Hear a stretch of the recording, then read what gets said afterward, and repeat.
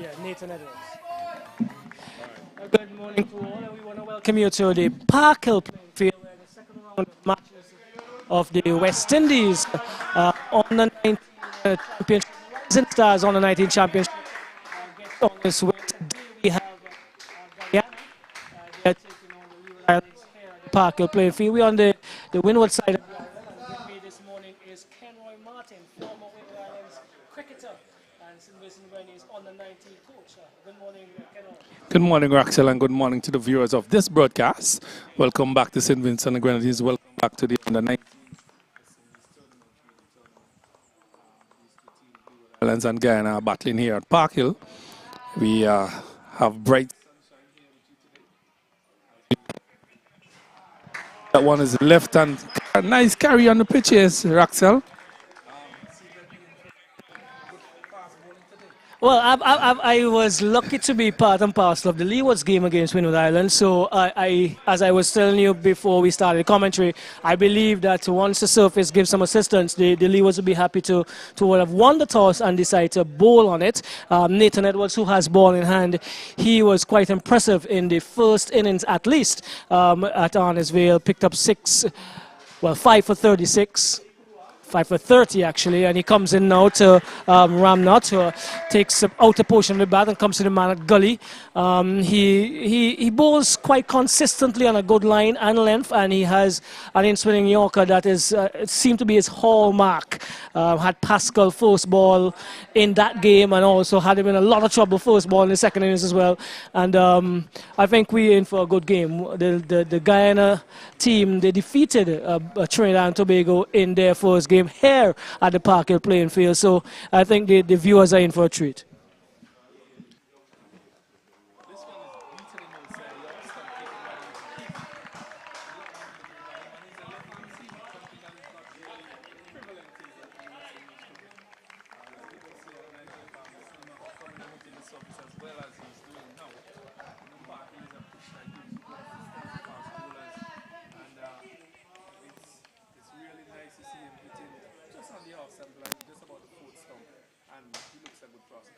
Definitely, he was in I believe the West Indies on the 15 team, sorry.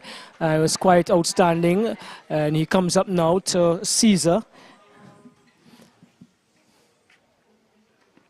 It's a good delivery just outside the off stump, a short. Just short of a length, hitting the surface, skidding off well. He has 3 slips, a gully, a man at point, a cover mid off, a short extra cover, or you might want to say a short mid on. And the man at fine leg, a nice feel for a fast bowler, encouraging feel for fast bowler. And Captain Tuckett, who has the gloves, is supporting Nathan Edwards quite early this morning. A gully, short extra cover. Just a little wider. Just a little wider, and this one is left by Caesar. The Guyanese have started their count. They won the toss and decided to bat, and there are 2 with outlaws here at the Park Hill playing field. You could just run through the Leewards team so for our viewers as we begin day 1 of this second round match. Well, we have Colin Bowen Tuckett. He's the captain. The vice captain is Michael Graves. We have Nathan Edwards. He's a fast bowler. Joel Andrew is also a fast bowler. We have Mika Mackenzie, Michael Palmer, Terry Charles, he's in the side today. Also is Onaj Amori, Amarius Harris, and Wally Walsh. The 3 persons who are not playing today are Ronald Williams, Kilroy Andrew, and Yonique White. Right, and for the Guyanese this morning, the captain is Alvin Mahabia. We have Rampatat Ramnat, Tomani Caesar, Marinja Dinlal, Zachary Joda, Alvin Mahabia, Jonathan Rampasad, Zenul Ramsamy, Shema Yewood, Jeremy Sandhya, Bruce Vincent, and Isaiah Thorne. As you're going to be quite impressed with this young man as well. A strongly built fast bowler here from the Leeward Islands.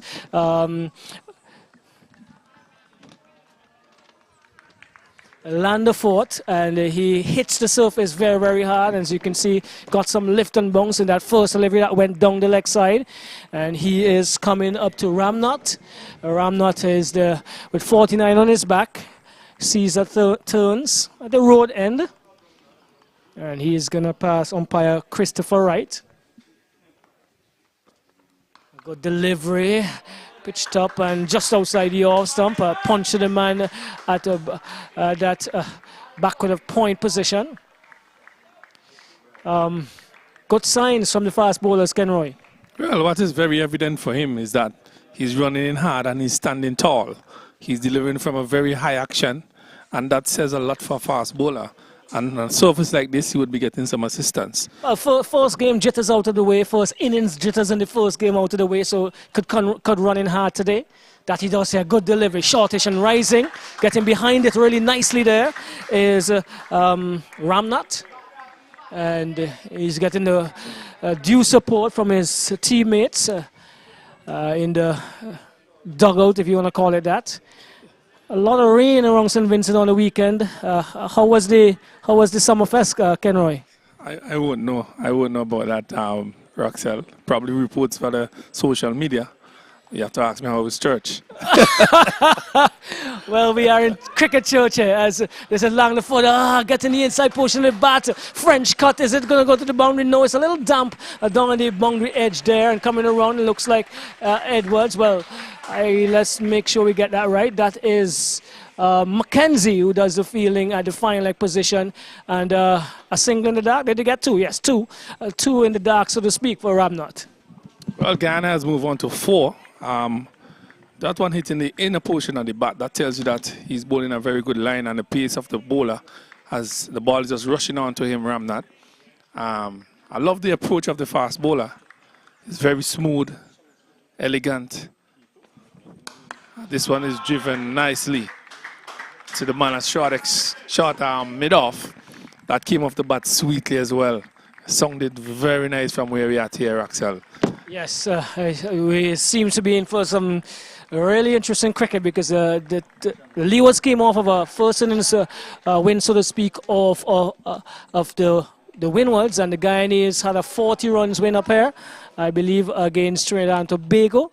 So all to play for in the second round match. Landerford, he comes in now. And this one is striking on the pad. Umpire Christopher says not out. It seems as if that was going to beat the leg stump as he closed the face a little early there. Kenroy, your assessments? Well, the umpire is in the best position to make those decisions. I'm at square leg, but there was a lively appeal from the Leeward Island fast bowler and the team as well. They look a little disappointed, but the umpire has a final say. He says not out, and the score remains on 4. With our last Guyana, and 2 overs have been completed. Looks rather interesting today between these two teams. They are boosting with confidence. Guyana won their game outright. Leewards beat the Windward Islands on first innings points. So it should be a very interesting game, very competitive as well. So if you're viewing here, we at Park Hill, lovely place to be. As you see the greenery. As Leeward Islands takes on Guyana in this second round encounter in this West Indies Cricket West Indies under 19 3-day tournament. Edwards back on that nice line just outside the off stump and back of a length as well, and Caesar was equal to the task. He left it to go by to tuck it. I want to say good morning to those viewing in the Leeward Islands, St. Martin, the BVI, Antigua and Barbuda, St. Kitts and Nevis, Anguilla, can't leave those out. I say good morning to you guys. Say good morning to my friends, Coach Singh in St. Martin. I know you're at work, but you're looking at your product, Nathan Edwards, as he comes in now. Good deliveries, beating outside the awesome. This one, as I think you agree with me, that so far you must be pleased with what you're seeing from Nathan Edwards. He's been quite consistent in that game against the Windwards, and today he started well again. Well, he's a man full of confidence, picking up 6 wickets in his first game. He's right there and there at the batsman, just outside the off stump, and he has good carry to the wicketkeeper. He has bowled a couple of balls that gone across the bat, beating the batsman comprehensively. So he looks a really good, compact, fast bowler, you know. Another good delivery, shortage of a length, and again rising and good pace, good bounce. I have not seen his traditional and hallmark in-swing in Yorker as yet, but I believe when you do see it, you will be pleased, Kenroy.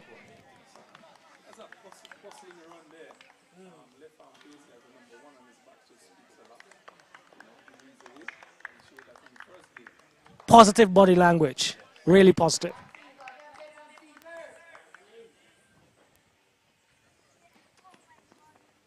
This one is just a little wider, and Caesar allows it to go outside the off stump again in that area where batsman has to decide whether they're going to play or not.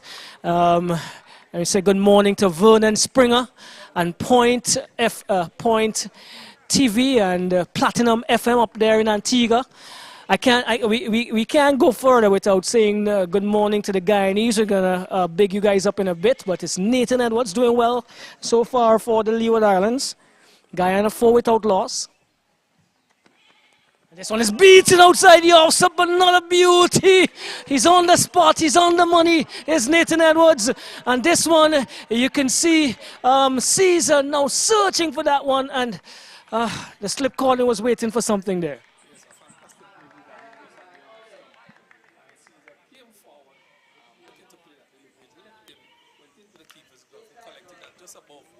So the carry is very nice, and the line that he's bowling is exceptional so far. 5 wickets in the first, 2 in the second. First game, and this is inducing a drive. Caesar is now wanting to score, beaten outside the off stump again as he tried to drive that through the covers. An excellent over from Nathan Edwards.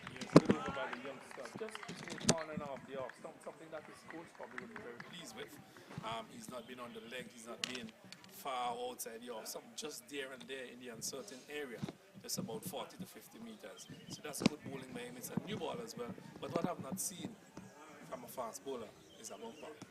Well, time will come, time will come. Let's say good morning to friends and family in Guyana. All of you locked on in Linden, in Timeri, up there in Berbice, Essequibo, Providence, Georgetown, Mahaika. Well, I'll wait Mahaika last. Something rather comfortable. I'm telling you. I want to say good morning to my friends and family in Unity Village in Mahaika, Guyana.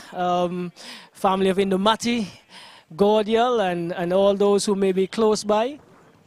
This one is taking a pad again. This is going to bubble down to the fine leg area. You're going to get one. That's 2 now as Amory does the fielding there. The tall, lanky figure of Amory. 2 leg buys signals umpire right. So Guyana moves on to 6. Yes, Guyana is my second home. McEnroy is just getting his equipment sorted. But yeah, good morning to all of you guys down in Guyana. We are bringing you live stream here of this second rung match of Cricket West Indies Rising Stars on the 19 competition.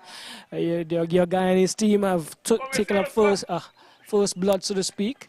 This is a full toss from Landerfoot, just a bit down the leg side again. He's straying on the leg side a bit. He's rubbing his arms. Probably had some extra sweat. Bye signaled by the umpire. So Guyana moves on to 7. And on strike we have Ramnath. He had a 49 in the second innings of the first game against Trinidad. A very important second innings total. He'll be looking to put some more runs on his own name and some runs on the cards for Guyana here this morning. This is a better delivery with some nice pace and bounce and left outside the off. So I'm picking up the line very early. Ramnath, he's standing there. He's like, I'm going to wait for you. Caesar. Okay, thank you very much for that correction. Caesar He is from Berbice and plays for Tucker Park, or Tucker Park. Yes. Is that owned by Mr. Tuckett? Tuckbur Park. Played in the inter-county competition that they had to select this team for Berbice, for Berbice. Caesar again, this one is just about the middle stump and push back to the bowler. Landerford sorting out his line and length here now, Kenroy. Yes, I'm just in the uncertain area there. Just put in a couple of balls there. He needs to get it right. Straight a few down the leg side, but he's come back very nicely. He has a very easy approach to the wicket. A tall, lanky fella. He delivers from a high action. And it says that he has learned his craft. Another short rise in delivery outside the off. Some well played in the end, I believe, there by Caesar. He's been watchful. He's been playing on his merit. I haven't seen any rash strokes as yet. And this is good for youth cricket, where they have to be solid and playing for long periods and playing balls on the merit. Landerford will come again and ask more questions. Yes, he would. He would. His color is popped like the old West Indian players. So that's supposed to be sending a signal as well. Turn into the onside, coming around from a short mid-wicket position. There's a feeling there is Nathan Edwards. He overcomes to an end 7. I make it Guyana 7 without loss. They won the toss and decided to bat. Well, on a good surface like this, I see no problem with winning the toss and electing to bat. And they have started positively. These two have been batting now for the last 5 overs. So they are 7 without loss. It's a 3-day game. They are very watchful. And they are coming up against 2 reasonably, well, I could say, well,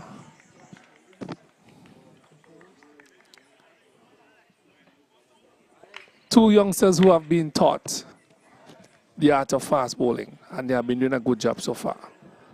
So, well, they're both from St. Martin, both okay. Landerford and Nathan Edward, who has ball in hand now, as he awaits on umpire Trudeau. Umpire Trudeau is Troy Trudeau. He's from Barbados, and yes, he is at the presiding end now. And coming into strike is Ramnot for Guyana. Ramnot and Caesar did get some pretty good scores in that first match. So, a good battle. Short rising delivery. Behind it is Ramnot. Ball hitting bat really hard. So that means Edwards is hitting the surface really pleasingly well. And he walks back. Has this positive demeanor about him. Confident demeanor, as he should. 5 wickets in the first innings. 82 with the bat as well. So, very promising youngster here for the Leewards. well, if you're leading with the ball and the bat, it says a lot about you in your first game. And it's very good, positive signs for Leeward Islands and West Indies cricket. Nice. On the money again is Edwards. On the money again is Edwards. This was a little bit closer to the batsman. He decided to play it off the back foot, got behind it and was compact in doing so. He got 59. This is a Ramnot. He got, let me make sure I'm getting my information correct here. Ramnot got 49 in the second innings. It was Caesar who got 59 against Trinidad. And so some pretty good scores to start the series with. Well, they said they are very good openers from the start. They gave Guyana a pretty good start in their first game. This one is driven out in the outer portion of the bat. They run close to the fence. They would pick up a single. So that would move them up to 8 runs. So a good delivery there again by the youngster. Just it in the outer portion of the bat and causing a little bit of trouble for Ramnath. Yeah, small boundaries, and so anything that's well timed once the outfield is dried out a bit more, those could be run into the boundary, but especially of the fast bowlers. And so Guyana moves on to the 8. Yes. 8 without loss.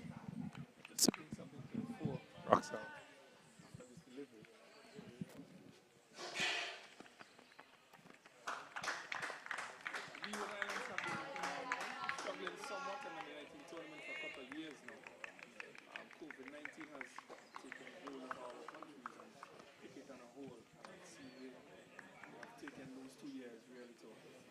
manicure to take care of their players, and they are back here with a very good team.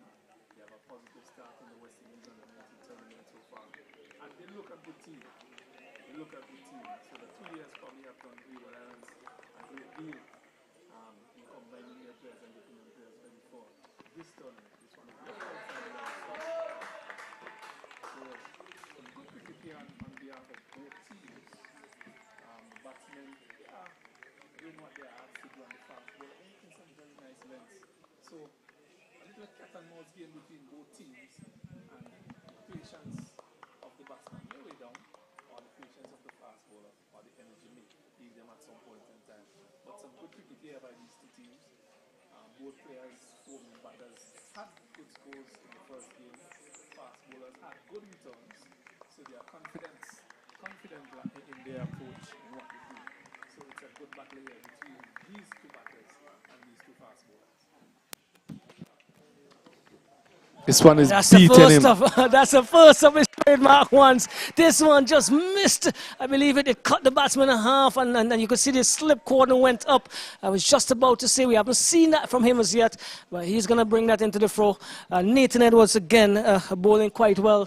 The St. Martin-based future champs team. I know his teammates from that team, on the 19 team, will be glued to the computers or phones as Nathan is leading the charge here and leading it well for the Leeward Islands. Yes, that one is pitched up and it like it had some swing on top of it. And the batsman was caught with his 2 feet in the crease, really, and played right around that one. Went across the bat into the keeper's glove. Fantastic delivery by him. So Landerford, his island mate, so to speak, from St. Martin, he is going to continue. And with 49 on his back, it's Ramnot. He is awaiting Bowen Tuckett, to get his field in the right position. He's a backward square. It's a wideish mid-on as Landerford comes out again. This one is pitched on about the middle stump and moving into Ramnot. He turns it into the onside. Can't get a run.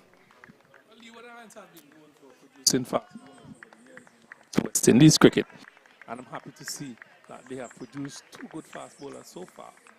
You know, there's a history with Leeward Islands, and they have produced some very attacking batsmen as well.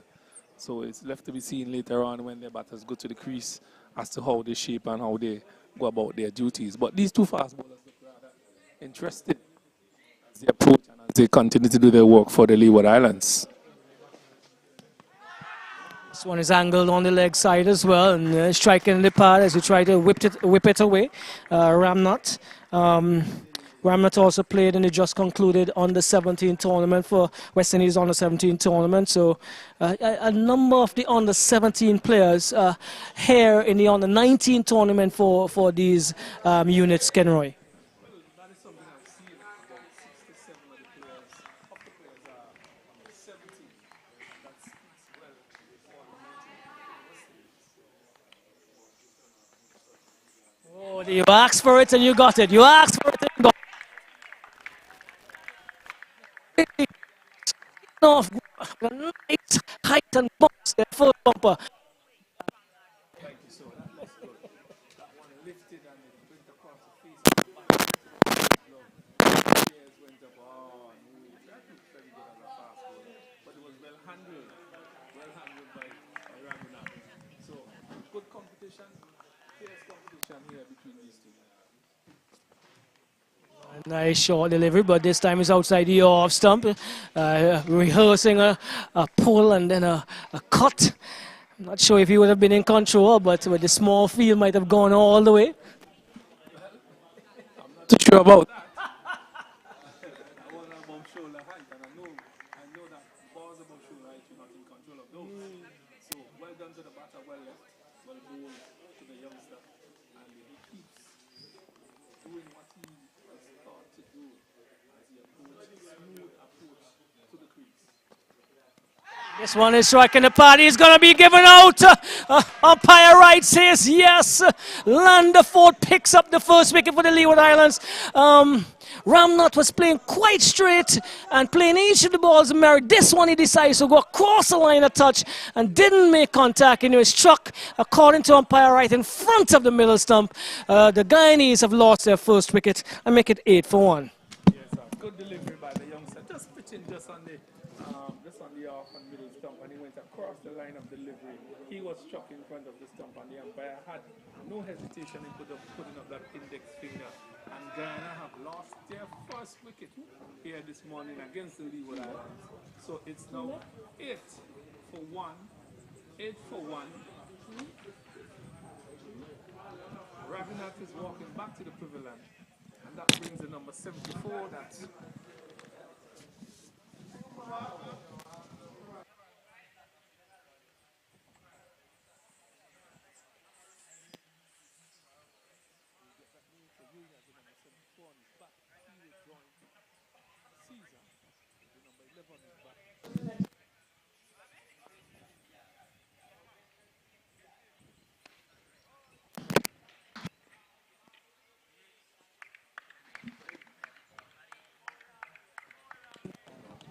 Dindial. So we have Dindial, who has joined Caesar. For Guyana, they have lost their first wicket. They are 8 for 1. 8 for 1. 5 overs have been completed, so a really good delivery. Pitching just on the midland off stump, and he went across the line. And Leeward Islands have reaped. This one is a nice delivery outside the off stump, and Dindial just pushes the left leg outside the off stump, left it into the keeper's glove, and the over has been completed. A successful over for the Leeward Islands, and a good spell so far from the young fast bowler. Yes, Landefort has been tried and tested, so to speak. Haven't seen him in the first match, and his opening partner Nathan Edwards has kept it tight and on a good line and length as well. The Guyanese would be ruining the loss of that wicket because Ramnot seemed to have proven to not be a rabbit in the bat. He had an unbeaten century against Trinidad and Tobago in the Under-17 tournament that was just concluded. So has some caliber, but he is back in the hut. So we have Dindial who's joined him, but it's Caesar who's on strike from Nathan Edwards. 8 for 1, the Guyanese. This is a good delivery, pitched up and beaten. Caesar outside the awesome. Seems to have been in two minds of what happened there. Moved off of the surface as well. So he's questioning, what should I do here? His bat on his tie. Takes up now. Martin, have you ever been in that position where you're wondering what next to do as a batter? Well, let's see what happens. A good delivery, pitched up this time and getting behind it solidly is Caesar. This time he gets bat on ball, he walks away, says, yes, I'm here to stay. And Nathan Edwards is going to have other thoughts.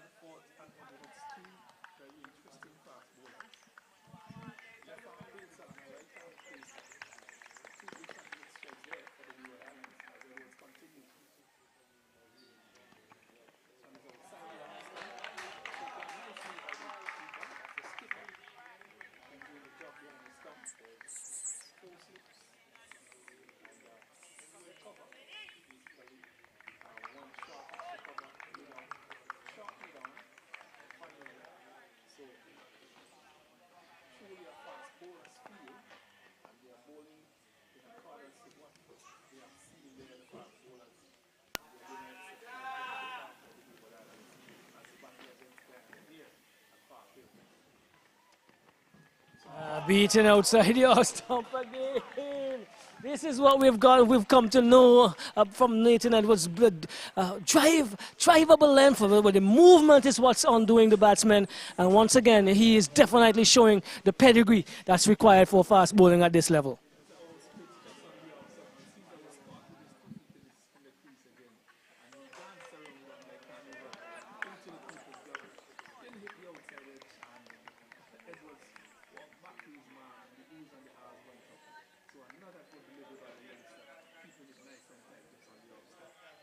Edwards to Caesar again.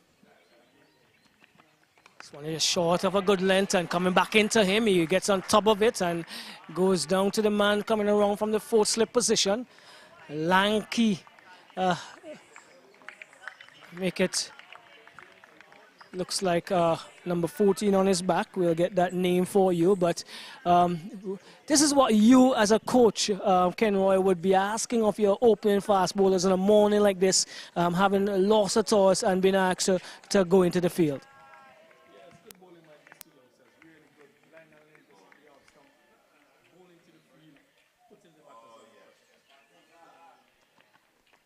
Oh, this one is coming, going the other way, it looks like. Remember, we are square of the wicket there, so we really can't tell you exactly what's happening, but cutting him again, he was in no man's land, no movement of the feet, and the ball just according to the oohs and the ahs and the movement of the slip cordon, just about missing the stump, it seems like. And Nathan Edwards continued to bowl well, another good over coming to an end.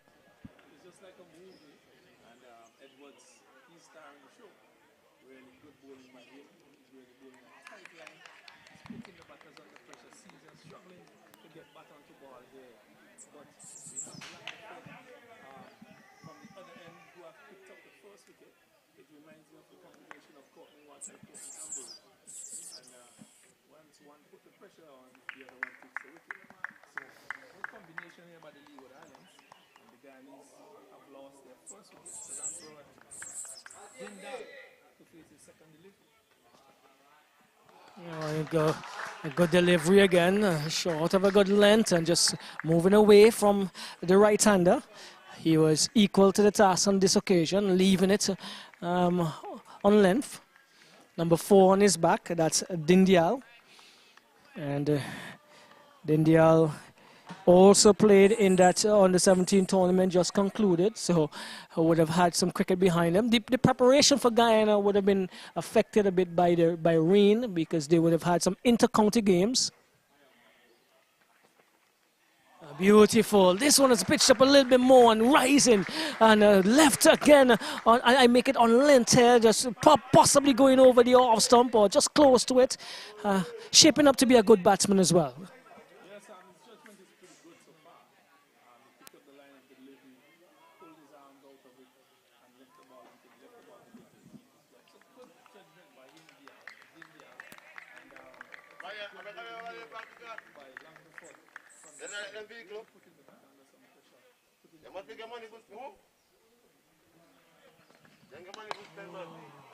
Another good delivery, hitting the bat hard, but coming behind it confidently and watchfully is Dindial. He is now rehearsing a stroke, a drive that back foot drive that he thought could have been a possible option, but this time he decided to defend. And as I was saying, those inter-county matches were affected by rain. There was Burbee's Rising Youth Stars team. There was a team also from Demerara. This one he drives! Oh! As he rehearsed the one before, this one is a beautiful drive through the point area. That's 4. Beautiful, beautiful stroke. Dindial is here.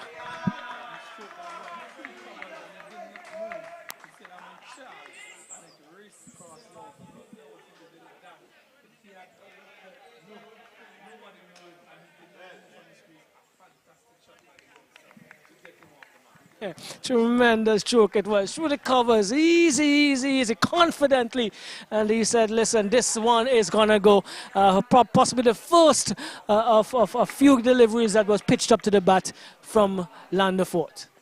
This one is in the block hole this time. A good response, good Yorker length delivery as he tries to dislodge Dindial again, equal to.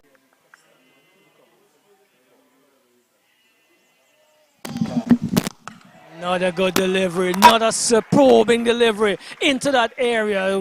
A good delivery, getting behind it solidly again. Lunderford finishing the over well after being spanked through the covers for a tremendous 4. It is now 12 for 1. The Guyanese. Dindial is on 4. Caesar's there. He's been there since the start on 2. And we are bringing you live streaming of the Cricket West Indies on the 19 Rising Stars Championship, coming to you from the windward end of St. Vincent and the Grenadines. We are at Park Hill today. Area rich for its vegetation, fruits, vegetables, ground provision, breadfruit. You can see just behind you. Blue food. Okay, yes. Our fellow commentator who's at Arnisvale would say that quite often. Yes. Yes, the blue food man. But it's Nathan Edwards. He's going to try to pick up his first wicket today. And he's going to offer up to Caesar. Beaten outside the off stump again. Into his work. Caesar not getting the measure of Nathan Edwards so far this morning, Kenroy. Yeah, Caesar finding it difficult to get hold of Edwards, and Edwards keep running past that outside edge, and the slip cordon is just waiting for him to hit that edge. And some really good bowling by Edwards. He's putting on the pressure from that end. Langford has taken the first wicket, but he's bowling superbly from this end, keeping the pressure on the batsman, running across the edge and doing what he ought to be doing as the leading fast bowler. This one is whipped off his legs to the man at fine leg. Picks up the single. He should be very happy to have that single going to the other end of Axel. Well, what he's received so far from Nathan Edwards, he'll be saying, listen, my partner, Dindial, we are good friends, but I'm going to leave you to deal with the next few overs from Edwards. He's been on the money for the Leewards. And so one more to Caesar. He moves to 3. And Guyana 13 for 1 after electing to bat. They won the toss and electing to bat the Guyanese.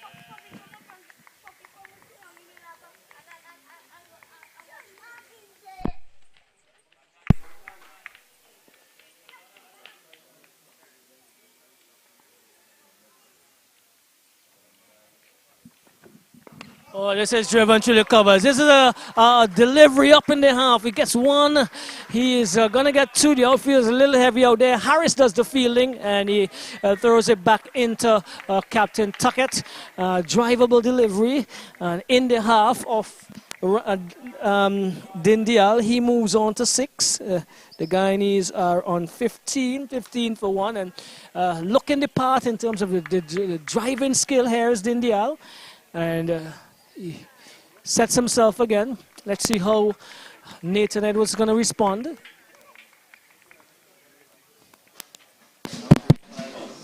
Rubs the ball in his trousers as he gets ready. He's going to go past umpire Trudeau now. Delivery, and that's a good response again. He completes the fielding in his follow through, and he looks at Dindial with a measure of disdain. I'm going to come again at you. This is what he's saying. Dindial ties his laces for himself, and in the meantime, he's going to recompose himself. He is driven well through the covers this morning, and he's had 6 of the 15 scored by Guyana. So, yes, Demerara, Rising Stars 11, Essequibo and Burbies, the teams that would have been in that inter-county game. This goes through the slip cordon and make it, and it's going to go into the third man down before 4. Dindial moves on to 10, and the Guyanese are 19 without loss. Looks as if Dindial is going to take the attack.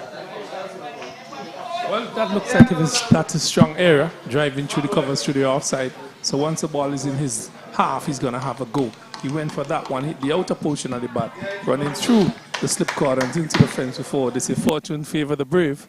He's a brave man. 3 slips and a gully waiting there. But it's 4 runs to him, 4 runs to Guyana, and he continued battling here for Guyana against the Leeward Islands. Some good fast bowling, but he's fighting fire with fire here.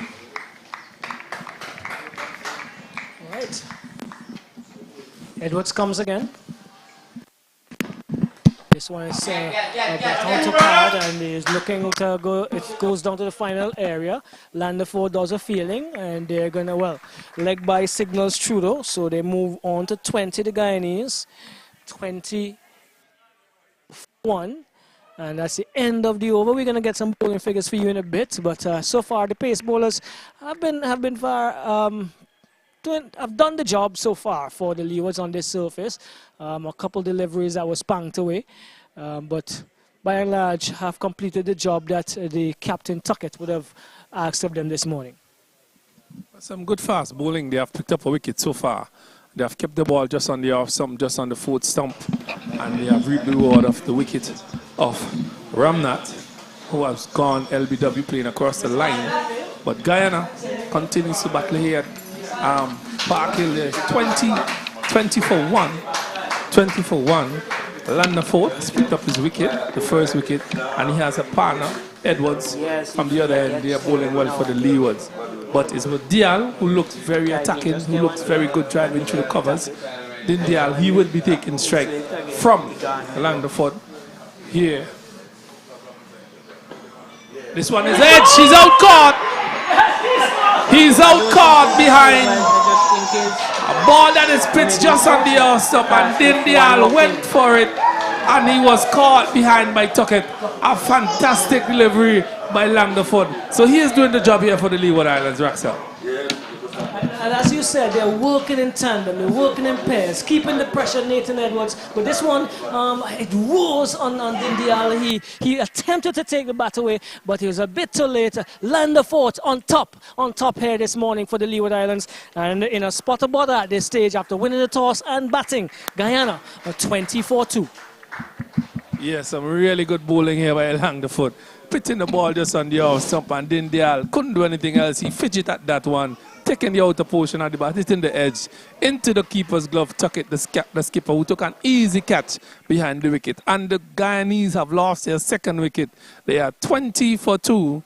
Dindial going caught at the wicket, bowl Landerford. And a real exciting fast bowler Landerford. He has picked up 2 wickets so far this morning, and some hostile bowling, I could say, from these 2 fast bowlers. They have kept the pressure on these batters. They have reaped the reward of 2 wickets, and they continue to do well for the Leeward Islands. So that brings the number 81 to the crease. Mohabia, he's batting at 4. He will be facing the successful Landerford for the Leeward Islands. He has this smooth approach to the wicket. He delivers from a high arm action, and he has a smooth approach as well. And the ball really takes off the surface here at Park Hill. This one is a good delivery outside the house, some force-up delivery, and he just left that alone into the keeper's glove. As the Guyanese players encourage their bowler, encourage the batsman, the skipper, as he just fixes his glove and do a little fidgeting. Similar to Shivnarine Shandapal somewhat, but not all of the antics, Axel. So Guyana here, 20 for 2 against the Leeward Islands. And excellently well here for the Leewards. He's coming up to Captain Mohabia. And this one is a short rising on the tie pad area. He was looking to go inside of his wicket and turn it away. Didn't succeed. And Mohabia has the distinct privilege of being the captain of the Guyana's team for the Under-17 tournament and the Under-19 tournament as well. Well, it seems to be a very good player, a good player with a good head on his shoulder. So he has been given the responsibility of taking Guyana to the Under-17 tournament and also to this tournament. It's a short outside the off stump and playing it to the man coming around from the gully area is Mohabia. And he is touted to be one of the upcoming batsmen and cricketers in Guyana.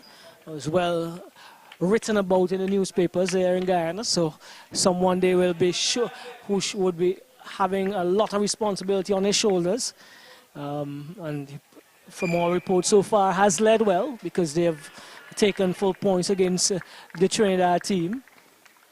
He will need to come up chumps this morning because the Leeward Islands pace bowling attack have been doing quite well.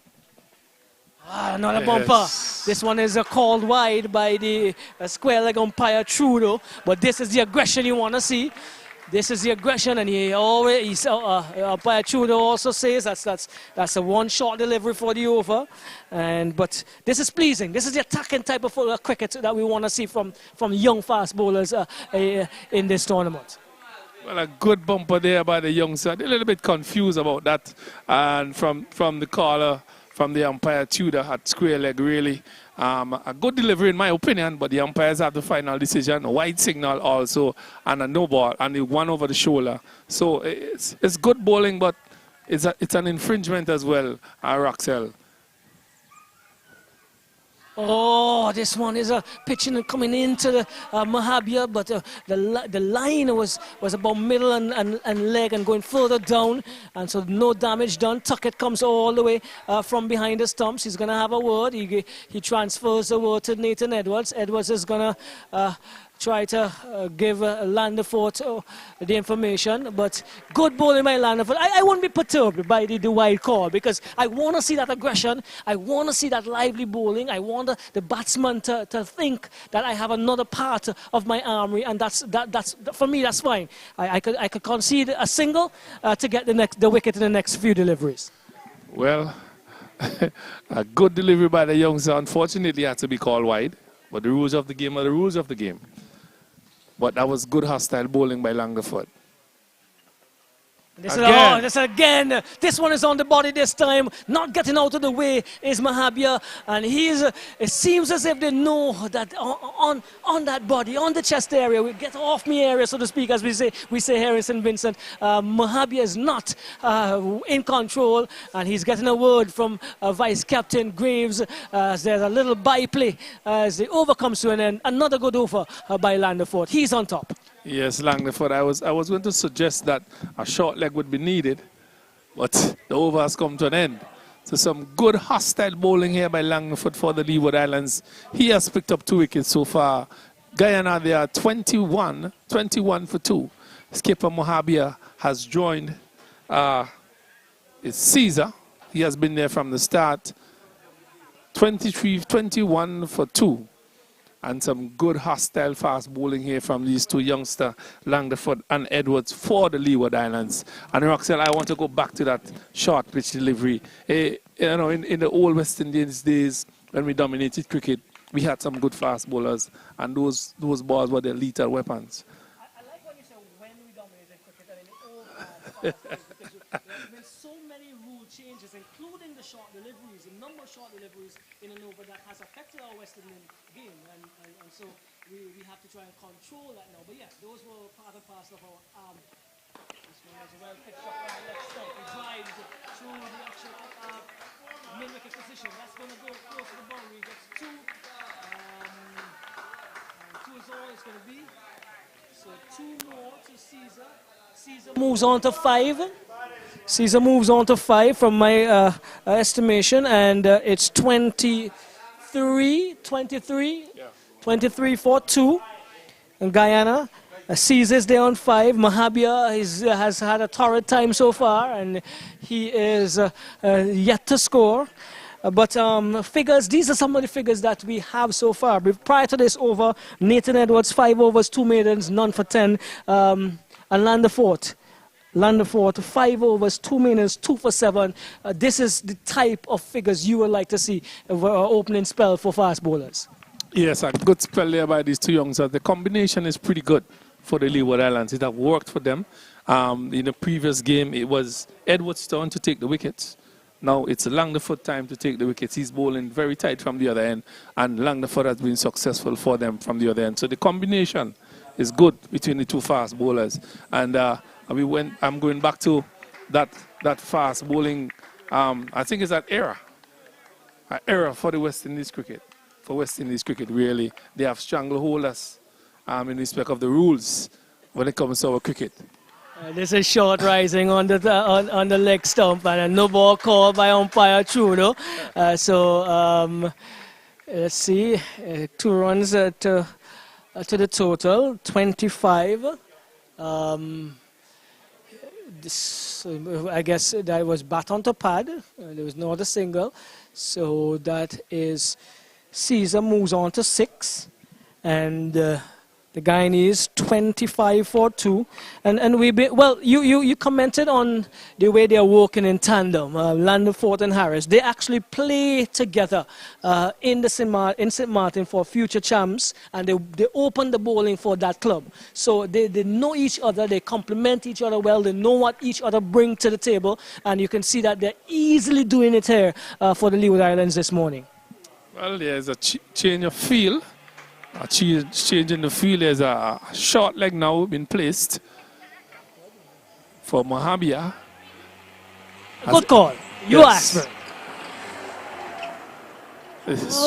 Wow.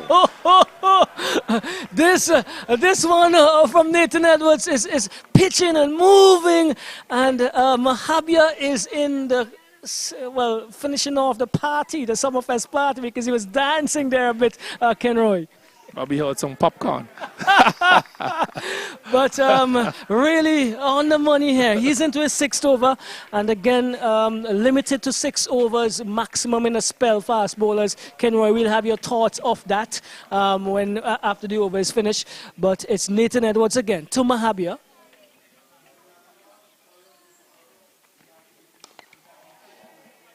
He's punching this one into the point area, and no run. So Caesar is on 6. Caesar on 6. Mahabia yet to score. He's been asked some very, very serious questions by Landon Fort and Harris. Landon Fort more so, but he's still there, trying to take his team out of a difficult position. You won the toss and you're batting and you're 26, 25 for 2. You have to come up trumps now as captain. Well, he has a job to be done here. He's a skipper. He has to bring his team at least to the first break without losing another wicket. Short, rising and jumping to get on top of it is Mahabia. A lot of bottom hand in his movement, and so could always be in a little problem there. I believe that's where the short leg came into play, and. I don't think the Leeward Islands would have asked for any better in the first 50 overs from their 50 minutes from their fast bowlers. Well, some good bowling by these two, as I said before, and they continue to do that, continue to put the pressure onto the Guyanese batters, bowling into the body. This one is bold. He is bold.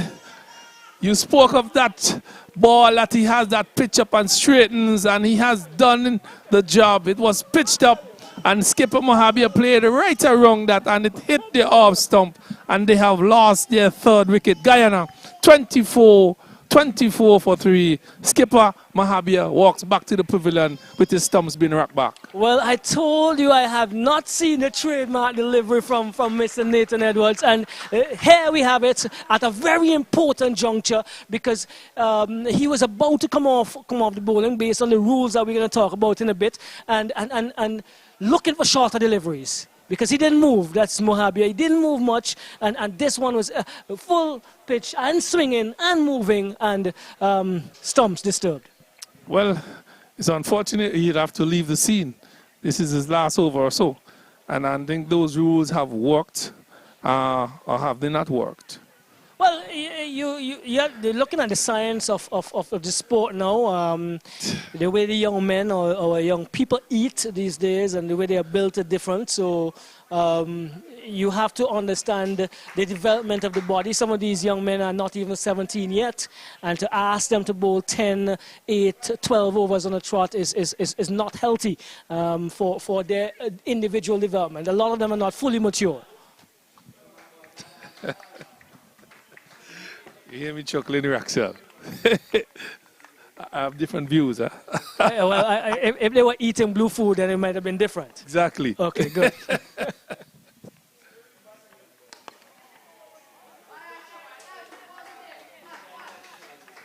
I was going to allude to that, and You know, when you leave this level, Raxel, and you go to the next level, you are asked to bowl not 6 overs, but in a spell like this, you're asked to bowl an hour plus.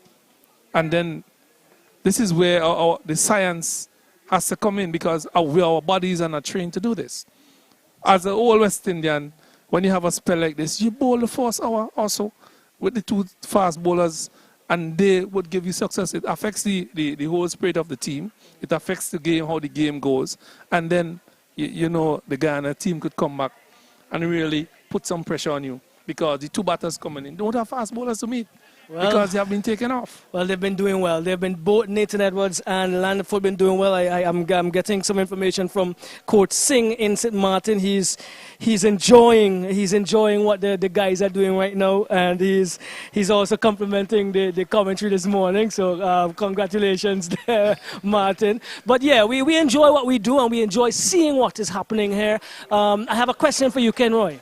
Would you select these young men in your national team? And if you're selecting them in your national team, are they restricted to 6 overs? Well, they are not restricted to 6 overs bowling the way they are bowling here. They would have to bowl until I think that they are tired or they are not effective anymore. So you just throw the science out of the window? Well, that's how West Indian play their cricket. Oh, well. That's how we learn to play our cricket. Landerford is into his 6th over. This is going to be the final of his spell.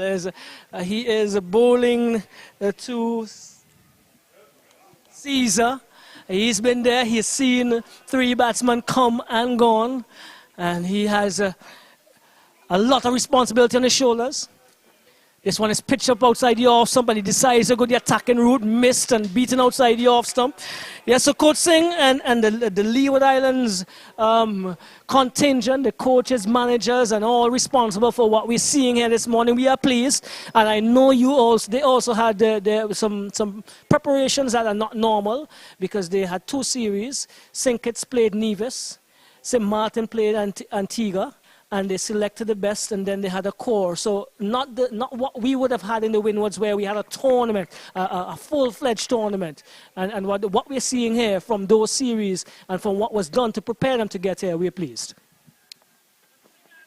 Oh, beauty! Another lifted delivery. Asking the question from the umpire, not out says the umpire. So Langford is bowling some top deliveries here, and Caesar, who played at that, still having some problems with Langford here. Although he has been at the crease for the majority of the game, he's still having some problems here, and that tells you the kind of bowling that these 2 fast bowlers are doing here for the Leeward Islands. That's why I'm still not in agreement with those rules. Well, in all honesty, none of the batsmen have been on top of the bowling this morning. They have really been consistent. They've been attacking. They've been asking some serious questions. And with the exception of the cover drive here from Dindial, the bowling has been totally on top. This one again, pitching just outside the off, someone beating him. Oh my word, Caesar is still there though. He's been battling out. He's not given his wicket away. And he is standing as he's done for most of this inning so far, hands akimbo, and trying to be as solid as he can. Captain Mahabir may be wondering, did I make the right decision to bat after winning the toss? Well, it's a good batting wicket as well, but the fast bowlers have something inside of it as well. It is the first hour of play.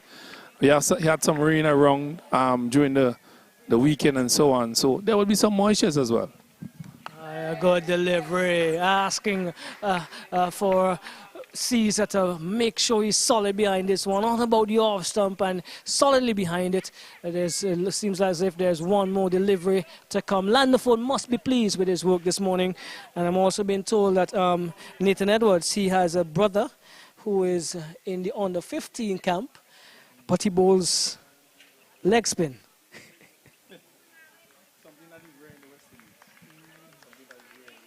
Good leg spinners. Short delivery down the leg side, however, and shouldering arms there is Caesar. He sees Landford off. He is bowled really, really well. I would venture to say he's finished with 6 overs, 2 maidens, 2 for 7. 6 overs, 2 maidens, 2 for 7. Harris, 6 overs, 2 maidens, 3 minutes. All right. So Harris 6 overs, 3 minutes. 3 minutes, none for 10. 12 overs of quality, top class youth on the 19 bowling here from the Leeward Islands. Yes, some top class bowling by these two. Unfortunately, they would have to be taking off the bowling to accommodate someone else, and the cricket would go in a different direction. I think two things that have really affected our cricketers and our fast bowling here in the Caribbean is the preparation of the wickets and also those rules which have governed our under 19 cricketers and under 16s. That's my opinion. That's my opinion. The science, they probably would come and tell me about the science, but I've seen differently. Science of the surfaces, the what we've used in the surfaces. And these rules have affected our players as they are developing. Yes, we had some injuries from some young fast bowlers, but how much injuries have we had? Well, my problem with the surfaces is that they're not sustaining the pace and bounce that we would like. They deteriorate too quickly. It's Amory on the attack now, and he's coming off of a 6 for 36 from 31 overs in the second innings against the Windwards. West Indies on the 19 spinner as well, and this one is driven. No, through extra cover. It's going to go into the boundary. Is it? No. Doing some football work down there. It looks like Palmer, and so they get two. Two to Yearwood, and the score moves on to 27 for 3. A little early for the spinner, you think? Well, after some hostile fast bowling, we gone to the spinners, and you see how easy it is now for the batters to adjust. Well, Amory would have to adjust early. This is what we've seen here now. Just about to say, in the first innings of that game against the Windwards, I thought he bowled too quickly for our spinner and didn't allow the ball to do the work through the air, and he just made the adjustment in that previous delivery. Here we go again, much better. This is Amory. He has represented the West Indies at the under 19 level, and so he has some quality, he has experience, spoke to us about that tournament.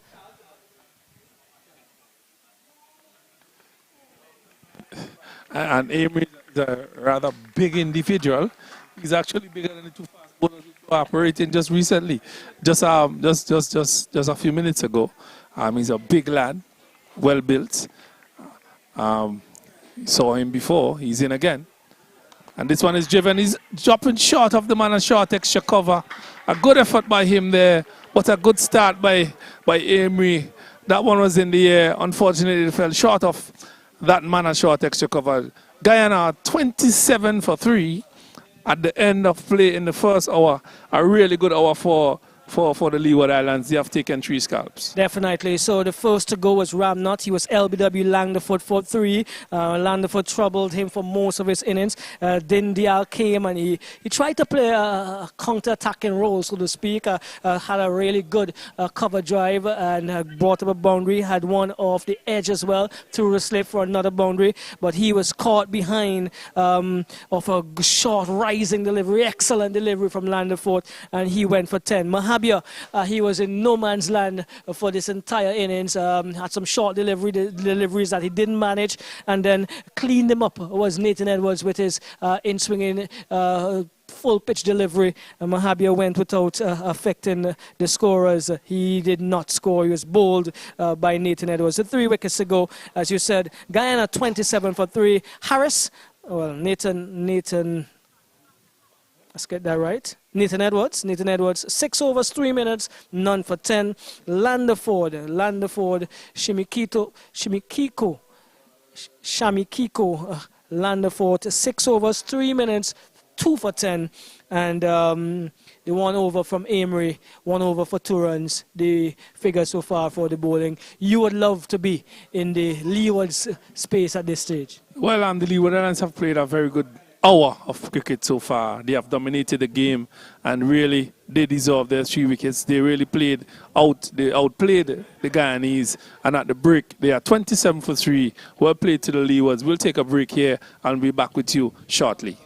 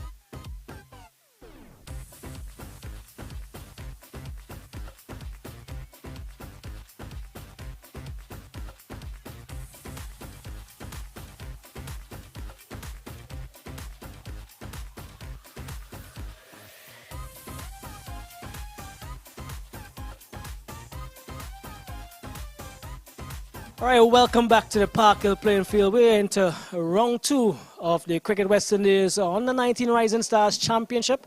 And here we have Guyana taking on the Leewards. If you missed anything, well, the Guyanese, they won the toss and decided to bat. And they're in a spot of butter. Kenroy would say more than a spot of butter at 27 for 3, with 3 of the top order batsmen in the hut. Palmer is now going to take up the bowling attack from the road end. He is going to take over from Landerford. Palmer, another strongly built fast bowler.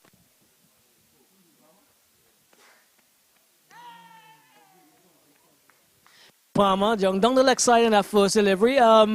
Was there and thereabouts against the Windies. His first spell, his first outing with the ball in the first innings was much more effective and impressive than the second. I don't think he liked coming up the hill from the back end at Arnisvale and had some struggles and didn't come out of that. Strongly built. Does have the pace, does have the ability to hit the surface. He did that in the first spell at Arnisvale. So let's see if he could continue what Landerfoot and Nathan Edwards started.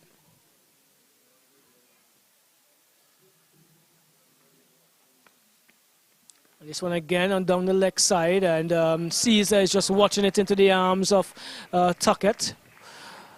Boyne Tuckett. He'll be looking to make some runs today. He has a very high reputation, the son of Carl Tuckett. Come on.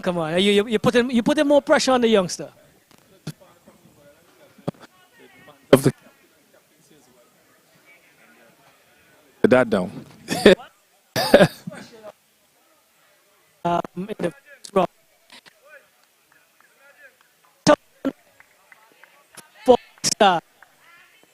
Difficult it is to get into that realm and do something similar.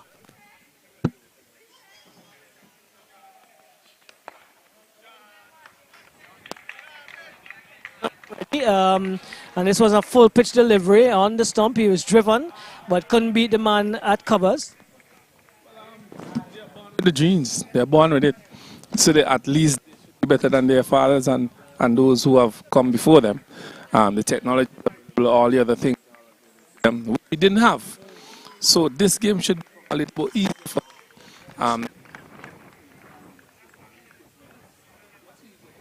So young Kenroy Martin has to be a cricketer? That's his choice. Okay, just checking. Short rising. This one is hitting high above the pad. Stifle appeal by Tuckett. Can't get a single.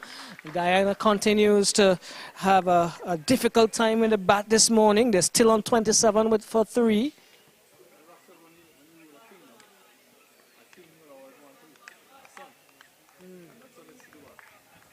To rain as well. Okay, well. And you can't obligate the youngsters to follow in your footsteps. It's into Caesar. Short rising down the leg side. Not getting his line length right, that is. His length is not bad. And he'll probably have to sort it out. We have some comments coming from the manager and coach of the Leewards. They're up in the area with us. They must be pleased with what they've seen this morning, and I think it was a good toss for them to probably lose. I would believe that if they won the toss, they would have been in the field as well.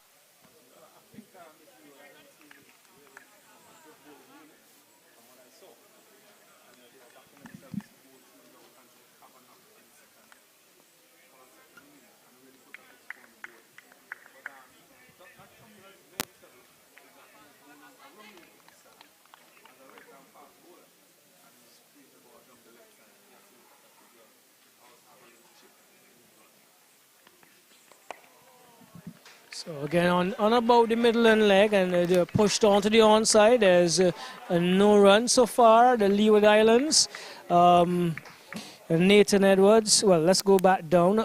Onaje Amri, he has 7 wickets. Nathan would have now 7 because he took 6 in the first game. He has 1 scalp in this match so far.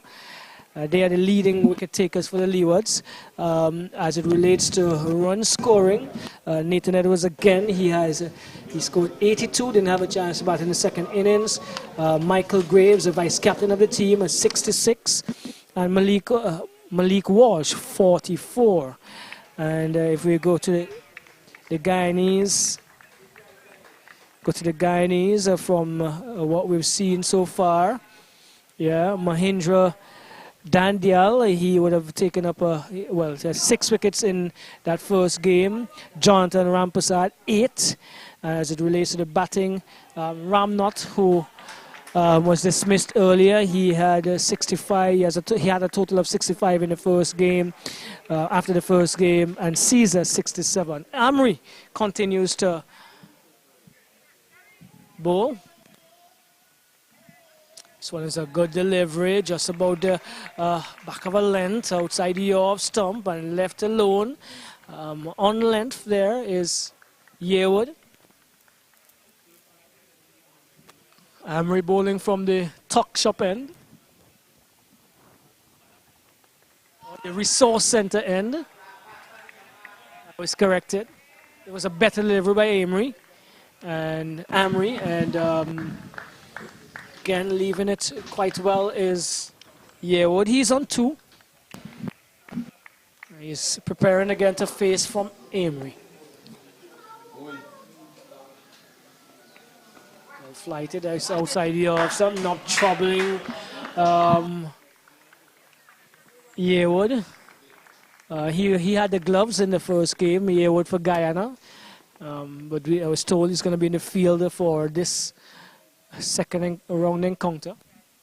A good delivery. This is a better delivery. Can seem to come from back of the arm. A little more variety here now from Amri. And still keeping the pressure on for the Leeward Islands. A lot of oohs and ahs going up.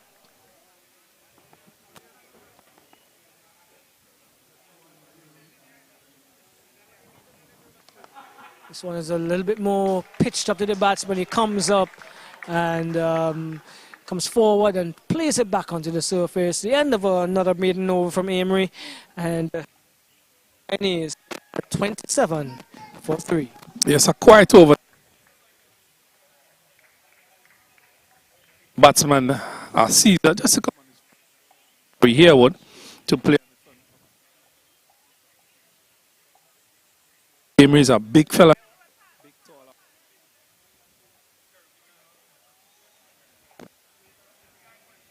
In the earlier spell, the batsmen are rather easy at the crease. And you could see the pressure is not on them as it was when the fast bowlers were bowling.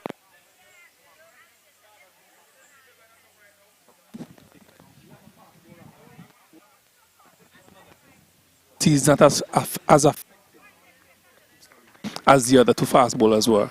Well, in all fairness, he's just had 1 over and he's just going to get into the groove. And let's hope that for the Leeward's sake, that is, he can do that. The Guyanese would prefer if he does not get his groove going. And he is going to get ready to come into Caesar. He's been there for a while and he's still on 6. Yeah, Caesar has been there from the start for the Guyanese. Palmer aborts his run and comes back now. Top of his run from the road end.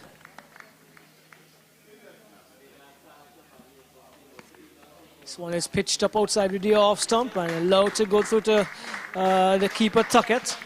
His glove work has been quite clean and neat. Yes, he looks good behind the stumps, really. Moving to his right, moving to his left. The way he collects the ball, his given, and so on. He looks good. He looks a very good wicket keeper. And he has the mind of skipper as well, being the captain. So he has a lot on his shoulders. Concentrate every ball and still has to do the necessaries on the field.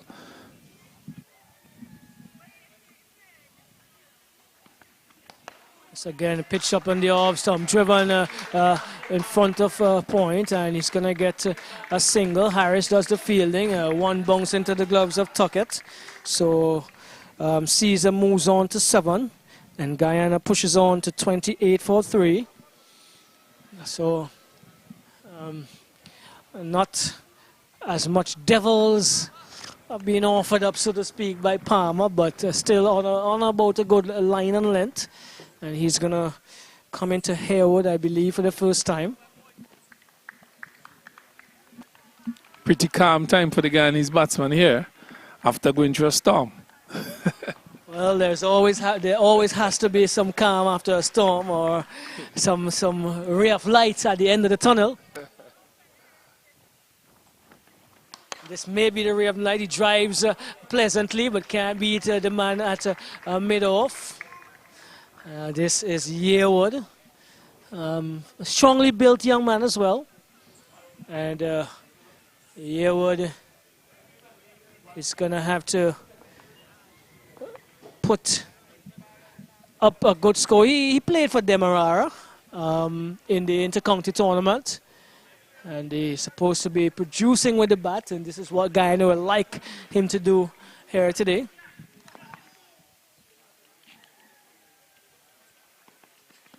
He's just sliding down to the long leg side, taking the pad, and there's a man posted at a what would you call that position? Because there's a fine leg. So what would you call that position? Kenroy, the man rubbing the ball on his tie there. That's Graves, Vice Captain Graves. What would you call him? It's a leg slip. Okay. So, it's a leg slip. Interesting. Because he's slanting the ball into the body of Harewood. So he has a leg slip and a fine leg. He's bowling in swingers and he's bowling from around the wicket. He has to be sharp to pick up a catch there for the pace bowler. Yes. This one, oh! A French cut to the leg slip. This one was a good delivery, probing delivery. Had to come down on it hard, and it came down on it very belatedly. I make it Yearwood, and as we speak about that man on the leg slip position, a good delivery coming in from Palmer, his best so far for his spell.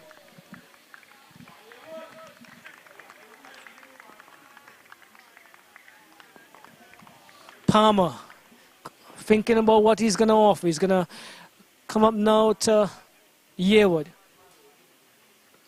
Shortish rising delivery, and there seems to be a plan here again, because the slip is there and coming from leg to from middle to leg and sliding into the batsman there. Yearwood, he's always seeming to be thinking about turning it, and he would be unlucky to turn it into that man's hand at leg slip, you think?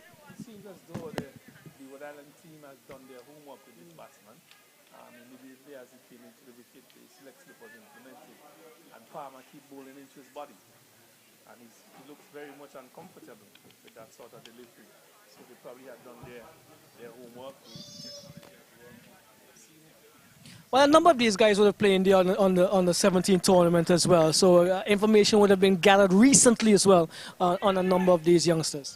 Good to see that they're putting that information into use, and they're using it to the benefit of their teams.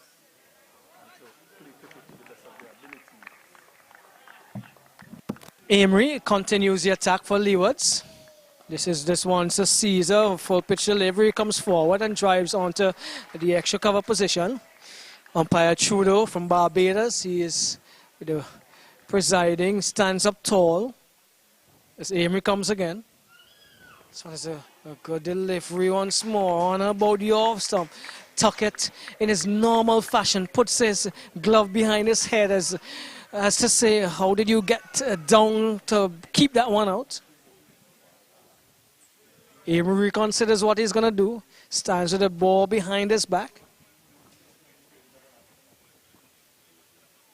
This one is a better delivery, hitting the inner portion of the bat and going on to the onside there. Kenroy, really tidy so far, Amory, and he has to bowl in these areas because he needs to keep the pressure on the batsman.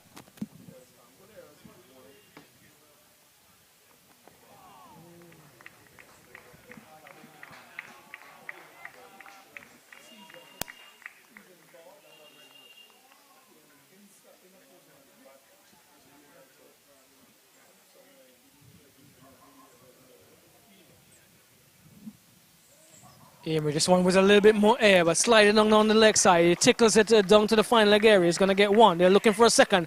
They're going to complete it now. And so two to Caesar. Caesar moves on to 9. The score to 30. 30. They're closing in on about just almost an hour and a half playing this second round encounter here at the Park Hill playing field.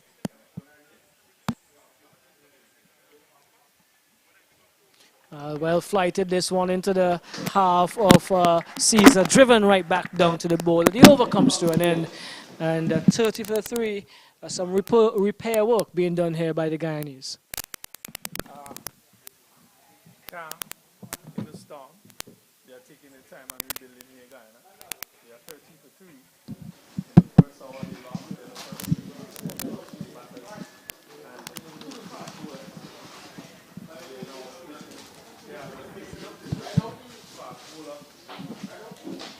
Farmer and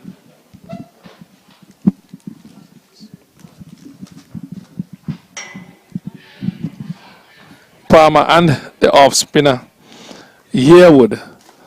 So rather quiet times here for both teams after having a hurricane start. Leeward Islands. So it's Palmer who will be bowling from the road end here at Park Hill.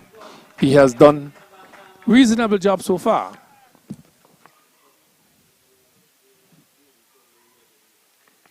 He's in. That's one is outside the off stump. He has not done that too often, but it's good to see that he has gotten that line, but he has a leg slip, a square leg, a fine leg, a mid-wicket, a mid-off, short a cover, square cover, one slip, and a gully. So the plan here is to bowl into the body. Yes, and a little deficiency or a little weakness, if you want to say, in the armor of Yearwood as he bats. This one's pitch outside the off stump. Good. Just throws that one up in the air. So a good delivery there by Yearwood. Just pitching on the off stump, touching down into the keeper's glove. And those are two top deliveries from the youngster. 2 top deliveries so far to start this over. As we hear at Park Hill, the sun has left us momentarily. The breeze is blowing across nicely. The trees are just waving, coconut trees as the breeze blow across. It's Palmer, a big lad. This one is outside the awesome, beaten again into the keeper's glove. And Roxella, I'm seeing this, and there's still one slip and a gully. He has gone past the bat on 3 occasions. The skipper has to be thinking something differently. Well, I guess he's just making sure that he has some cover because he didn't start as consistently as he would have liked to. Him would have liked him to. The last 2 deliveries were excellent. This last one especially. Short of a good length and jabbing back, and you can see that Yearwood wasn't expecting that movement, and he was beaten all ends up. So let's see if Palmer could continue his maintaining the consistency which he has started here. This over. This is a good delivery in the block hole, and coming down hard on it is Yearwood, and he's making sure that Guyana doesn't lose another wicket quite soon, because that could possibly create some serious pressure for the Guyanese going further. This is day 1 of 3 days, and to lose your first 3 batsmen, 4 batsmen before lunch would be disastrous for you. As Palmer continues, this one is played just on the edge of the crease, and the man at shot at cover comes in and field. So Palmer just hitting the line just on the off stump, doing a much better job than he was doing prior, keeping the batsman in check. As Leeward Islands against Guyana here at Park Hill, it's 30 for 3, rung number 2. Guyana came into this game with full points. Leeward Islands, they got half with some bonus points as well. So both teams have some confidence coming into this second round. So when he's outside the off stump, he has nothing to do with that. That brings you over to an end. So a rather quiet over there for the Guyanese, but a better over bowl here by Palmer for the Leeward Islands. Yes, definitely. Without a doubt, was a much better delivery over. I was there and there about asking some serious questions of Yearwood mostly. And the one that jabbed back and almost cut him in half, so to speak. He had no answer for it, but definitely didn't get the edge or anything. And so he's growing in confidence. That's Palmer. He has to, because he has to work in tandem with Amory, who has already shown that he can bowl on a spot all day. Last game against the Windies, he bowled 31 overs and picked up 6 for 36. Big lad who has a lot of ability as well. Back to the big man. He does his own feeling. There's 2 slips. Silly one, square cover, short extra cover. Long off, short mid on, short mid and a deep square leg. Around the wicket is game. Flighted outside the yard. So playing with soft hands. Soft hands is played. That's Caesar. Still batting for Guyana, still battling for Guyana here. The sun has returned here at Park Hill in all its glory. The breeze has continued to blow across this lovely playing field. He's in, flighted delivery, and he's just coming forward and just stroking it to the man at mid-wicket. A rather quiet period after we had some hostile fast bowling from 2 youngsters from the Leeward Islands, Landerford and Edwards. Things have calmed down very large amount here, and he's just playing around that delivery. Hitting the outer portion of the bat, but on the ground to the man at short extra cover. The oohs and the ahs went up. As they may continue to mount the pressure here on these batters for the Guyanese. He's in again, flighted delivery outside the off stump, hitting the outer portion of the bat. The man at second slip, feeling. And it seems to be an appeal after every delivery here. Not selling this over. Well, he's challenging. He's challenging Caesar, with the exception of 1 or 2 deliveries that I think were drivable lengths. He's pulled back his length, and he's actually asking questions of the bat with some variety as well, floating some in the air, and then you have the quicker one, quicker, shorter one. So he's mixing them up, and as I said, with the exception of 1 or 2 that I thought could have got into the pitch and drove on the ground. Pretty testing over again by Amory. Yes, I mean, your thoughts on the surface so far, Raxel? The fast bowlers have bowled well. They have hit the deck. It have taken off. The batsmen, they look from the start, they look pretty good. But the bowling of Langerford and Edwards, they got some wickets. How do you think the surface is playing so far? I think the surface is a good cricket surface today. It would be like that today with the preparation, the days off, etc., etc. The batsmen have been able to play their shots. They've gone through the line, as we saw with some cover drives, etc. But the bowlers have been getting good purchase from it when they put it in the right positions.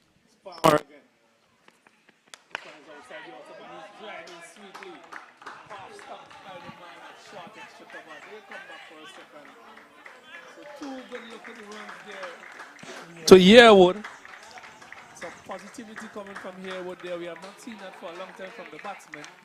So something good for Guyana. 2 lovely runs here for Yearwood. That one was pitched up by Palmer. He came on the front foot and drove it nicely. It was half stopped by the man at short extra cover and picking up 2 runs. So some positivity here from Yearwood.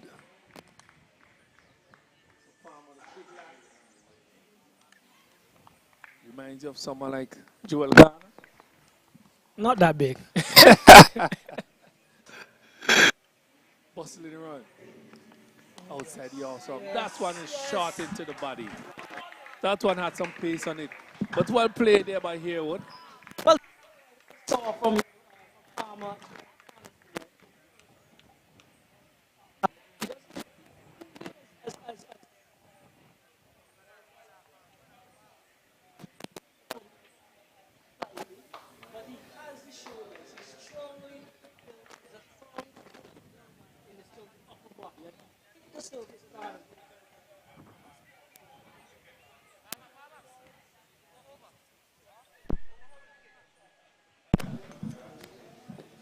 So he's having a bit of problem with running on the danger area. He's been warned on 2 occasions by the umpire. So he's changing his line of approach. He's coming over the wicket. So he'll be bowling to Hayward from a different angle. Let's see how this one plays out. This one is outside the yard. Somebody's driving positively to the man at short extra cover. As the encouragement comes from the Guyanese dressing room, they're calling out, bat, bat, bat. Yes, he needs the bat. At 32 for 3, somebody needs to get in. Somebody needs to bat up until lunch. Somebody needs to get a score on the board here for Guyana. If not, it's day 1, and they will find themselves into some serious trouble here against the Leeward Islands. All the people in Demerara would be hoping that he can get some runs here, Yearwood.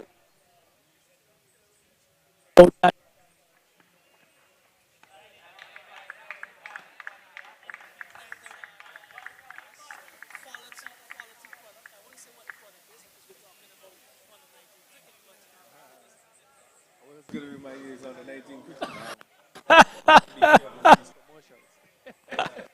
But it's all part of our culture, Caribbean history, and the what we Caribbean. And so the people in the Demerara area would be following.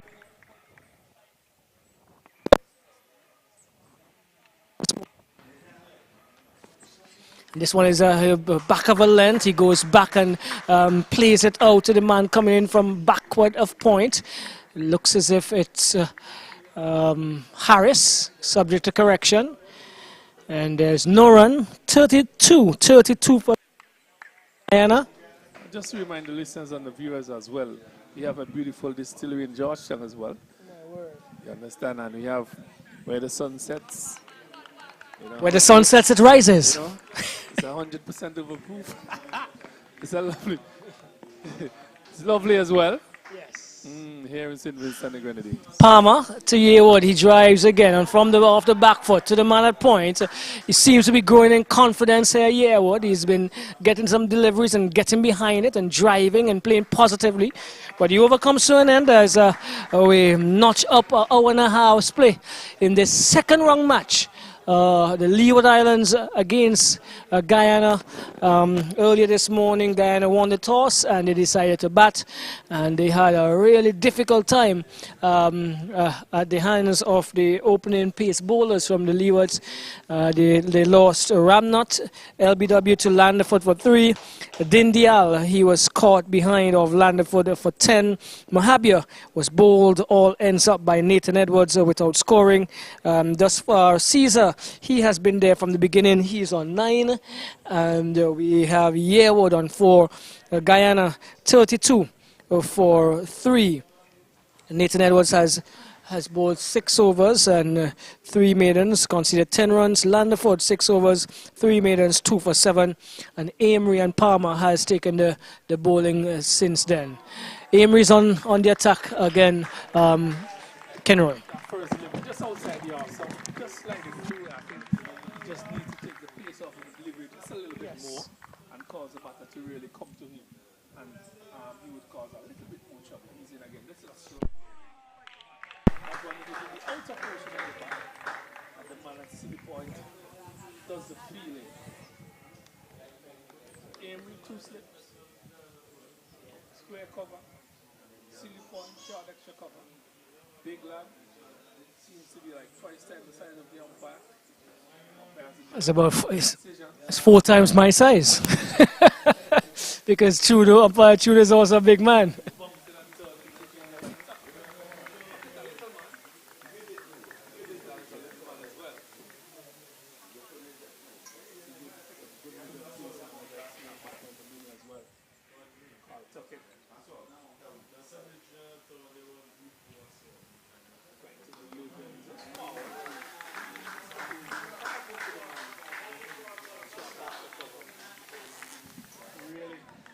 Back in the olden days of the Leeward Islands.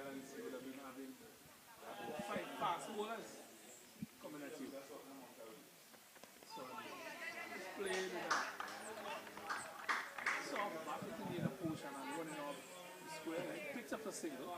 Score moves up to 33. 33 for 3 Guyana. This is the first day of the 3 days tournament. Cricket West Indies on the 19th tournament. Being played at Parkhill. The lovely island of Sydney and the Glen Mile. The gem of the island of Leewards. The area where the blue food is. We have our Tanya Dashi, sweet potato, breadfruit. It's all across the island, but it's more prevalent in these areas. He's in outside the outside. No trouble. So that's another quiet over there for Guyana. And not a bad over there from Amory, who continues to bowl tightly from that end. Yeah, there and thereabouts. I agree with you. The first couple deliveries were too pacey. Had too much pace on it, and then he pulled it back again. I believe that's how he's into his work. Gives you a couple of quick ones, and then flights the others, and then there's a shortish one that is bouncing. So a variety that he's been accustomed to deliver.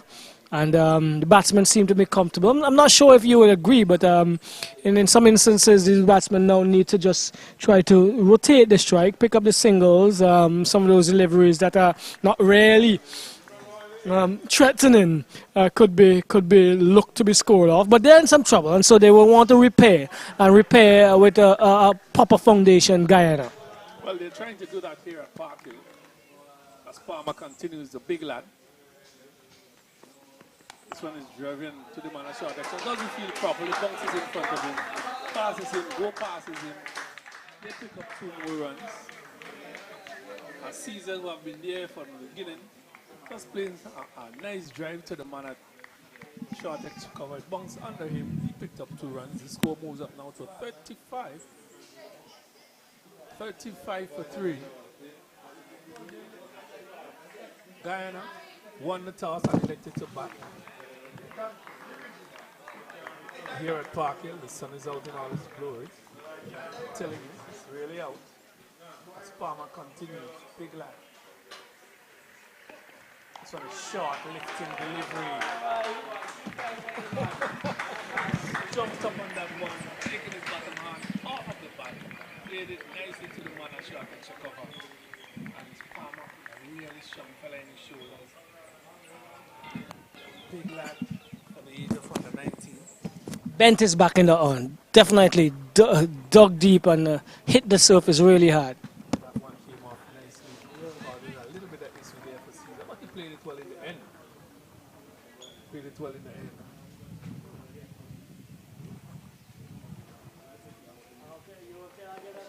This one is pitched down the leg side. Went for the flick, into the keeper's glove.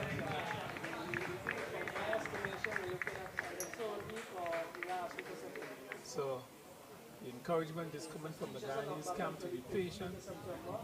These batsmen need to be patient. Build, try and repair what has been done to their team. This is Leewards and Caesar batting here for Guyana. Day number 1. 3 days here at Parkhill between these 2 teams.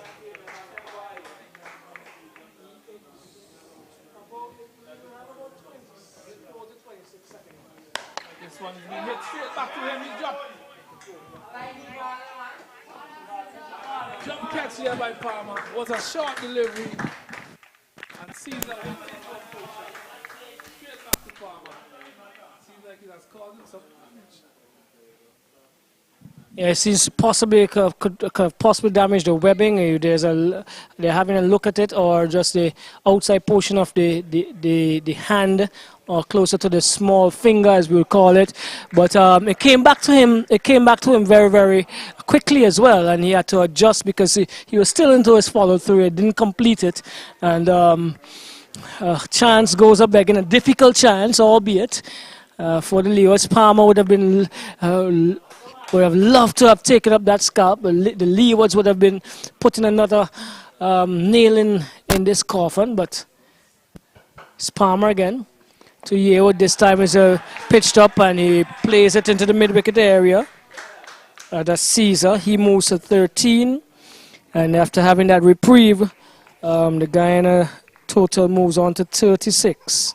36 to 3. Caesar's been there from the start and has been given a life. And so he would be happy that he could continue to push on. Palmer turns again. This time he has Yearwood to contend with. Comes in from about halfway to the boundary. Small field here at Park Hill, and this one is pitched up outside the off stump and he leaves it, that's his Yearwood, leaves it to go all the way through to Yearwood. And Guyanese continue to try to pull themselves out of a little hole. A hole that they're in, and having lost 3 wickets. Looks like Palmer will have done some serious damage. He's now walking off the field to get some attention from the medical staff.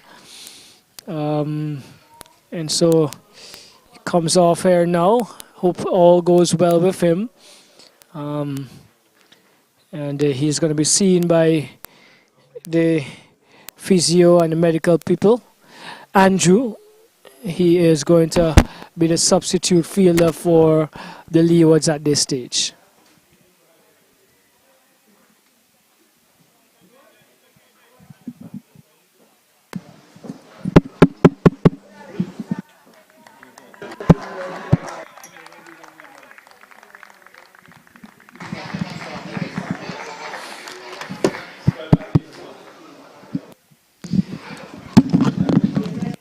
So just having a little technical difficulty with the microphone of my my partner. But it's Amory. He's offering up a good delivery to start with. This one to Caesar, who plays it past the man. So plays it through the point area, gets a single. He moves to 14, and the score moves up to 37. 37, Amory again turns. He now awaits Yearwood, who is doing some work to his glove. Sunshine here at the Park Hill playing field as Amory comes up. It's a shot outside the off stump and going away, and Yearwood is content to leave it as it goes through to wicketkeeper Tuckett. Amory would be looking to pick up some more wickets. He had 6 in his last bowling stint. This was a good delivery on about the stumps. Yearwood comes forward confidently and plays it back onto the onside. Edwards picks up. There's some approval coming from the Leewards camp in terms of the line there. This one, oh, he goes back and was stepping almost close to the stump. There's an appeal, but it looks as if Tuckett was the one who dislodged the bails.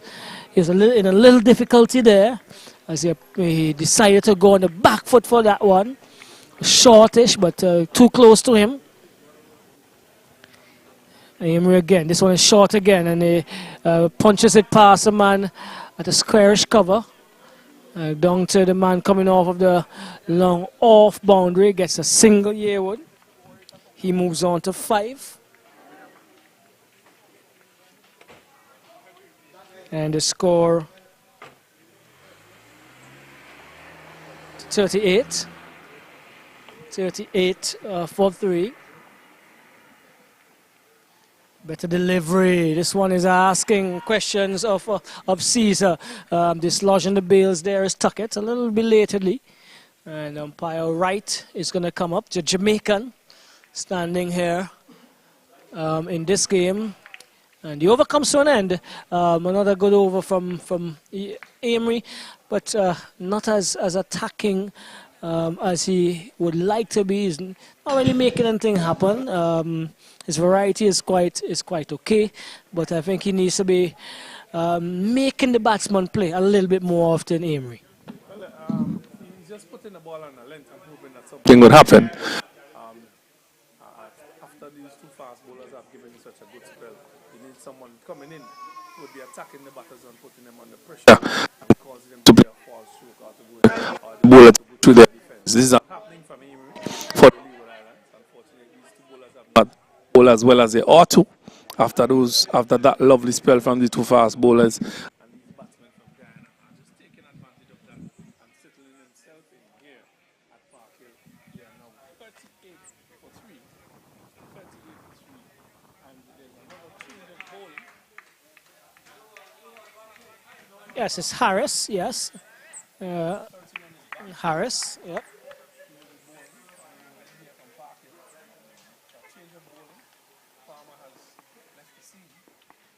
Well, he went off injured, so and he's still off. So it's Harris, the wrist spinner. Until the outer portion at the back, he went to turn a 2 middle kick. That one looked like it's straight in. See how much That's- 39 for 3. Palmer is still off the field. And it seemed like he was injury there. He went to the physio after dropping that catch off of Caesar. Sorry, left arm spin. Flighted delivery. In the ball just a little bit. Floating with danger there. well, Ken, if I may say that there may have been just a slight area that I would love to see a little improvement in the Leewards team from the first game is their ground fielding. And we saw a catch going to begging. A few went to begging in that game against the Windies. And even when half chances could have been the attempt of making half chances to full chances was something I think they could have worked on, and we can see a few of it happening here. Going airy-fairy there was Caesar, not fully in charge, but still got a single. 15, he moves on to 15 Caesar, and the score goes into the 40. Guyana now 40 for 3, Kenroy. Well, their time and back into this game as the Guyanese. The bowling has not been that threatening since the fast bowlers have left the scene. This one has been driven back to him. Full toss, should have done better with that. They had fewer of those deliveries for the morning, and he really should have done better with that. This Yearwood. But that ball, 40 for 3. Continues flighted deliveries forward. It's a peel, not out, says the umpire.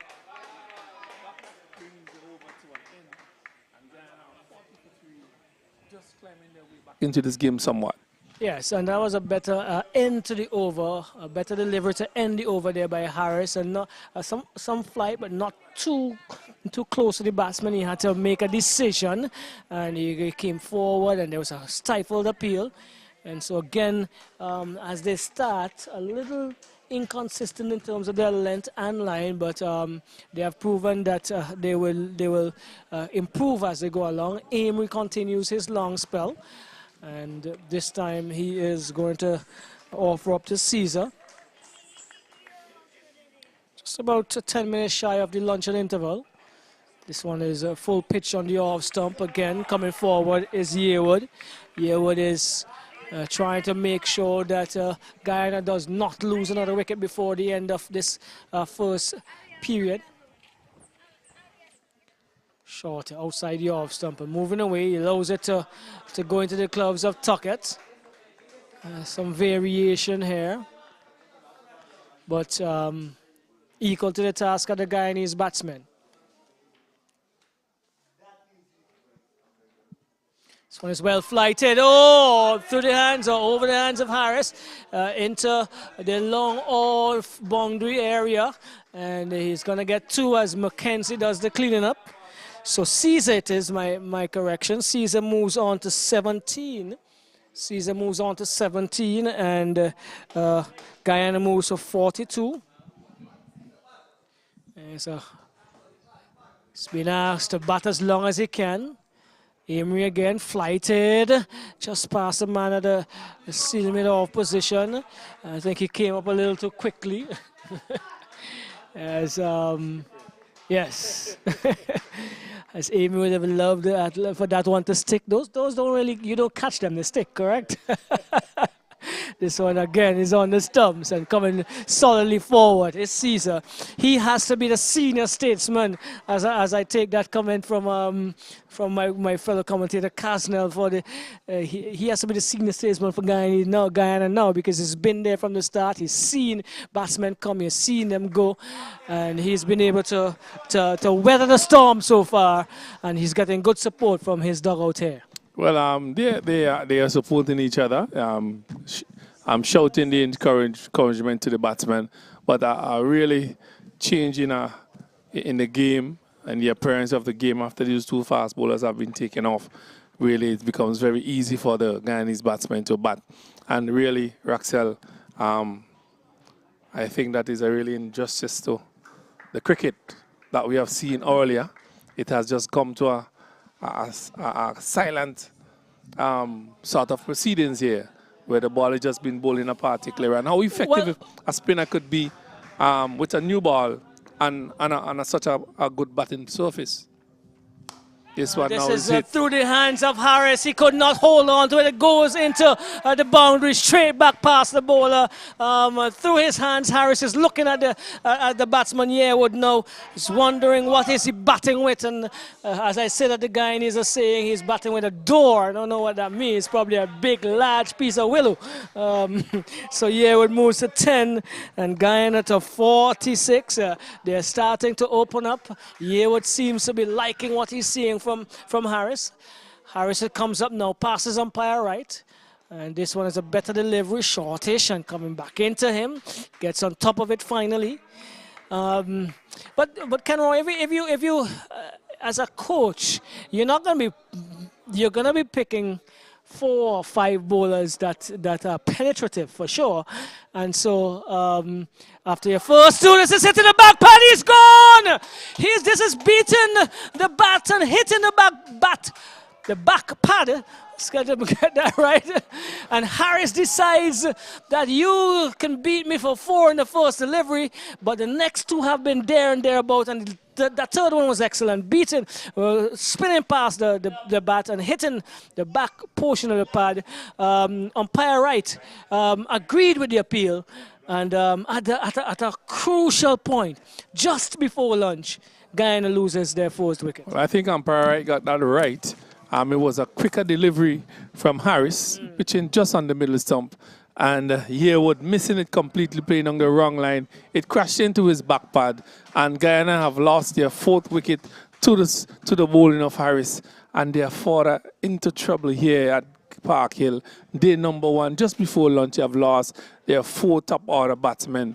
And they are in some serious trouble here against the Leeward Islands, who have bowled steadily, have consistently been troubling the batters, and they have picked up 4 good wickets this morning. Unfortunately, Guyana has not responded positively or responded in the way that they ought to.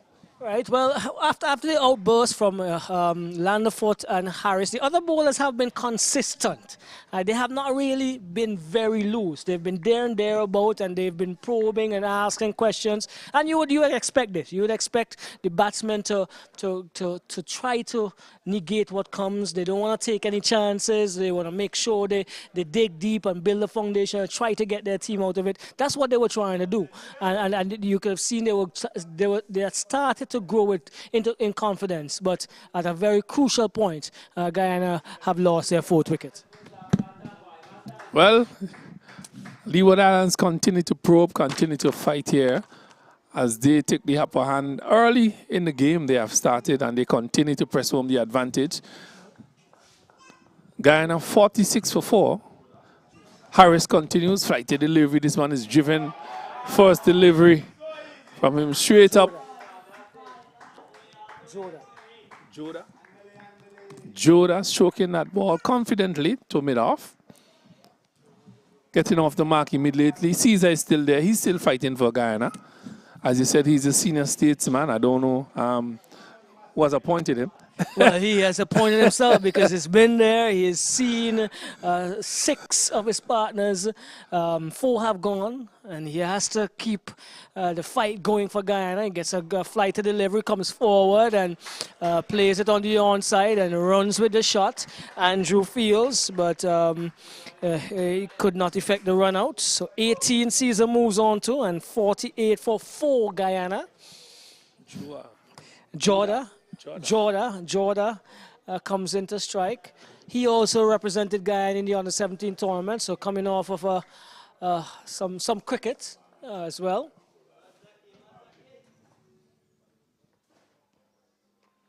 Right, a delivery pass, the man had to seal him in off position in the air, and the ahs and oohs even by Kenroy went up because being a cricketer himself, you know these could go to hand, but that did not, and so living to fight another day, Jordan. Seems as though Harris is saying, listen, I'm out here, I'm going to be positive.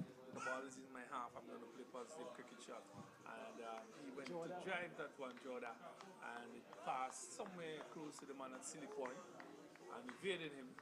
He survives. The score remains at 48 for 4 Guyana. Still struggling here at Park Hill against the Leeward Islands. It's a big man, just outside the awesome, lifting, taken by Tuckett. Tuckett is not a really big fella compared to our spinner. Here, Amory, he's a big lad. Tuckett. So Amory spiked it outside the awesome and comes forward and just plays it easily that season. But in the morning. It's going to be easier to play Amory because he's still putting a little bit too much on it for me, and it's easy for the batsman to come forward and lay it there as this one is driven through the covers. It's going to go close to the boundary. It's going to have a halt in there now, and 2 more. 2 more now to Caesar. He moves to 20. And so Amory has to fight, has to take a little bit of the pace off of it and let the batsman do the work. Right? Let the ball do the work from the surface and let the batsman think about what he should do in counteracting what is offered up to him. Is that Amory again around the wicket? Outside the awesome. Easily.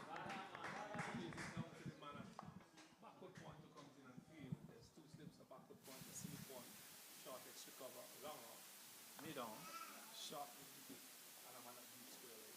Around the wicket, right to the outside the awesome. It's forward, too much space on that delivery. To ask the questions of Caesar. Come to me. You should call him, come to me, come to me. He's not holding that sort of delivery. It's flat from around the wicket as it comes in again. Straight at the wicket, outside the awesome. That one had some pace on it. Taken by top of the bills or up top. That brings the end of the over.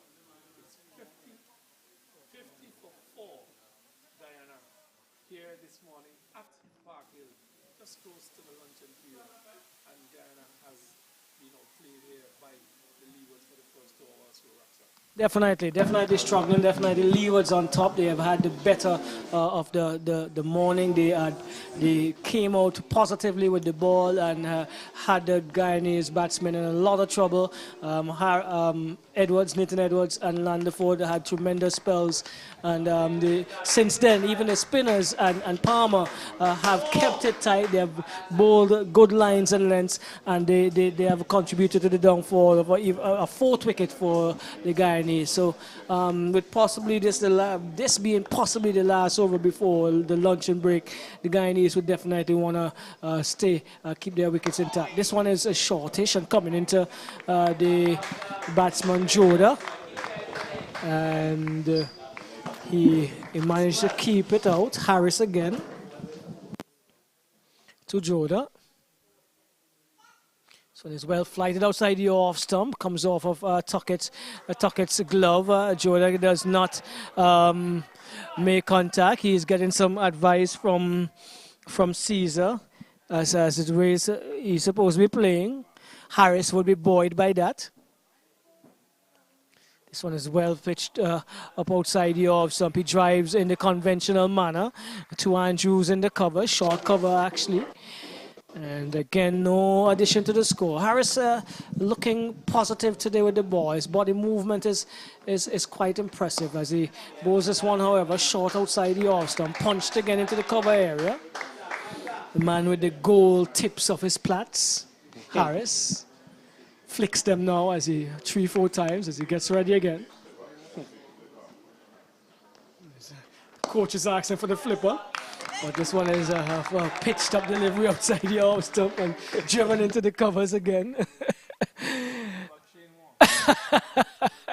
Harris in the long sleeves, as most of the Leeward Islands are in. Comes up now to Jordan. This one is a shortish and coming into him. He gets on top of it. Good over by Harris. It looks as if this is going to be the lunch and break. So to wrap up things here for the morning session, Leeward Islands without a doubt on top because they lost the toss. The Guyanese decided to bat, and the Guyanese at lunch on the first day of the second round match of the Cricket West Indies under 19 Rising Stars tournament. They are 50 for 4. They have lost 50. They've lost 4 wickets for just 50 runs after deciding to bat. Caesar is not out. Caesar is there, not out on 20. Ramnath was LBW, Landerford for 3. Dindiala, he was caught behind of Landerford for 10. Mahabir was bowled by Nathan Edwards without scoring. Yearwood, he was LBW Harris for 10, and Jordan is not out on 1. Harris, just to give you the bowling figures, Harris 6 overs, 3 maidens, 1 for 10. 1 for 10. Harris 6 overs, 3 maidens, 1 for 10. Landerford 6 overs, 3 maidens, 2 for 7. We are. Or did I say Harris? That should have been Nathan Edwards. Let's go. Nathan Edwards, 6 overs, 3 minutes, 1 for 10. Landerford, 6 overs, 3 minutes, 2 for 7. Harris has sent down 2 overs.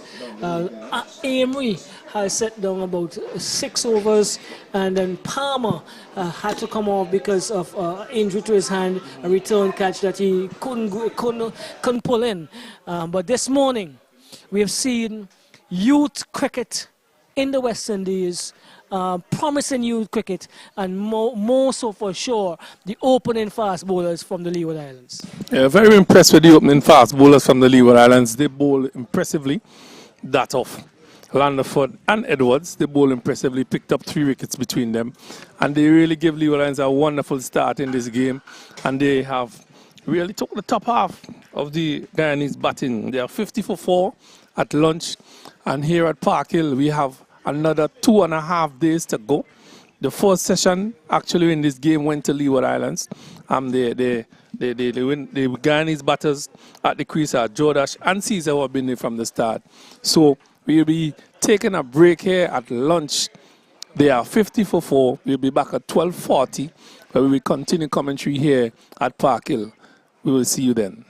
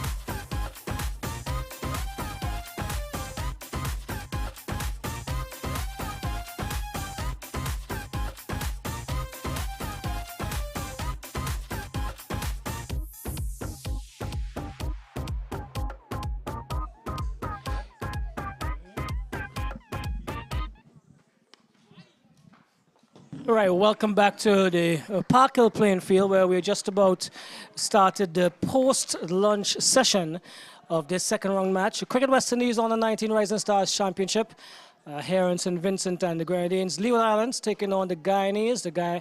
Leeward Islands versus the Guyana here at Park Hill as the Guyanese get their account going after lunch. That is Caesar, who moves up to 21, and the Guyanese move up to 51 for 4. Had a really difficult session before lunch, and they will definitely be looking to do better things in this second session of day one. But the Leeward Islands, who are definitely on top, had a really good session before lunch. They would look to continue their good work and to see if they could possibly be in for a bat after tea this afternoon, Kenroy.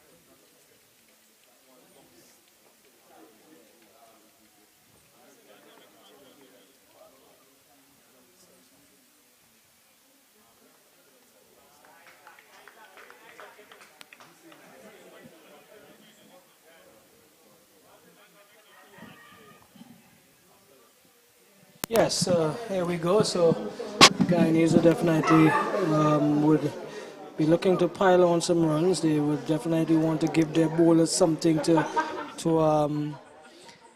bowl at. But it's Harris who's going to continue. He picked up that wicket, that vital wicket of Yearwood just before the luncheon interval, and so he is going to be given probably an extended bowl this afternoon. He's tossing the ball back to making Mackenzie, who is at mid-off position. So we have a conventional slip, a leg slip, a short leg, a short mid-wicket, short extra cover. As Harris comes up now, this is to Caesar. Caesar gets off the mark in this over very quickly as well. He moves to 22 as he played that one into the onside. And the 52 Guyana, 52 for 4. These two would have to bat deep into today's play in order to give Guyana a respectable total from our vantage point. Well, the Leewards are looking for their 5th scalp today. Harris to Jordan. Jordan comes forward and plays it with the full face of a vertical bat. And settles again. Harris passes umpire right. It's a fighter delivery outside the off stump and kept a bit low. Jordan was moving away, preparing for probably to punch it through the offside. Stayed a bit low. Harris again. This one is a good delivery, pitching and coming back into him and getting some bounce as well. So some variety here from Harris, and this is what is going to be important. As the surprise delivery is going to dislodge another batsman. Let's see what he offers up. This one is shorter and back to the bowler. He's played Jordan. He's comfortable as he plays that one off the wicket. Preparing again. That normal twig of the golden tips of the hair. Harris comes up And this one is pitched up or moving away, pitched outside the off stump and moving away. Jordan allows it to go through to keep a tucket, and a further addition to the score. So Guyana would want to have these two batsmen set themselves and bat in small patches, with small targets, a half an hour and then another half an hour, and then by that time it will be halfway through the post-lunch period, and then they will ask them to bat another half an hour, and then at that point they'll say, you know what, in 30 minutes time it's going to be tea. I guess that's what you would do as a coach, and that might be your message at lunchtime, Martin.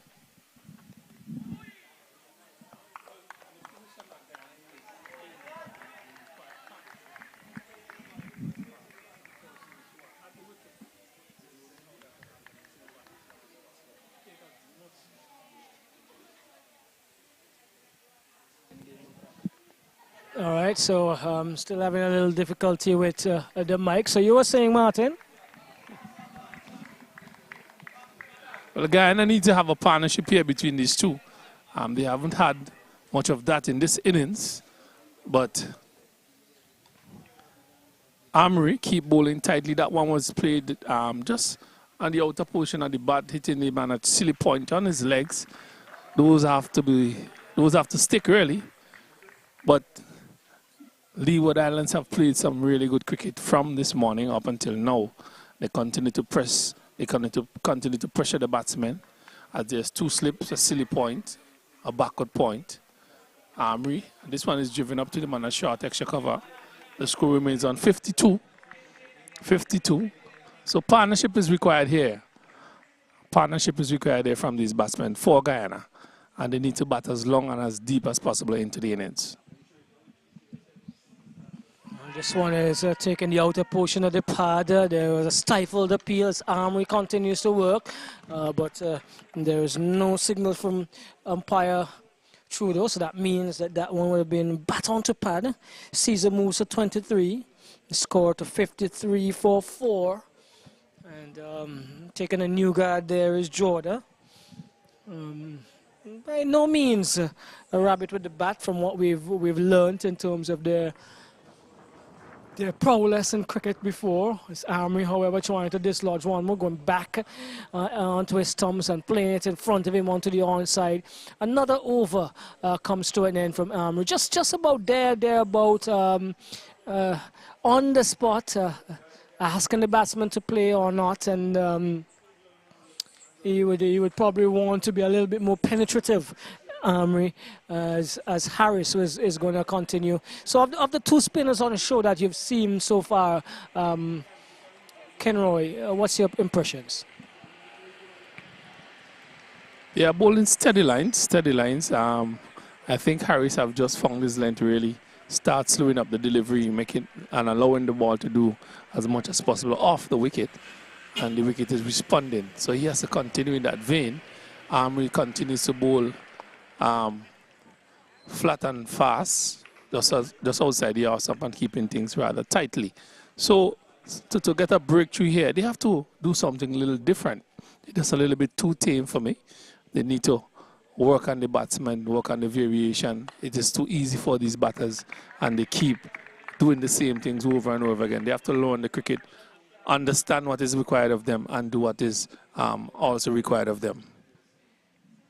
Martin, I think the excitement of the first hour caught you because it was a lot of excitement as the pace bowlers did put on a show and made it a torrid time for the batsman. This Harris, however, comes up now to Caesar. He drives pleasantly into the short extra cover position. Can be to Edwards. And is that Edwards? No, we're going to probably correct that. But Harris again. This one is a good delivery. Flighted just outside the off-stump. Caesar is content to just playing it calmly onto the offside. The man from extra cover comes again. So Harris, that normal flick of the tips of the golden hair, passes umpire right. And this one is hitting the pad. This definitely is going down the leg side. The quicker one as he normally. into his 6 deliveries. And that one, umpire Wright decided that it would have beaten the leg stump. Well, rightly so. That was a quicker delivery, but it was directed on the leg stump, really, outside the leg. Umpire had no problems in making that decision. Stifled appeal. That brings you over to an end. 53 for 4 Guyana here against the Leeward Islands in day 1 of 3 days of competition here, 3 days of cricket. And those 3 days are dependent on how these teams apply themselves on day 1. Guyana has been struggling here from the morning, this morning. This one is a short one. And something happened there, Axel. I'm not too sure whether it bounced and hit the glove into the man, a short leg drop shot. But something happened there. Not much excitement from the fielders. So I'm guessing it probably wrapped the pad as well. This one is a shorter one. He's back and just punches it back to him. And number 75 is on his back for Guyana as he taps away at the crease. Armory. This one is outside the off stump and just punches it to the man at short extra cover. Not much excitement there. Nothing much to talk about. Ordinary delivery. Just outside the off stump. Easy to punch. Armory continues. Big lad. This one is outside the leg stump. He's sweeping. Not out, says Tudor. That one just bouncing somewhat. Probably shocking the batsman. Somewhere on the pad. Not out, says Tudor. But a sort of a stifle appeal from those around the bat. Not out, says umpire Tudor.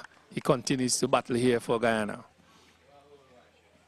He's in. This one is quicker delivery down the leg. He said the oohs and the ahs, but he points to the leg and say that one's going down leg, umpire Tudor. So Armory just flick it from left to right. That's a ball. This one is flighted. He just pulls his body into the line and shocks him. Somewhere on the pad. So another quiet over here, Axel, from these spinners. Your thoughts of the operation of the Leewards team and their bowler so far? Again, just there to spin, ensure that consistent. The batsmen have had to play more and more to keep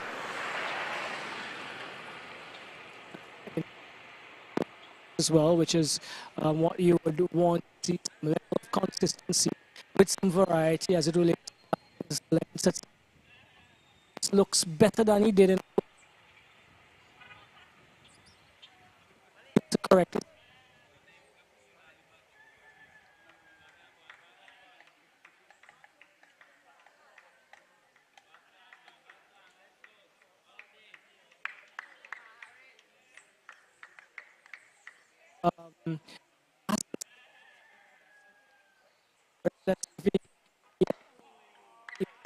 With the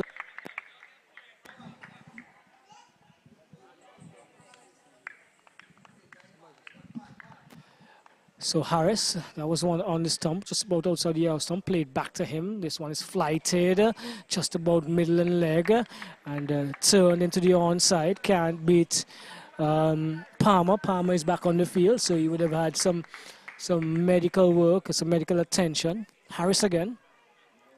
Flighted and he drives down to mid-off, gets a single. It's a pleasant drive, and this is what we would have liked to see a little bit more earlier today. Those flighted deliveries that are close to the batsman in their half, stepping and getting close to it and scoring. They were kind of content with just tapping it back to the bowler. Score moves on to 54. 54 for 4. Harris to Jordan, gets a short delivery, punches it into the covers, can't score.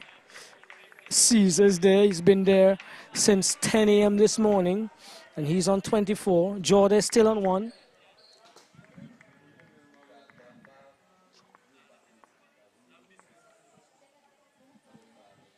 Harris to Jordan. This is outside the off. Some pitching and turning away. And it's for the more aggressive of the two. The field is a little bit more conventional. Still has a short leg though. The silly mid off, that is, comes in now, and this one is whipped nicely through the wideish mid wicket area. Gets one, he's gonna get two. A lot of wrist in that one, and that was pleasant. That's what we want to see. We want to see when the bad balls are there and those balls that can be scored off of. There is an attempt, a concerted attempt to score off of it, Kenroy. Well,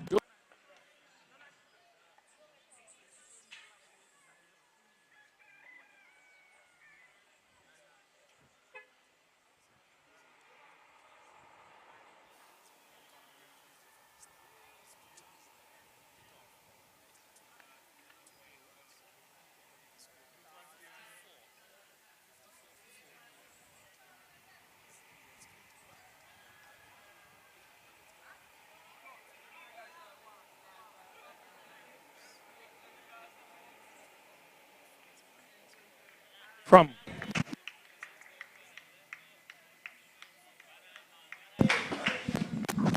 We continue. Whitish Caesar again seems to be getting into his stride once more. He moves to 25. Score trickles on to 57 for 4. 57 for 4. Guyana trying to build an innings here. And he walks into this one, Joda, trying to heave it into the onside. Plays it into his pads, and he trickles out to the wideish short extra cover. Mid-wicket, that is. Oh, this one is a beautiful drive into the wideish mid-off position. Gets a single.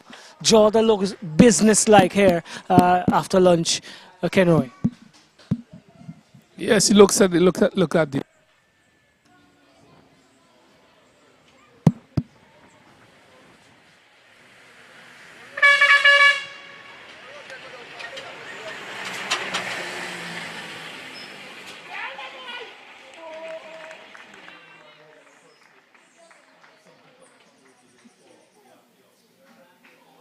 This is what we've been asking of Emery, to pull it back a bit, slow it down a bit as well, and there he got the purchase.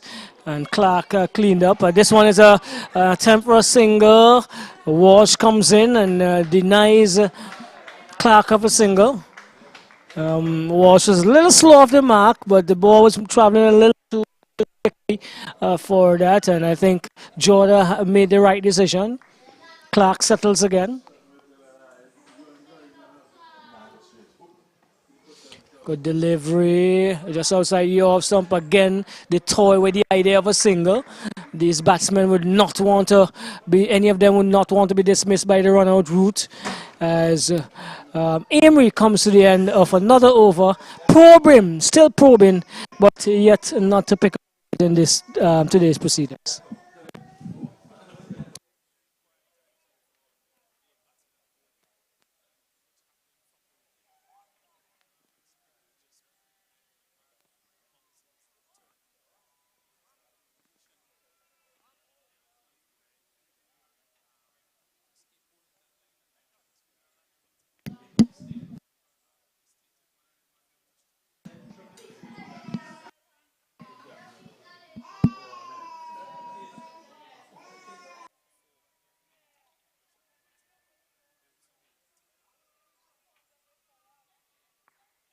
So it's Harris again. He comes up to Jordan. This is short outside the off stump. He goes back and punches it onto the onside, fielding in his follow through. It's Harris. Let's look at the hair. Let's look at the twig of the hair. Well, he doesn't whip it this time. Probably we'll wait so news that we were waiting. This one again short and comfortably on the back foot and punches it down the onside this time. Harris smiles as he feels in the follow through. Again, Harris comes up to Jordan. This one is a bit better flighted and asking Jordan, what are you going to do with this one? He decides that I'm just going to play it back on the offside. Appreciative applause went up. So again, short outside the awesome, cutting it, trying to get it past the back with a point. Does not. Mackenzie Fields. And there's a lot of support still coming from the Guyanese dugout. They want these two to bat as long as possible. Country rich as it relates to cricket and history and culture and their love for the sport, Kenroy. Yes, they do. They could boast of such.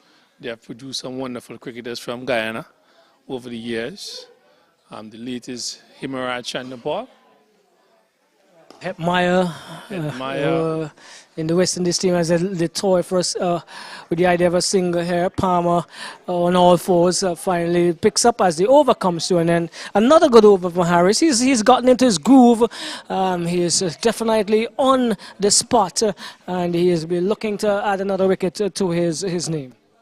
Well, I just read a quiet time for both bowling and batting here at Park Hill. These two teams, as the spinners continue to operate from both ends, not much threat from these deliveries, not much threat coming from these spinners. They're just flat. The batsmen making life a little bit easier for the batsmen at the crease. At 58 for 4, Guyana still trying to rebuild here, still in a spot of bother, but the spinners are not as effective as they ought to be. Well, effective could be could be relative because the Leeward Islands and their supporters will be saying, yeah, these guys are keeping it tight. They're not giving anything away. The Guyanese are not getting away, which they obviously don't want them to. And so they're asked to just continue to do what they're doing until the batsmen make an error.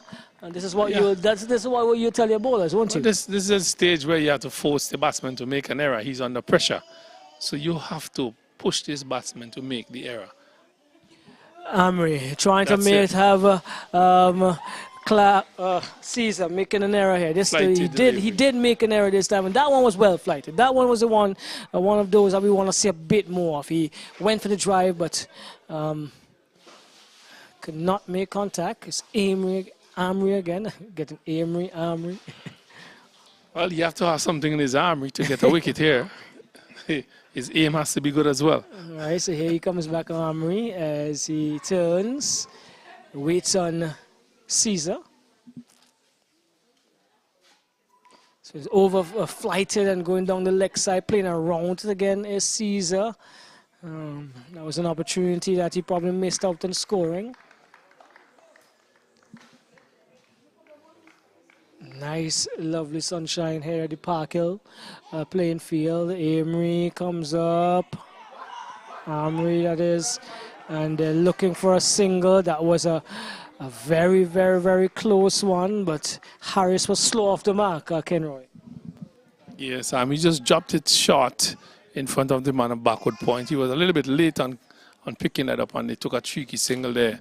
And that carries the score up now to 59 for 4, and just by way of noticing, every time Amri has flighted delivery, took the pace off, it creates something.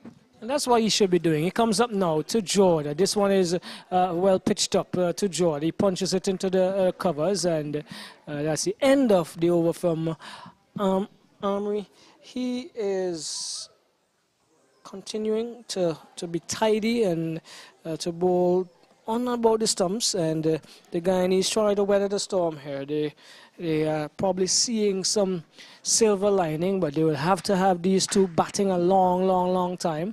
And they are 59 for 4. 59 for 4. Jordan not out on 4, and Caesar on 26. Well, it's a quiet period, as I said before, very quiet. You see a change of bowling here from the road end at Park Hill. We're not too sure who this one is, the number 2. Number 2 for the Leeward Islands team. Mackenzie? He would be replacing Harris. Leg spinner. Yeah, so it's Mackenzie, the leg spinner. He was also tidy in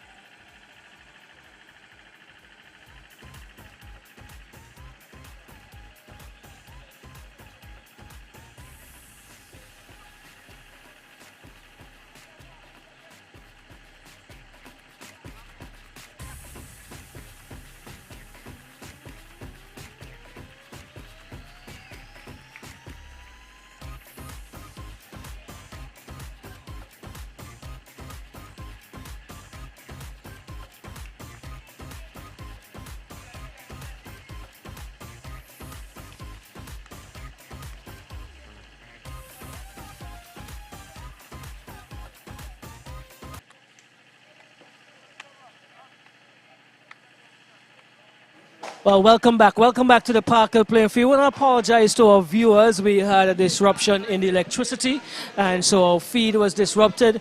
But believe you me, the feed for the Leeward Islands seemed to have gotten better during that disruption. The Guyana team, they won the toss and elected to bat, and they have been dismissed. Yes, you heard us right. They have been dismissed for 73. Remember, they were 51 for 4 at lunch.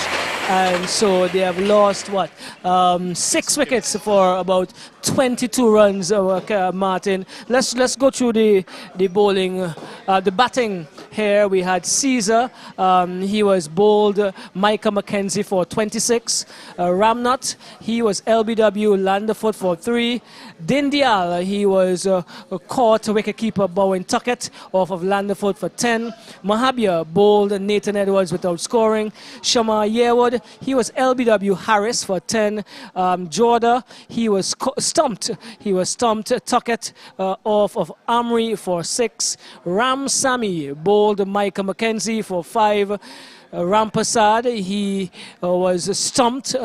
Tuckett off of Amri for 1. Torn, he was caught. Palmer bowled Mackenzie for 1. And Bruce Vincent, he was caught. Andrew bowled Mackenzie for 1. So 73 all out, 73 all out. Let's give the four of the wickets. We're going to do this because our viewers had a disruption in the feed. The first wicket at 8, then 20, 25, 46, 59, 63, 69, 69, 71, and 73 all out. A batting display for the Guyanese who won the toss this morning, Ken Roy.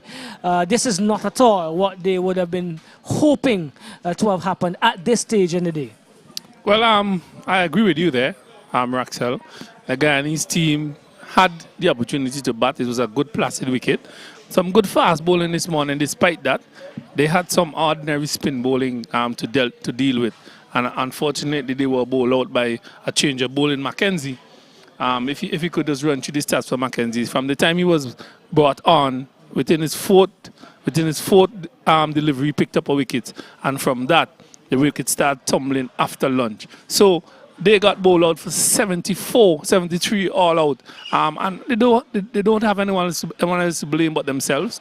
They batted badly, really. And it wasn't any, no devil was in the wicket. The devil was in the wicket. Just some careless shots, some...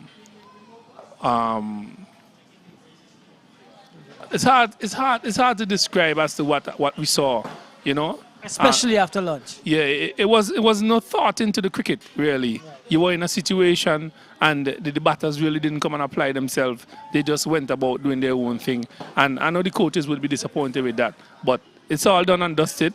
There are 73 on the board. It's runs on the board, but on the first they're being bowled out before tea. It's dangerous for you.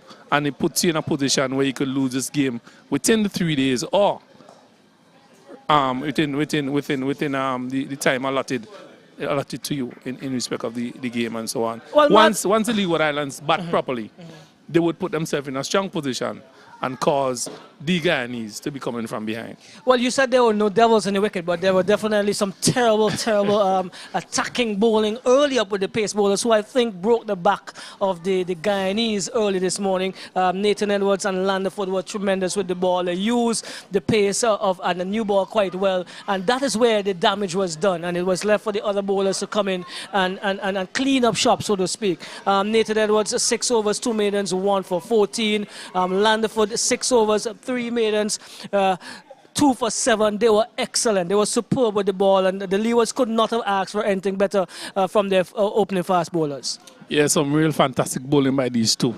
Hit the right areas, bowl with speed, bowl with accuracy, ran at the batsmen, put them under pressure at all times, bowl tightly, and created the pressure from the start of the game. And from the time their spells were done, they picked up 3 wickets. Guyana was on the back foot, and from there on, they collapsed. 273 all out. Right, a collapse because the other bowlers that came in was steady. We talked about Amri, who later, when the feed was cut, he started to flight a little bit more. I think he was more comfortable bowling at the lower portion of the batters of this team, and he ended with 18 overs. This is following 31 overs in the last game, about 3 days ago. So 18 overs, 6 maidens, 2 for 19.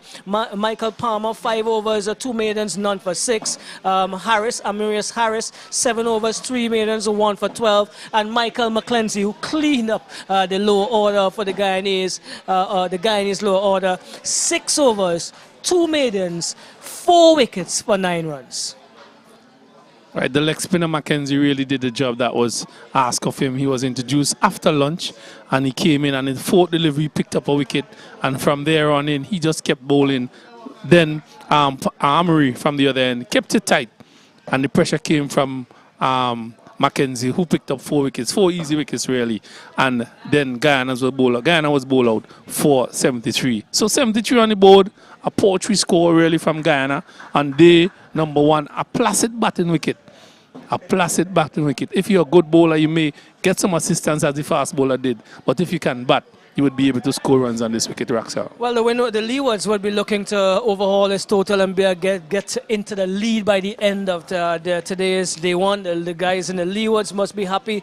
I know the supporters in Guyana would not be happy, but they would be banking on their youthful, talented team to make a comeback, even from ball 1 in their bowling innings. So here at the Parkhill playing field, the Leeward Islands, they have dismissed the Guyana on the 19th. Guyana won the toss and decided to bat, and they were dismissed for 73. We would be right back to bring you the start of the Leeward Islands innings.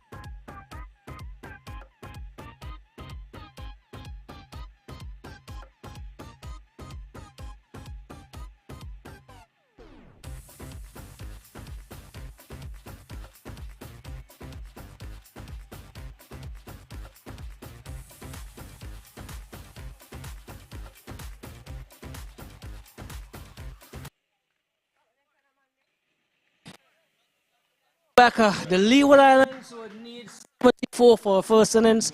Guyana are going to try to make sure that they make the Leewards have a run for their money. And Isaac Thorne, the West Indies on the 19 fast bowler, he has ball in hand, and if he replicates anything close to what Landerford and Nathan Edwards offered up this morning, we could be in for some excitement here, Ken Roy. Let's hope it does. And see how the battles negotiate him, how they would get behind maybe or run through them. But 73 to defend, set the man to have the ball in his hands. Charles.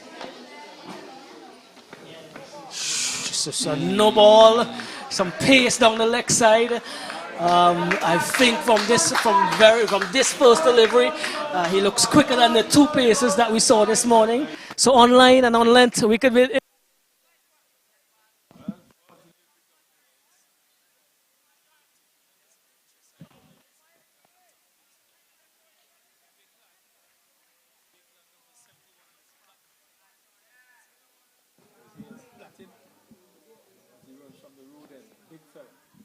Torn into Charles. This one is going down the leg side as well as Charles goes into his wicket. Torn, West Indies on the 19, fast bowler at the age of 16, I believe. Don't think he has yet attained 17.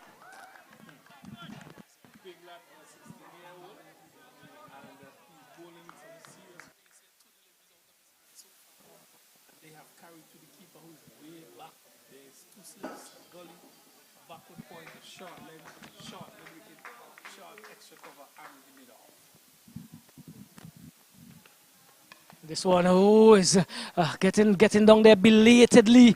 It goes into the second slip area, or the outside portion of the bat. You could hear that hollow sound. That means it didn't get into the meat.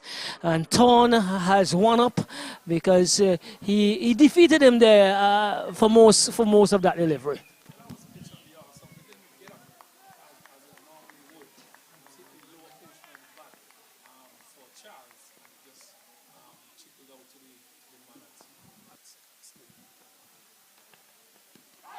This one is wrapped on the pad. He's gone. He's gone. He's moving back with a lot of pace. Torn. He runs to where a third man might have been, a whitish third man. The entire team goes with him. And as we said earlier, if Turn gets anything right, we could be in for some excitement. Charles goes without bothering the scorers.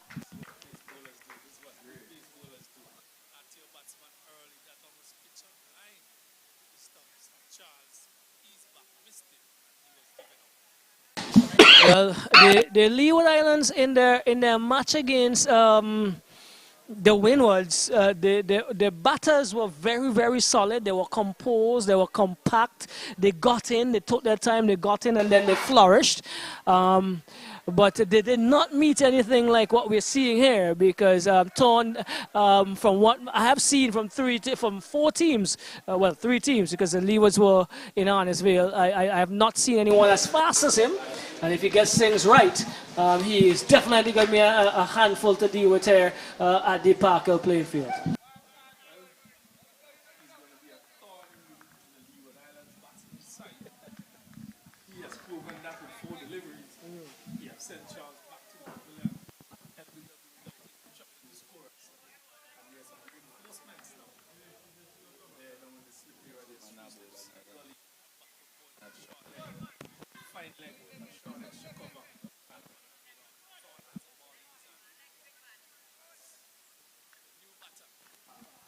Graves, vice captain, he's moving away as Torn thought he was ready.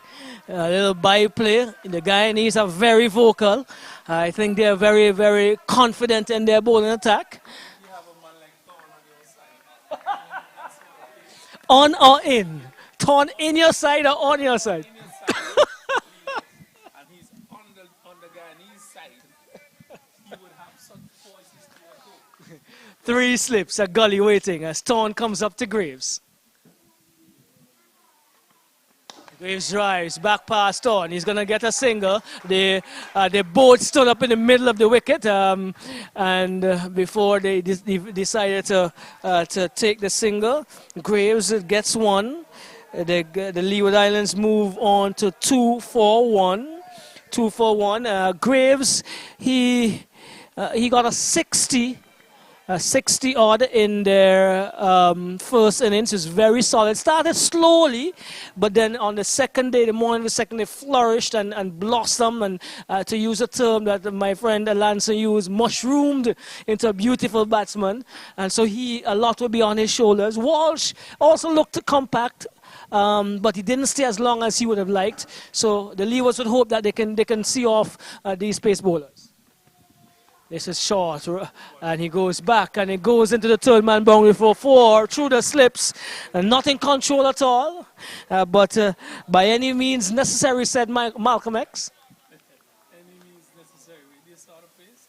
That's not bad. That's a bad start. Walsh just edging it and through the slip down the fetch. Wasn't really in control of that one, but you have Thorn here who's bowling at speed of lightning here, tackling playing field. It's a good batting surface. It's good for the bowlers. Guyana been bowled out for 73. Thorn with the ball in his hand. And the Leeward Islands have lost their force with 4-for-1. Thorn with the ball in his hand still. This one is outside the off stump with a good lift. You can see the keeper almost misjudged it as he caught it above his head. The over comes to an end. He's getting some support on. Definitely with some pace and a consistency on about that area, on about off stump, just moving away or coming into the batsman, short of a good length and a hard length. He will be extremely difficult to be dealt with.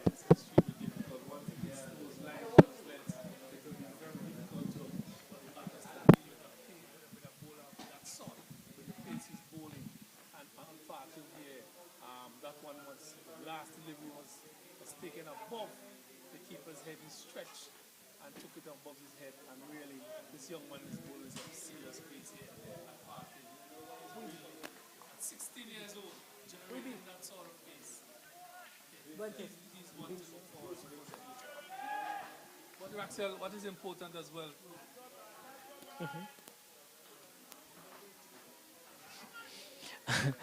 Just having some technical difficulties with that mic again.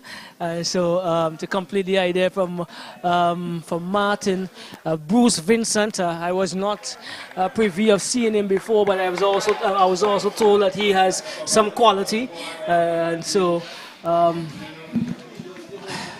he's not as tall, not as strongly built, but has Slinging?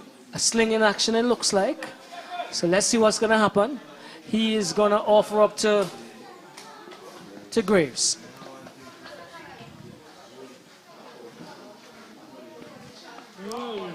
Yes, you can see that slinging action and nippy off the surface, hitting it and really skidding off. Graves decides to leave that one. Graves has been termed the comedian of the Leeward Islands unit. I know that's a position you're familiar with. Yes, he carries the team. But he's been asked to face up here and to put bat to ball in some serious action. This one he gets behind comfortably and he plays it onto the offside.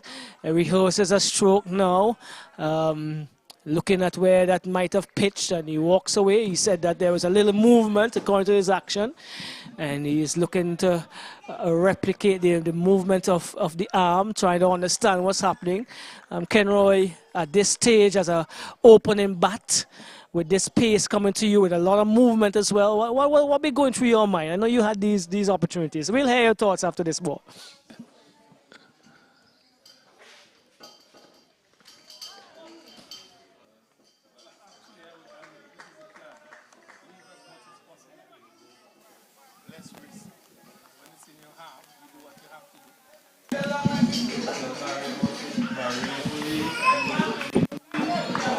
Right, so it's a basic, simple plan. Leave as much as you can. When he's in your half, you put it away. With the rules implemented, there's only 6 overs to bat. Now you now we start to click as a batsman.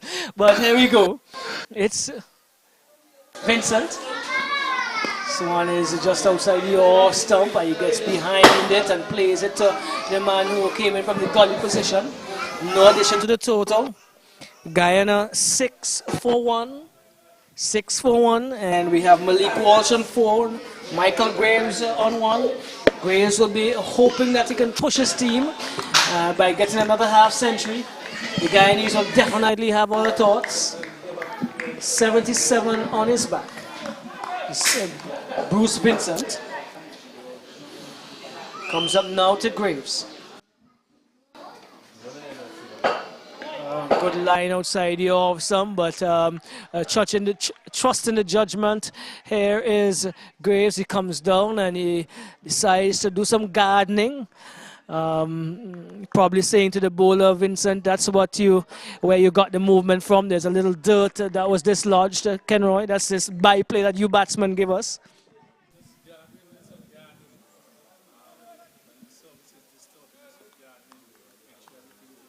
Disturbed or not? Well, buying some time as well.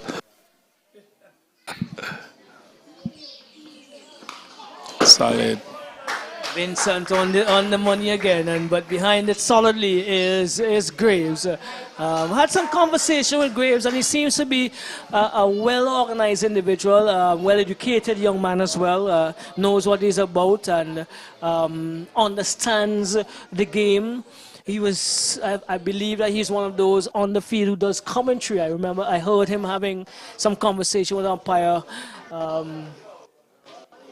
Trudeau.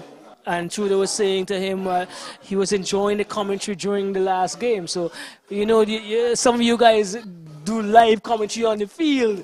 It sounds like Graves is one of those.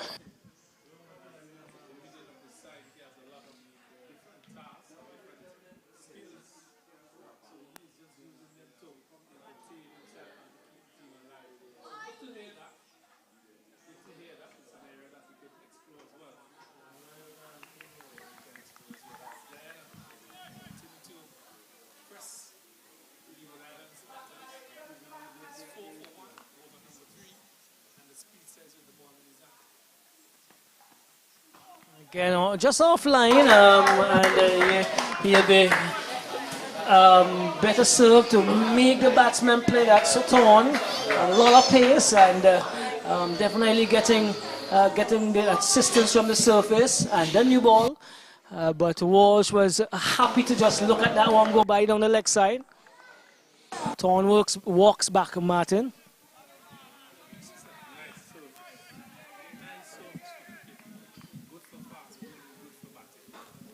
Thorn touch Walsh.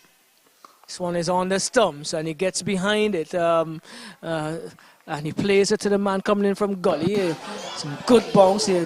Thorn stands up and he's talking to the short leg. I'm not sure what is his idea, but umpire gets into the action.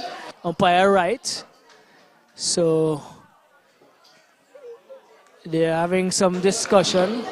There's a lot of byplay out there, and you would know about that byplay, Kenroy.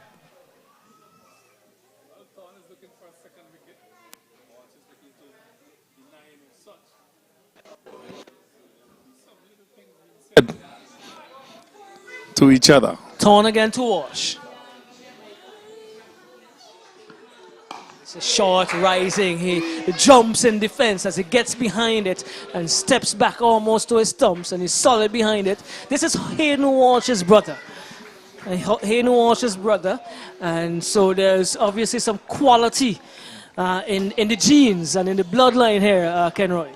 Well, this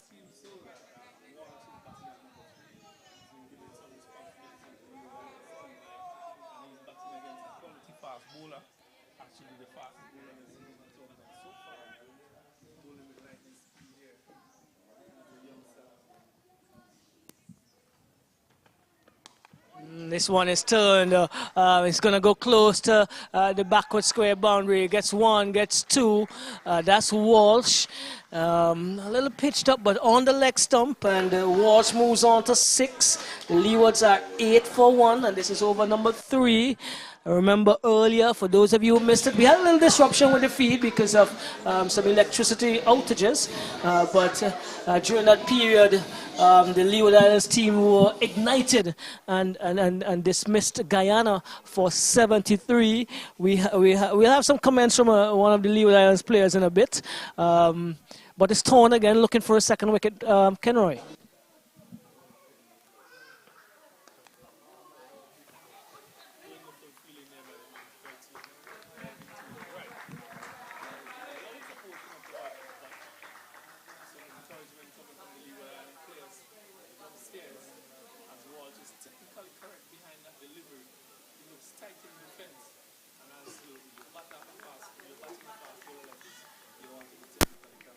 And that, yeah, correct. And that's what I was impressed with in the first game against the Windies. They were very, very solid in defense. They were very selective in their shot play and didn't play out of their merit. And this is a good delivery, short rising, taking him on the glove. He was up in the air and off his toes, getting behind that one. And he's going to be tested. And doing the testing this morning, one of those who did the testing was Shamika Landeford. We have him in our box. Shamika, welcome to our commentary booth. Good afternoon. All right, a man of few words, but we're going to get some words out of him as we go about. Yes, you were very impressive earlier today. The surface gave you a lot of assistance, you think? Yes, the surface gave me a lot of assistance. I use the new ball to my advantage because I swing the ball into the left-handers and I give them some sharp pitch deliveries. Yeah. Yes, those short pitch deliveries are very impressive earlier. We were peppering the batsmen, and Coach Singh Martin was quite impressed because he was following our commentary on the stream, and he was saying that he was happy with what you guys were doing. Vincent comes up now and get into, this is Graves, and he was extremely solid. They're looking for a single. This might not have been a good decision, but once again, extremely solid there. As he has shown in the first game, 60 odd, I believe, in the first innings, and he was the individual around whom the first innings total of 284 was established. Vice captain Graves, he's going to face up again to Vincent. We'll have some more comments on Landeford in a bit. But Vincent would want to replicate what Landeford and Edwards did earlier. This one is a good delivery again, just a back of a length and going back into his crease and getting behind it solidly is Graves. Landeford, it looks as if you were more comfortable today than you were at Arnesville against the Windward Islands. Yes, I was very comfortable today. The run-up felt nice and everything. I was just feeling a vibe today. Definitely, you looked the part this morning. The rhythm was there, and you had those short deliveries. I had Kenroy going crazy. He was asking for some bumpers, and then I think 2 deliveries after that, you answered his quest, and you did. Vincent comes up, however. And this one is outside the off stump, and Graves leaves alone, and that's the end of the over. Is it? No.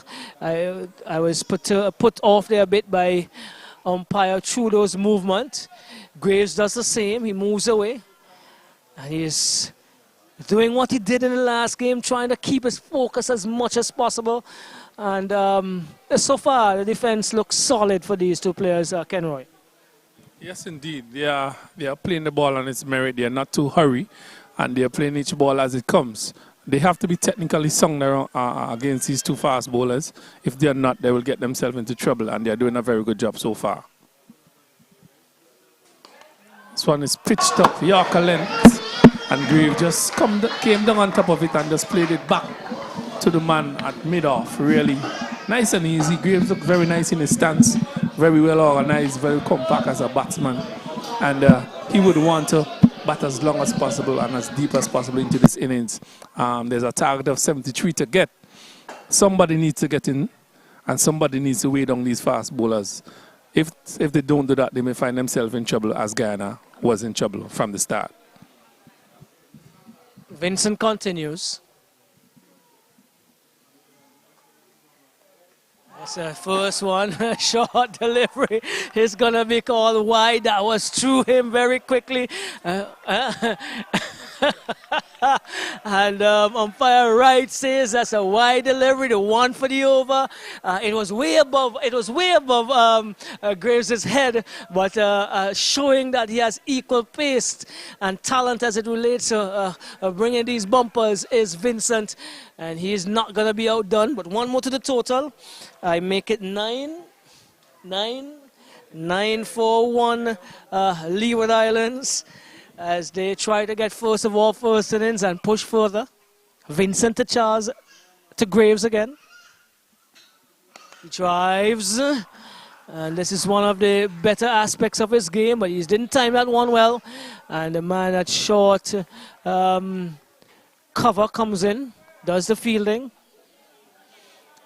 So, Landiford, tell us about cricket in St. Martin, because for those of us in this part of the world, St. Martin is not very well known for producing young cricketers or cricketers generally in the Leeward Islands. You have, what, 4 of you on this team.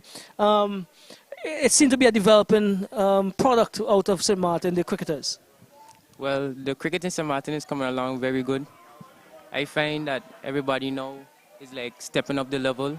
Everybody wants to make it to that next level, so all we're doing now is like pushing on to go to the next level, you know. Tell us some more about Landiford age, if you're still in school. Well, I'm 18 years old.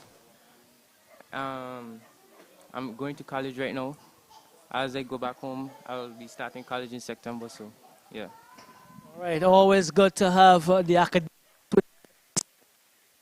so that the and what we have these guys is important, Kenroy. Yes, and the history is very important as well as to where he came from and so on. And the academical background is very important. You have to have that part, that aspect locked down as well. The skill is important, development of the skill, but you need some academics with it. The youngster, he's 18 years old. He has a future in this game, and he needs to look beyond that. So we're still here at Park Hill. Game still in progress. A little change in the field. There's 3 slips at gully, a square leg, a short extra cover, a man at short leg, and a mid-on. Pacer, this one is played nicely off his pads. Picks up a single at mid-on. That is Walsh. It really looks compact, looks composed, Walsh, with the number 6 on his back. That's one more run to the Leeward Islands score, takes it up to 10. 10 for 1. They would like to get to 12 overs, these 2 batsmen. They would like to see the backs of these fast bowlers. The rule said you can't bowl more than 6 Langford. Are you happy with that? I'm not happy with that. I feel like I could have bowled more overs today. Well, the science says so. And the rules of the game at present. Unfortunately, we didn't get to see much more of you. But that's how it goes. But it's a speedster from Guyana. 16 years old. This one is played nicely. Just coming back. And Charles is on top of that, playing it nicely. He looks very compact. He looks very organized. And he seems like he loved the pace coming on to his bat. Yeah, what I saw in the Windies game in the first round, I think he prefers batting the pace and always seemed to have that compact movement back or forward, and he plays his strokes solidly. And so this is going to be important for the Leeward Islands. Thorne would have other ideas as well. He comes in now to Graves. Short. And Trudeau says wide again. That bouncer is always being called wide here today. Kenroy, we're not going to have that discussion. Future Champs Cricket Club. Tell us about that. You seem to be something that is a unit or an entity that's developing in St. Martin. Well, the Future Champs in St. Martin is a group of young men like myself, and you have many couple more back home that is willing and ready to come to this level and play. But I would say the Future Champs, like say we're not getting enough like chances or opportunities, but I would tell them when the opportunity comes, they should grab it with both hands. Right, Landefort, that's Shamiko Landefort, a fast bowler from the Leeward Islands. He's with us in our box today, and he was one of those that were had a peppering opening spell for the Leewards that had the Guyanese in trouble. Trying to do the same thing here is Torn, West Indies on a 19 fast bowler.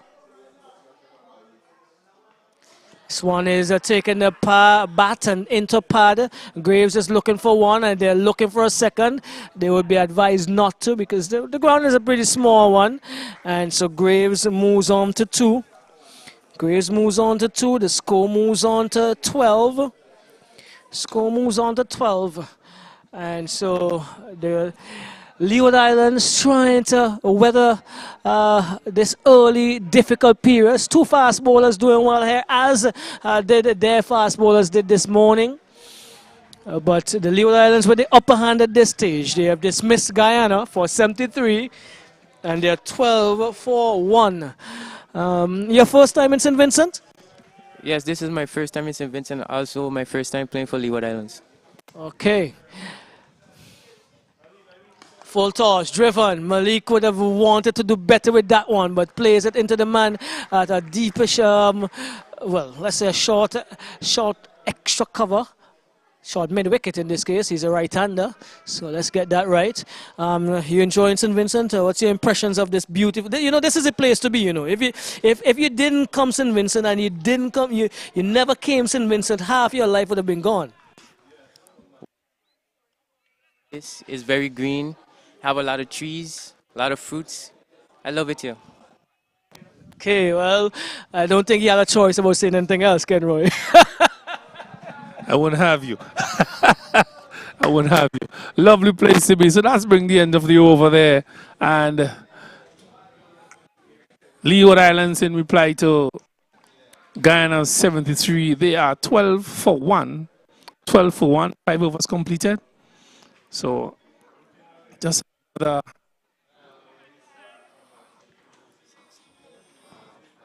well, I'm speaking of the fast bowlers overs.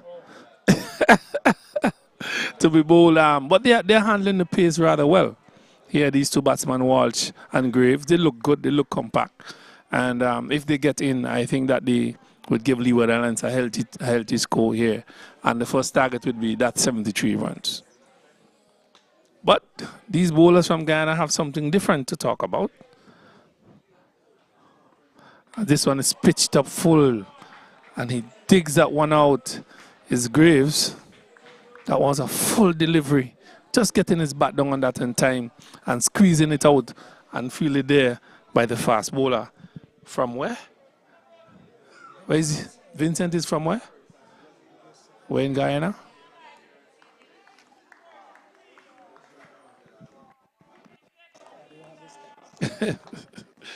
So it's Vincent.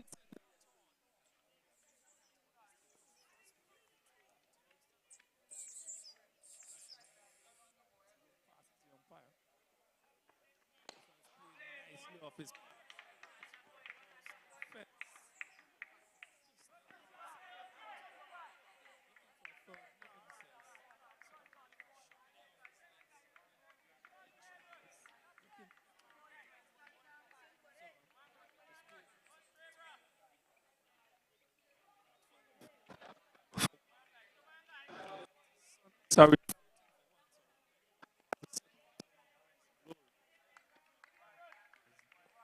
Closing.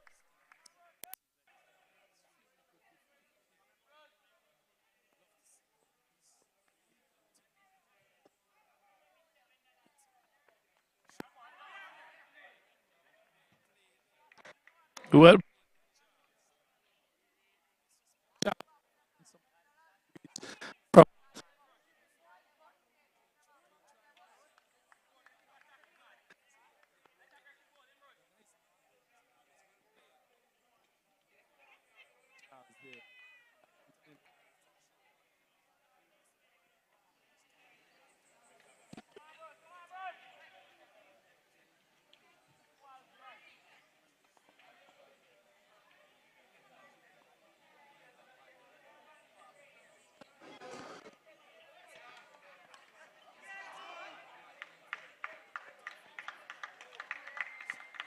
Vincent and Walt was on top of that.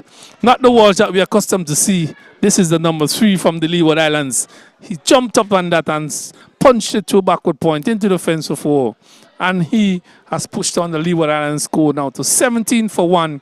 They are looking better and better as they go on here in this innings. Walsh and Charles batting here for the Leeward Islands. But Vincent and Thorne, they have been bowling rather sharply here for Guyana. Just a little bit inconsistent with their bowling, but they continue to battle here for Guyana. This one is flicked nicely off his pads. That song sweetly coming off the bat. Tick. The wood on that bat sounds really nice from Walsh. A nice tick off the bat. He's getting better. He's looking better. He's getting confidence. And Leeward Islands are 17 for 1. All right, so let's allow Landeford to go back to his group. So we want to thank you for coming, and just give a shout out to your fellow islanders in the Leewards, specifically in St. Martin.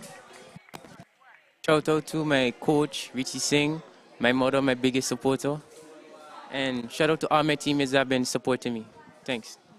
All right. Full and congratulations on your performance.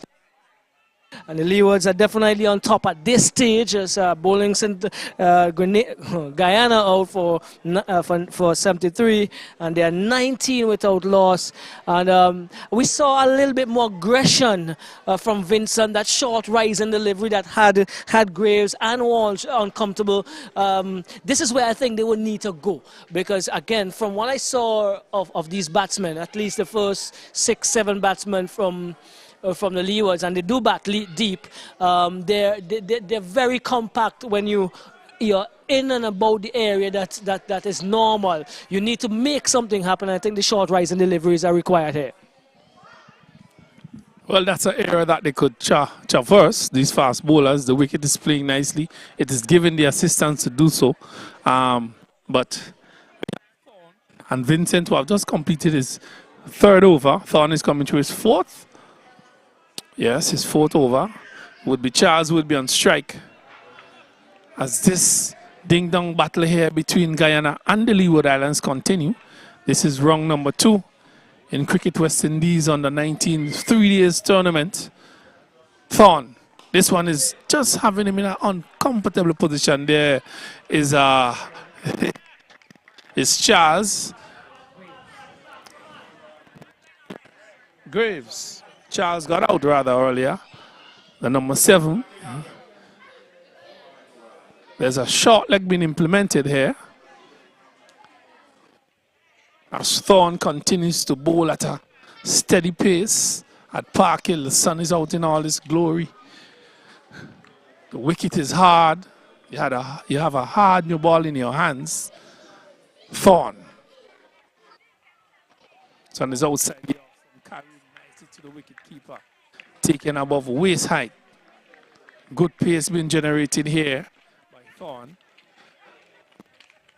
Graves is equal to the task.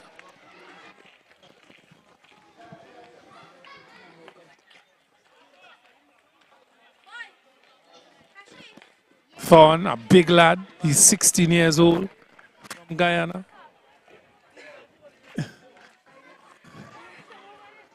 Into his 4th over here at Park Hill.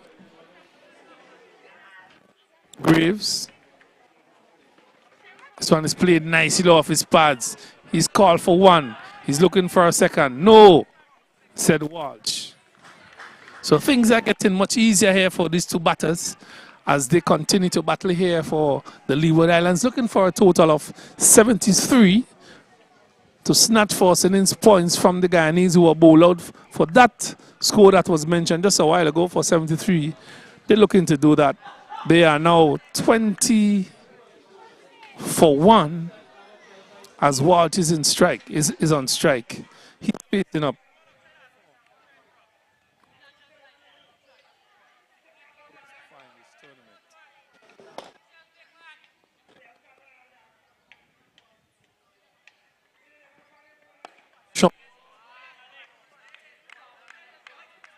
Nicely. The fields. That's of the over 20.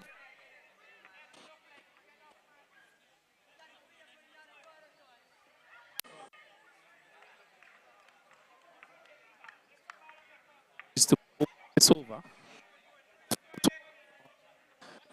and watch rather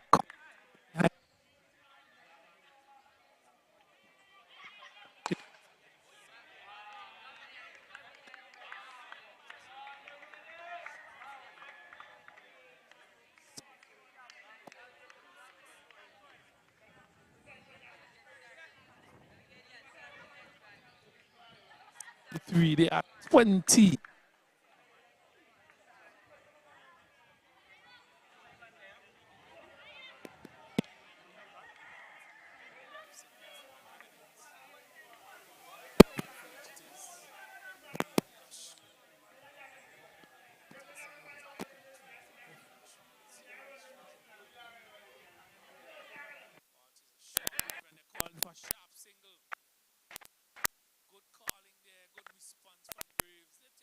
Still a single at the end of over number 7. Leeward Islands in reply to Ghana 73. They are 21 for 1. Well, Kenroy, continuing the good work from first round match against the Windies. The Leewards again looking solid, getting behind the ball, and one of the hallmarks of that game, well, the batting innings of that game, is that they're running between the wickets. They were very adept at taking the quick singles and rotating the strike, and you can see that they've started that. And these are ominous signs for the Guyana's team. I'm not saying that they, cricket is a game of glorious uncertainties. I'm not saying that it's all done and dusted, but the Leeward Islands are definitely looking how they want to look at this stage as they try first of all to get first innings and obviously bat. Their goal will be to bat out the rest of today and see where they are, assess their position. So tomorrow, a lot of time still left in the game, a lot of time, and having this missed Guyana already for first innings, they could decide, they could monitor, they could guide this game in the direction they want to if they bat well. Left up to the batsmen from the Leeward Islands to get their team over that line and put themselves in a strong, solid position. Once they bat through this day, the rest of the day's play, and into day number 2, they would be in that position as there's a change of bowling. Left arm spinner. This one is played nicely. Forced delivery, chipping towards that one, driving it through covers. It's getting close to the fence. It's into the fence for 4. A really lovely shot there from Walt. It was tossed by the number 38. That's the name? Sandia. First delivery, and Walt climbed into that and stroked it through the covers for 4. A positive start here to the spin as well. Walsh is batting like a boss. Yes, he's definitely getting in the mood. Sandia comes up. This one is pitching and coming back into him. That's Walsh. Gets behind it very, very neatly. And he is now on 16. And Leeward Islands 25 for 1. Sandia comes up now, pitched up outside the off stump, and the Walsh allows it to go.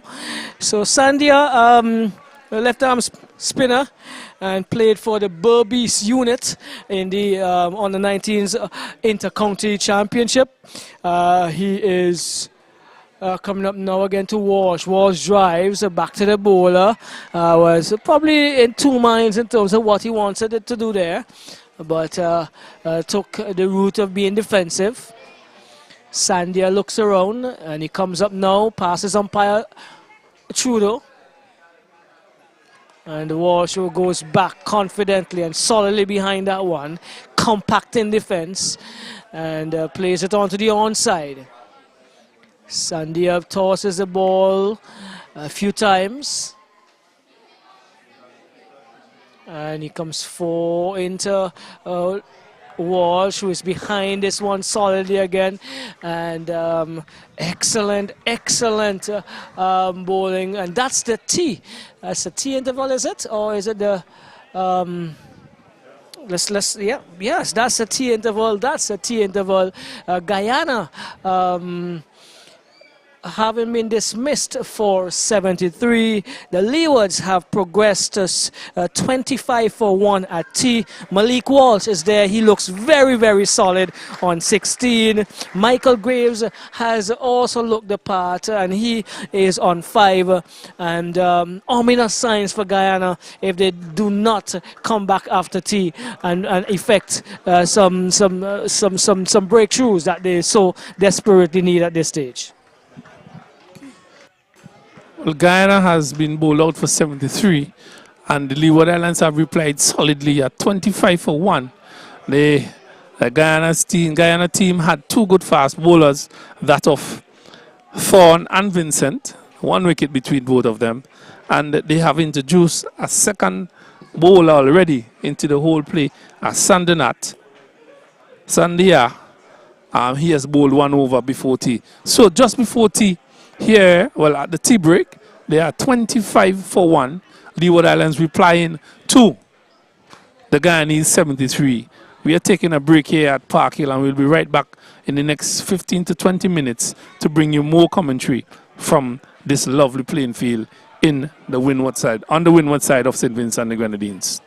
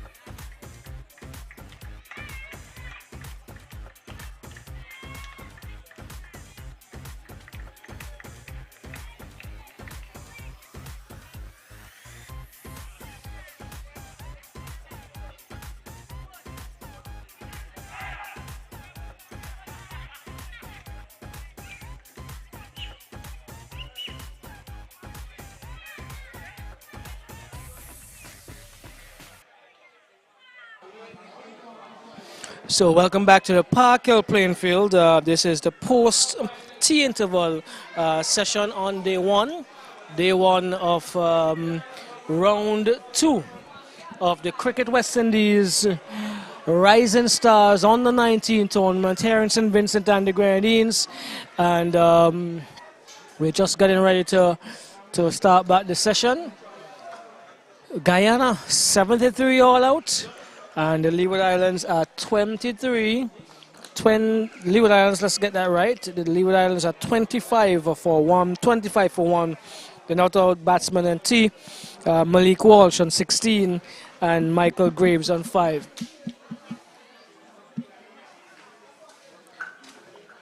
We're going to have Torn to continue. And we'll get some bowling figures in a bit from Torn.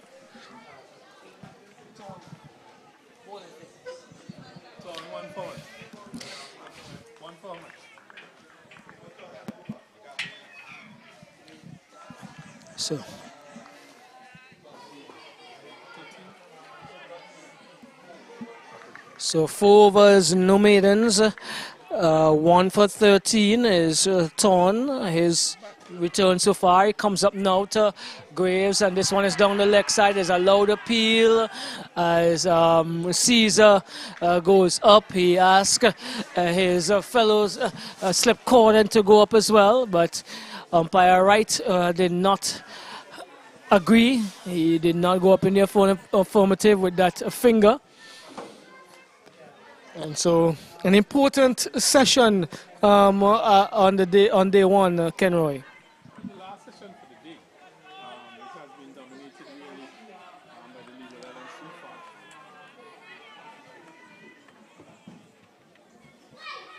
Guyana tried to make some inroads there. He's looking very good here. This is Graves. Yes, the batsmen for the Leeward Islands were very, very solid and compact in the they are replicating this effort here today, and the Leeward Island supporters will be happy with that. It will be for them, it will be pleasing for them to if they can see these 2 batsmen batting through the tea session and coming back tomorrow. But Torn would have other ideas. He comes up now to Graves. This is whipped off the pass neatly behind square. Gets one. They're looking for a second. Decides against it.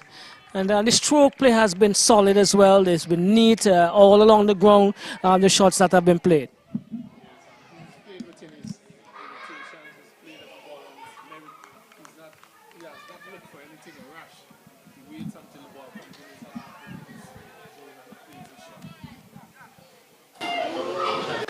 So Lander for that's Torn once more into Walsh this time. Walsh drives, it goes behind point. He's going to get one. They're looking for a second. Yes, they decide to do that now. Bales dislodged, but Walsh has made his ground. He moves on to 18. 18, and the Leeward Islands 28 for 1. Positive running there, Martin. Yes, some good running between these 2 batters. From the time the ball was hit, they set off and they called for 2. And they push hard and got those 2 runs. So 28 for 1 here. Leewards in reply to Guyana 73. This session would be a crucial one. And once they bat through this session, they would get to that 73. And then tomorrow they could press on and put some runs on the board so that the Guyanese would have to bat again with a deficit, which is very important. And that will put the Guyanese batters under some pressure. Walsh is playing that one solidly back. I think Thorne has the ball in his hands. He's looking really solid. Really solid, Roxell. And it's good to see these 2 batsmen are batting the way they are. They're not rushed. They're waiting for the ball to come to them. And they are taking their chances when they get them. Well, what I like to see from Walsh is for him to go on, because he did start well. once. I think he got 33, and he played a rash stroke and got out. And so he would want to do much better than that once he gets in, and he looks as if he's in as he comes beautifully behind this one, solidly, confidently. I'm not plays as confidently as solidly with the bat, but that's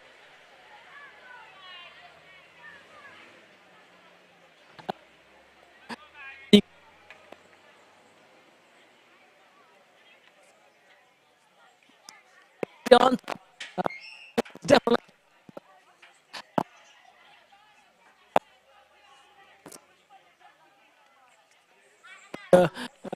first is a play.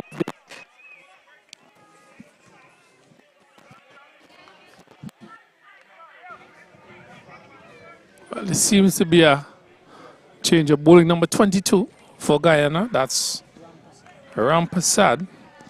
So the one over from Sandia. So Rampasad comes into the attack. There's a deep mid-wicket, mid-on, short mid-wicket. Seems it off spin. This one is outside the off stump. There's a loud appeal. Not out, says the umpire. So a good start here by Rampasad. Flighted delivery. And he went for the cut.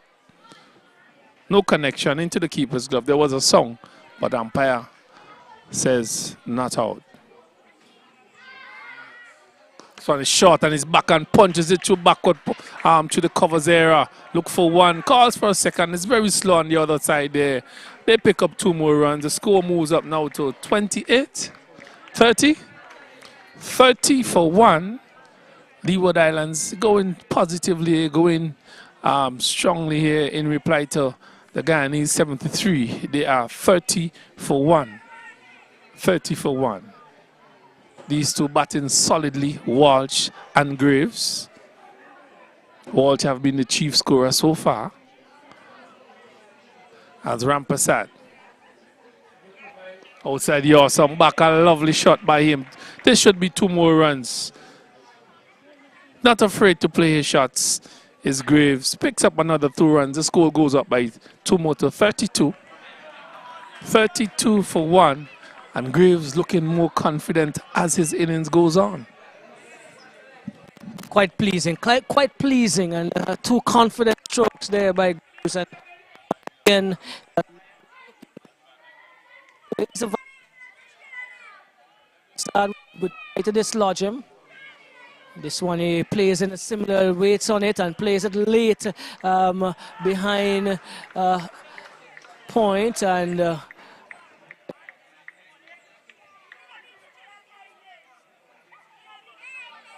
And Rampasad would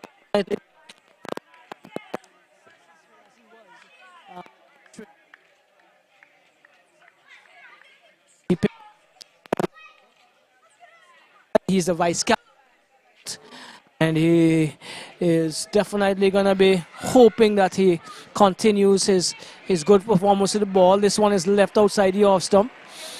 Martin, let's shout out to the people from Guyana, from the area. Comes. He plays with the Rose Hall Tongue Youth and Sports Club, and he Burbee's tall Rose Hall Tongue Youth and Sports Club, providing a number of the players here on the Guyanese team, and Rampasad is one of his first in terms of his over.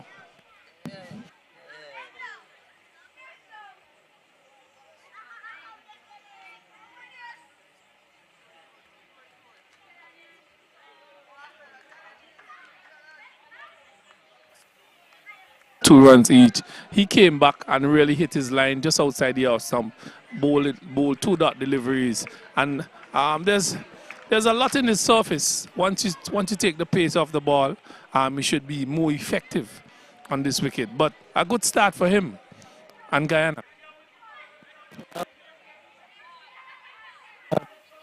Fall.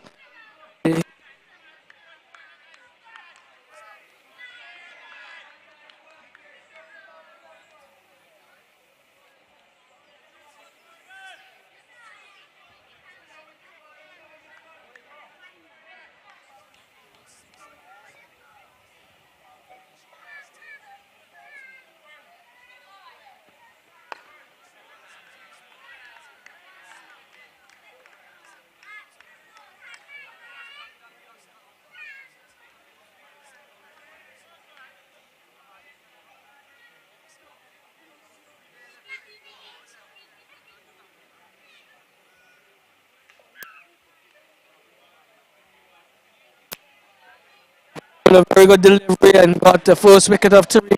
As a bit of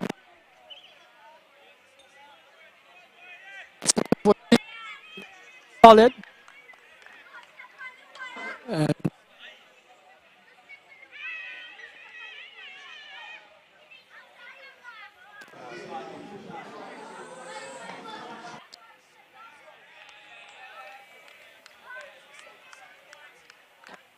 Umpire Shudo is on the over. Nice height again as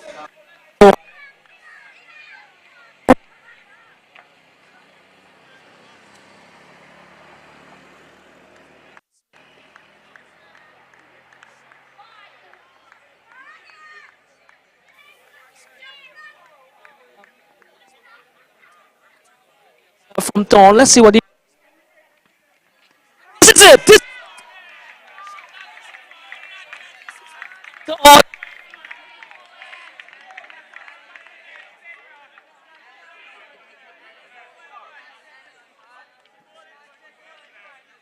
Yeah. Short lifting delivery to Walsh, and Walsh struck somewhere on the glove. He pounced on top of it, jumping, and really a good delivery from Thorn.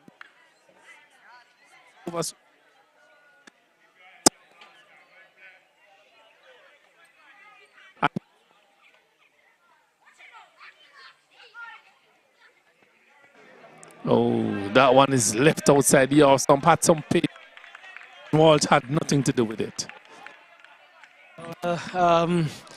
Thorn has two more deliveries, two more legitimate deliveries in this over. I like to see him going back up in that chest area, as we say here in St. Vincent, get off me kind of area. Let's see what happens. That was a good bumper, and at the end, did it well. There's no short leg, so he was okay just dropping it in front of him on the onside. Thorn again to Malik Walsh. This one takes the tie pad, it seems, a loud hollow sound as he tried to turn it off onto the onside. That was not successful. And the umpire is having a word again. Looks like Thorn is running under the danger area. And making sure that that area is protected for the batsmen. Some bowlers does it inadvertently. Some bowlers do it. I see you laughing already, so you know what I mean. But yes, inadvertently, I believe, as it relates to Thorn. He has one more delivery in a spell. Strong man, West Indies on the 19 bowler. At the age of just 17, if he has attained that, I believe he's just still 16. He's making a change to the field. Let's see what he also has to offer. He pulls the man into the mid-wicket position. Shortish. And he comes up now. Let's see if we're going to have another short delivery. It looks as if that's the plan. Oh, this is well. It seems as if he wanted to set him up there, but Walsh is coming through for a single as they attempt a run out. That was Dindial, but home safely is Walsh tonight. In Guyana, Leewards are in the ascendancy, 31. Good solid start here by the Leeward Islanders, replying to Guyana's 73. They are 35 for 1. Walsh and Graves are batting steadily here against the bowling attack of the Guyanese. We see Thorn completing his 6th over. Vincent was pulled out of the attack rather earlier. Sandia had 1. Rampasad he's in his 2nd over, so somebody would be replacing Thorn on the other end as Rampasad prepares to bowl to Walsh, who just took a very good single. This one is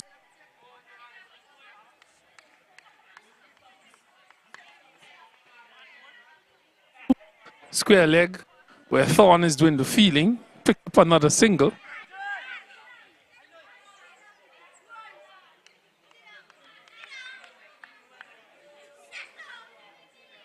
36 for 1. Leeward Islands replying to Guyana's 73. Positive start. On a short back and pulled it hard to the man at mid-on.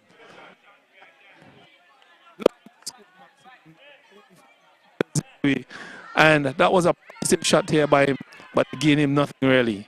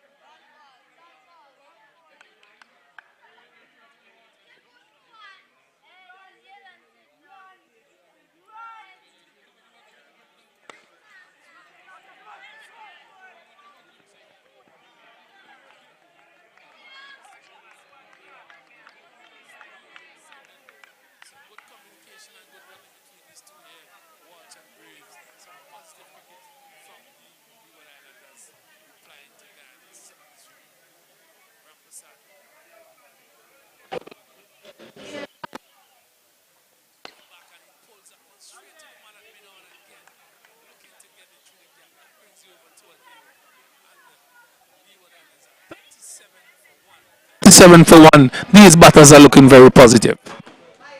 Yes, positive, but sometimes character. You could hear the coach shouting at him because he knows what he's capable of. And I want to highlight some very good on the boundary, on excellent work, hard work.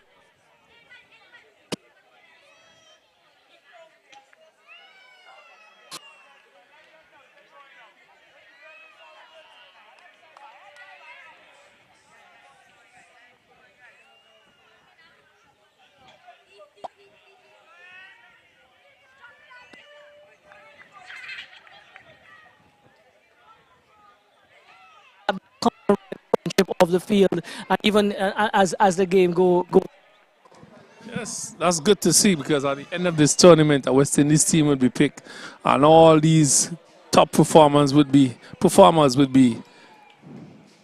This is one a change of bowling that is. Beautiful shot by Greaves off the legs, bisecting the men in the mid wicket, mid on era, picking up another single. Carries the score to 37. Dindal. So Dindal has taken up the attack, so some swift bowling changes. This one is short down the leg side. And Walt is pulling that one into the fence for 4 runs. 4 runs to Walt. So Walt is looking very positive here as the score rushed on to what, 41?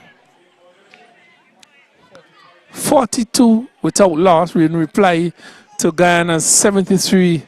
Another good shot by Walsh, and he looks better and better as his innings goes on. Definitely looking the part. Definitely feeling the vibes. So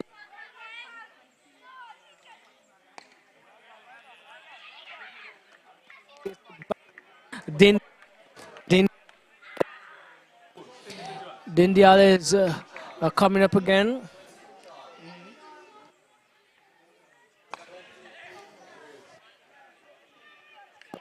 Um,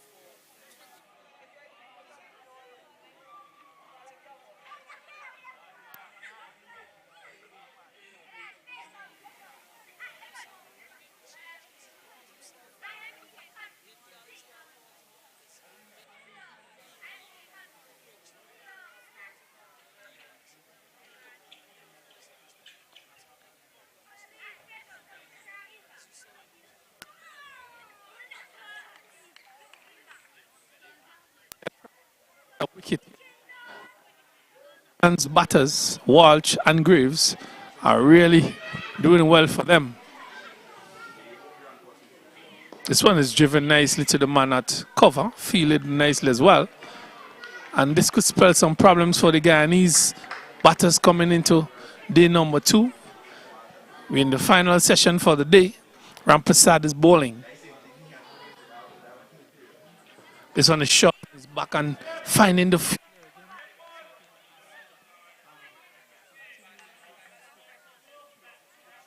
But they are finding the fielders. Need to just hold off in the gaps and they would be okay. This one is back and he tries to run it down to third man. Is Walsh. So Ramprasad, that's 2 dot balls in a row, creating a little pressure here on Walsh, but 43 for 1, trying to get those hands dry is Ramprasad.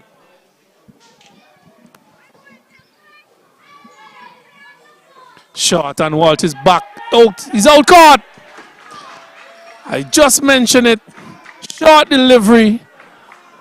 Walsh trying to get it through the gap and finding the man at mid-on as he screams. That was a loose delivery. Ramprasad picks up his first wicket.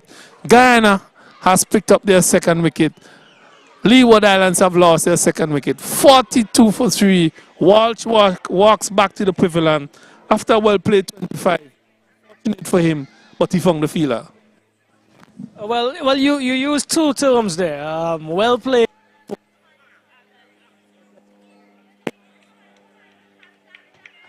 Said to you earlier, first game, he looked good as he did today. I think he looked better today in this first part of his innings. But as the last couple overs came, he looked to be trying to manufacture strokes instead of actually playing. He could have played that ball in the same area on the ground. Straighter bat, a little bit more solid instead of actually trying to manufacture a big stroke, and again it caused his downfall. Batted well, but for 24, 25, 30 at this level, we want to see bigger scores because we want batsmen who can concentrate for a longer period of time. As I said, he looks solid, very, very nice, very, very neat, but again, when should we take these opportunities? When should we take these chances? Is a decision. So not bad, not a bad innings, but he needed to bat for a longer period of time. As the new batsman is, we'll get that for you in a few minutes. But it's Ramprasad who effected the breakthrough, comes up now. And this one is on the stump, and he gets behind it solidly and walks away as the over comes to an end. So Guyana, after making 73, have just taken their second wicket for the Leewards. The Leewards still in the ascendancy, 43 for 2.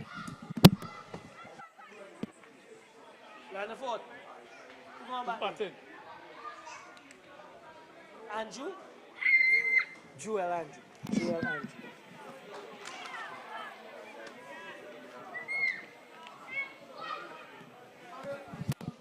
So the Andrew, as Dindial comes up now and bowls to Graves. Graves is trying to push this one on the onside, forcing it, but cannot get past the match. Short on. This one is again into that area. He turns it onto the leg side. Some more pressure being put on him. Ramprasad. He has a short leg. He has a man at a backward square. There's a slip. There's a man at short mid-on. And there is a conventional wideish mid-on as well. And he comes in now to Graves. Past the man. Past the hands of the man at the short leg. This is where the action is going to start, it seems. That trapped in the air for a bit, but Graves still was able to stay alive. He's on 15, and the score moves on to 44 44 for 2. Dindial is now about to offer up to Andrew, Joel Andrew.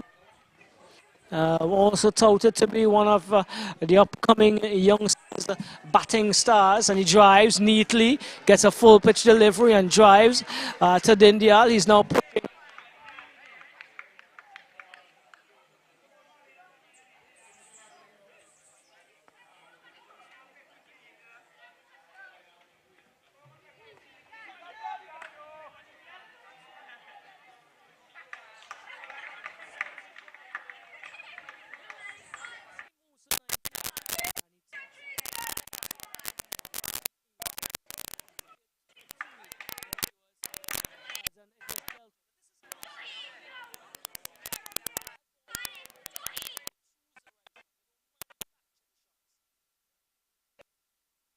Andrew, sorry.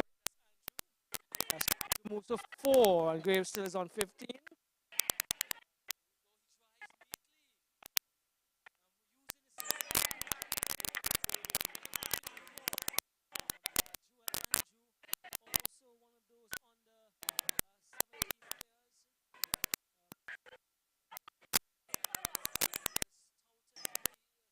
Lift.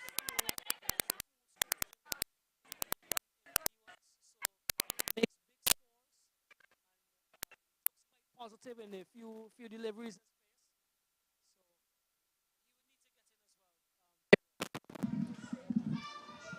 The Leeward Islands need to have a partnership here. They had a reasonably good partnership between Graves and Walsh. They need to have a partnership here, taking them at least past that first inning total here at Park Hill. This one is driven to the man at backward point. So they need to put a big partnership here between these two.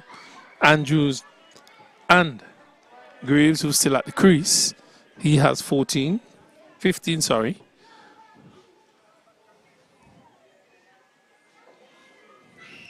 This one is short. He's back and plays that easily. Soft hands. No problem for him. Ramprasad picked up a second wicket of this innings. Short delivery. Should have been dealt with differently. Oh, there's a loud appeal. A finger goes up. Graves is out. LBW to Ramprasad. A quicker delivery. He was on the back foot. He missed it completely. And the umpire had no hesitation in bringing up that index finger. And the Leeward Islands have lost their third wicket. They are now 46 for 3. A good breakthrough here for the Guyanese. Ideally, as we indicated, they needed the Leo Walsh to continue batting, and they started to attempt to manufacture strokes, and we see the end result. Both of them are now dismissed. We have 2 new batters at the crease. Captain support from Andrew for the rest of the afternoon. Yeah, please.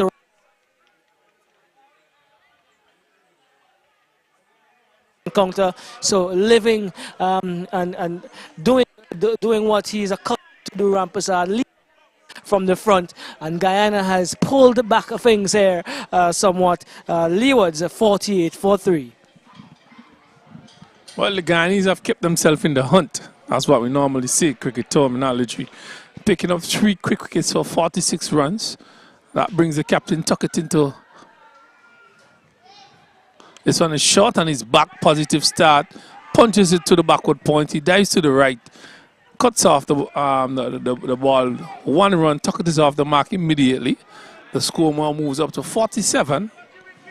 47. Or just corrected by 49. 49 for 3. So Guyana's kept themselves in this game. Picking up wickets, bowling tight. And flighted delivery by Ramprasad, and they have kept themselves in this game. So it's an open game here. It could go anyway at all. It is just about 3:30. This one is short and he's back and punches it to backward point. He's looking for 1, gets 1, calls for a second. gets it comfortably. So Andrew, 2 more runs to him. Looking very positive, seems to have no problems with playing the attacking shot. So 50 comes up for the Leeward Islands. 50, 51. 3 wickets have gone, and those wickets, and something that is evident here, Roxel, is that these 2 batsmen got start. Now these 2 batters have to start again and try to get in to create an impact on the Guyanese bowling, which is much more difficult. When you're in, you have to stay in. So this is a problem that we're having with our cricketers. They need to get in and stay in. Definitely agree. To add to that, they did the part. They were very, very solid and compact. But the moment they attacked, that's where the trouble came. It's Dindial. Comes up now to Captain Tuckett. He's behind it solidly. And gets that one onto the onside. Dindial will be looking to continue his route as he comes up now, tossed up and good line, good length. And Tuckett is asked to play defensive once more.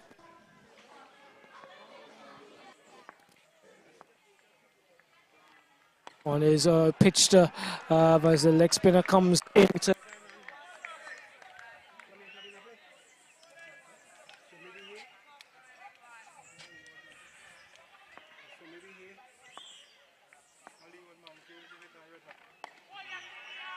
Spinner continues to work. Let me correct myself there. Looking at some other documents here, we have a number of other spinners in this Guyanese team. So let's see. Dindial comes in now. This one is another good delivery. Not as flighted, a little bit flatter, but up to the bat, and Tuckett comes forward and just pushes it back on the offside. Business like Tuckett. This one he tries to manufacture another shot and he's out. He is out once more. An attempt to play another attacking stroke and he's deep in his wicket, plumbing from the stumps. Dindial has ticked up another wicket. Guyana is definitely back in this game. And this game is very much open here at Park Hill as, as the Leeward Islands have lost their 4th wicket here. They are now 50 for 4. 50 for 4, and this game is now open. It can go anywhere. With the lower order in for the Leewards, the top order has been dismissed so far for 50 runs. They need to get to 73. They need another 23 runs or so to clinch first innings. And Roxel, this could spell trouble for the Leeward Islanders because they could fall below that 73 with the lower order going, and these two spinners are bowling pretty well. As you said, they are manufacturing shot. They are not being patient. They have to be patient. This is a 3 days game. Why keep looking for all these shots? Play the ball on its merit, up and down, mid on, mid off, and you'll be okay. Now they're playing the horizontal shots and they're getting themselves out. Well, this is where we need to have a little somebody to come and just start all over. And what I've seen here from most of the batsmen is uncharacteristic. So in the first game, the Leeward Islands, where they came in, they stuck out difficult period, and they were on top. They were on top at tea. They were on top just at tea. But they have not yet the first innings and play a little bit more.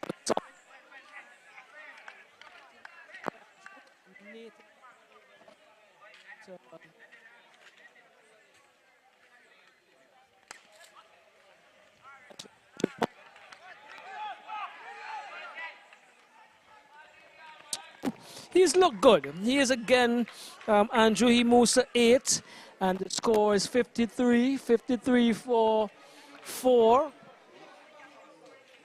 53 for 4, the Leeward Islands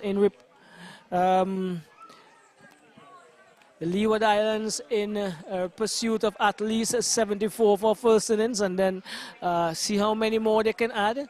Rampasad would have other ideas. Here to Joel, drives beautifully through the covers. That's going to go into the boundary now for 4. Joel Andrew is not making any bones with these bad deliveries. He is looking the part, and as I said before, one of those who have been touted as a prolific scorer in secondary schools or schools cricket in the Leeward Islands. He is now on 12. The score moves on to 57. 57 for 4, the Leeward Islands. Rampasad would need to deal with this one again. He makes some changes. He has moved the man from point to a conventional cover position, and there's now a short extra cover. And this one is a pitched up, and Joel Andrew just decides to come forward and plays it back to the bowler. Looks quite prolific, looks positive. I think every time I say that, a wicket falls, but he drives to mid off. He comes around and field. The fielder did, and that's the end of the over.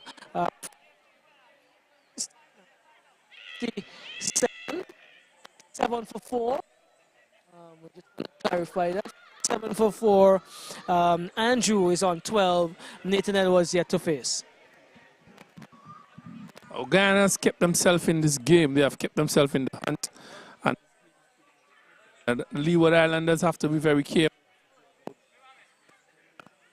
They could find themselves in some serious trouble here on day 1 as well, being bowled out below that 73. Their next target ought to be that 73 runs between these two batters, and then press on to give the Guyanese some runs on the board. But if they don't do that, they're going to open up the game, and both teams would hit it day 2 and day 3 to actually get themselves ahead of the game. So they are really playing back into the hands of the Guyanese. They played a good innings, a good session this morning into lunch and after lunch, and they're now handing back the game to the Guyanese. Then the alternating Edwards, he leaves it outside the off stump, and he is setting himself once more. That one was a quicker delivery as well. Edwards turns onto the onside, looking for a single. Joel says no. As we continue to bring live coverage of this encounter. This is the round 2 match, Guyana versus the Leeward Islands. And this one is struck in the pad. It looks as if it's going to beat the leg stump. Right, umpire Christopher Wright agrees with us. The Guyanese are definitely coming back into this game. They are pulling things back. They've picked up 4 wickets. 3 of which in our estimation were gifted to them, but if you're not bowling, you can't get wickets, and they've been bowling. This is Din Dial once more. This one was a good delivery. Coming back into the left-handed Edwards. He settles again. This is better. Delivery on the stumps and coming forward, and in the MCG coaching manual format, he's behind that one. You guys still use that for those books, Kenroy? We'll talk about that. Another forward defensive stroker by a compact Edwards. Which manual do you use these days, Kenroy? Cricket has changed so much. Cricket has changed so much. There are so many different manuals, so many different explanations as to how to do this and how to do that. But I've always relied on what I've learned over the years. You know, the basic things are basically the same. The hold the bat, you know, forward, defensive. These things are basic. And if you continue to do those things, then you will do well. And what the Leeward Islanders are doing, they are playing the horizontal shots. They're not being patient. There's a loud appeal. There's a loud appeal. Forest stumping it is. Umpire is not moved. So Guyana is really bringing themselves back into this game. Dial good overs here for this Guyana team. They have picked up 3 wickets between them so far, and they have reeled back the pressure on the Leeward Island team here at Park Hill, keeping it really tight, giving away nothing. They have picked up some wickets, and the Leeward Islanders are really chuckling.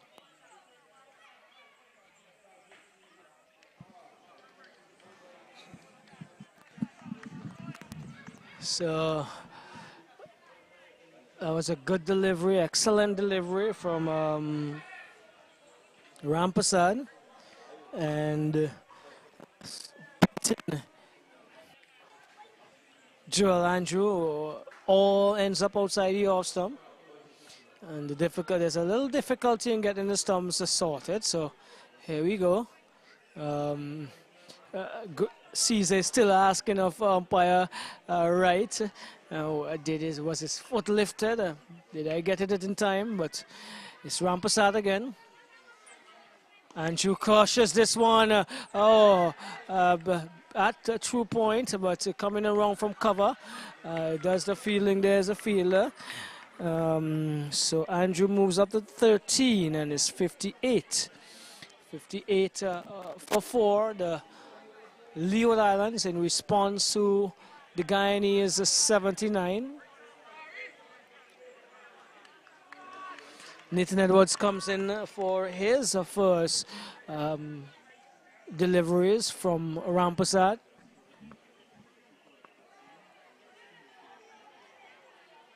Comes forward in the ideal fashion, head over the ball, bat slanted to the ground, full face of the bat as well.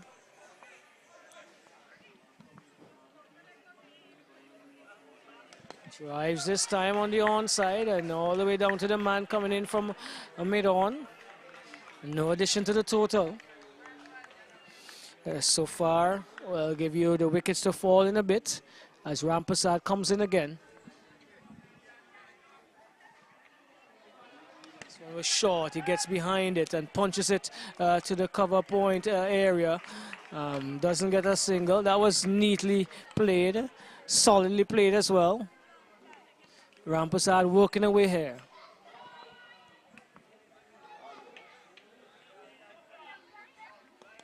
This one is a full delivery on the leg stump. He decides to just turn it around, and he gets off the mat. That's Nathan Edwards, and the Leeward Islands moves to 59 for 4.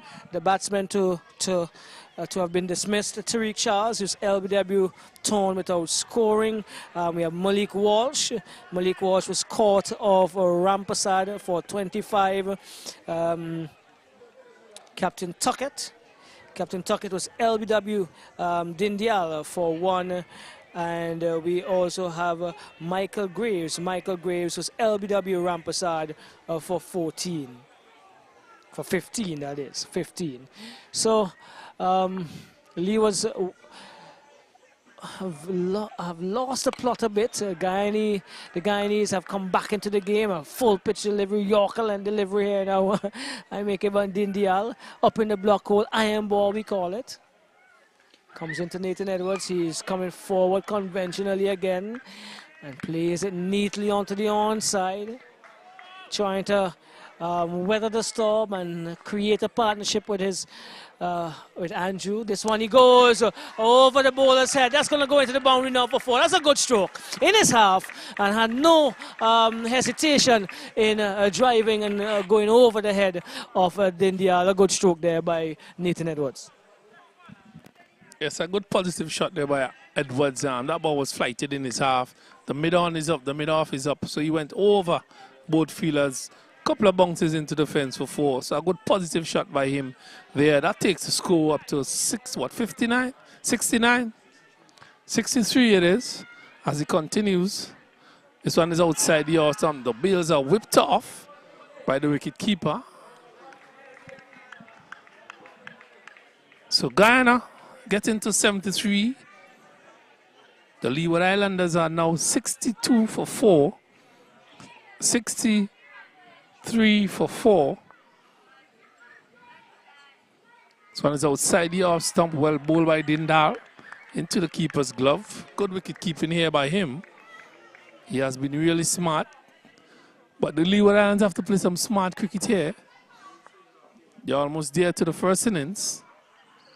This one is outside the arm. So put a little more pace into the keeper's glove. So some tight bowling here by Rampasad, and Dindal has brought the Guyanese back into the game, giving them a sniff as to what is to come, really. And the Leeward Islands have to be very careful as to how they go about this innings, or they could find themselves in trouble if they are bowled out before the evening or for a total below 100. They could put themselves under some serious pressure going to day 2 of this game. It continues. Rampasad, let's get that right. Rampasad, the captain of the Guyanese team, had the pleasure of being the captain of the under-17 unit as well. And so he is going to come to Joel Andrew. Andrew goes deep into his wicket and gets behind this one, plays it out to the point area. Coming in and doing the fielding there is Thorne.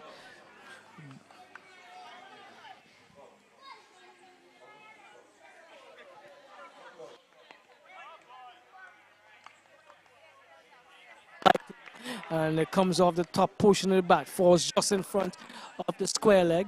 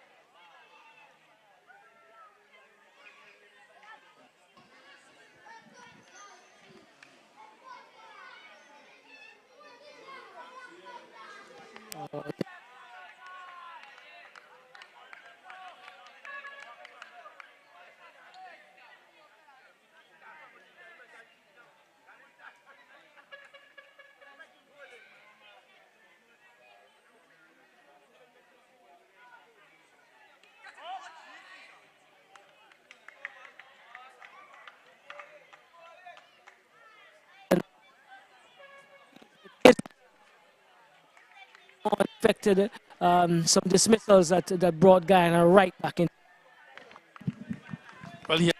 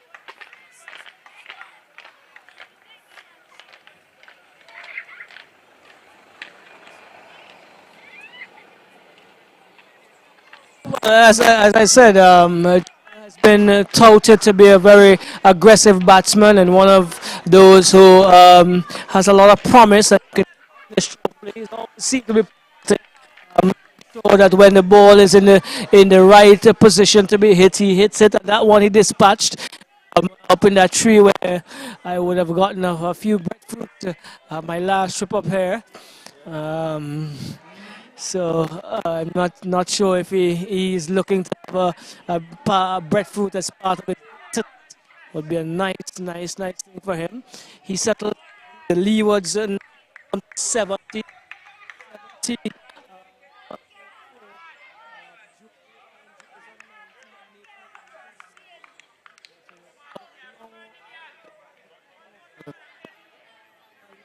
On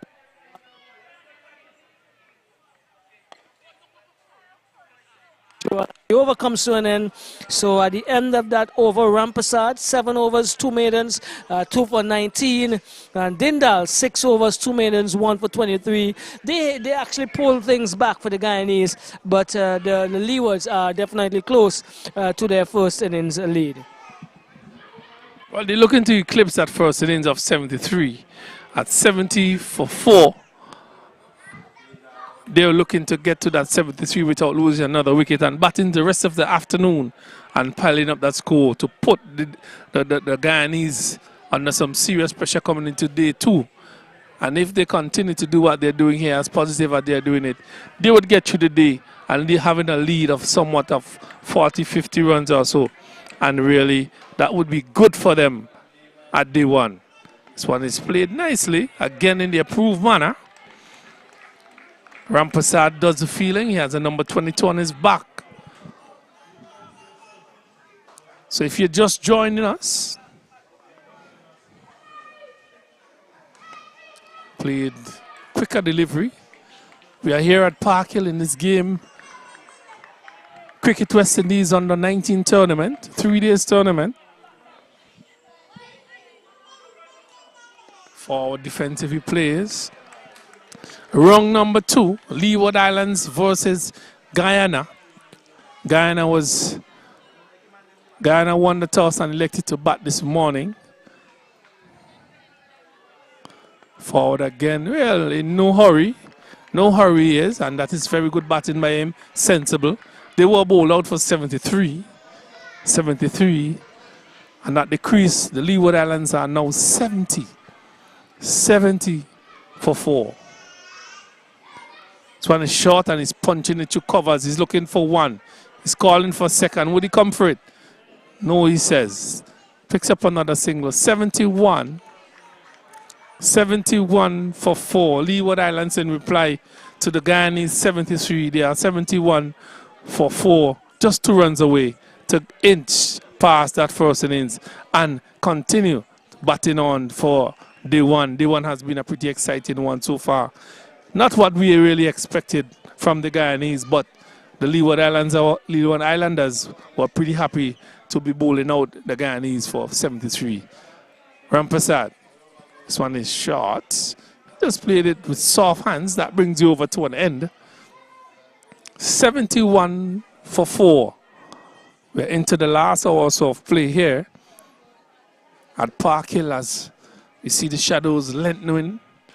The sun is going to the west, but we have beautiful weather here for cricket here at Park Hill. Lush green surroundings, the houses. A lovely park to be. If you're just joining us, this is a Cricket West Indies under 19 tournament played in St. Vincent and the Grenadines at Park Hill, Arnesville, and at Cumberland. Leeward Islands versus Guyana. Guyana was bowled out for 73, and Leeward Islands are now 71 for 4.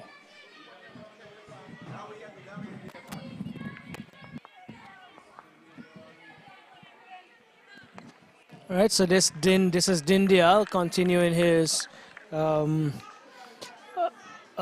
from the road end. He's just getting a little guidance from umpire Christopher Wright, probably seeing you're standing, you're completing your follow through in front of me. And he bowls to Nathan Edwards, who drives onto the onside. A very important pair, the wicket here now for the Leewards, having lost their 4 top batsmen in terms of the order. Dindial again. This one is turned into the vacant backward square position.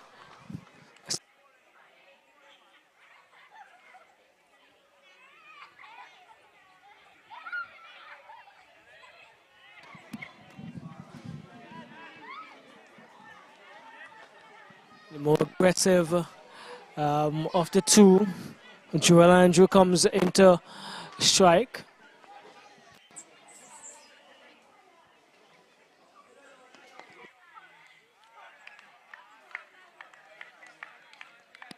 Plays it down. He's probably saying to himself, I could have hit that down to the sea, but decided against it. Let's see what he does with the next delivery.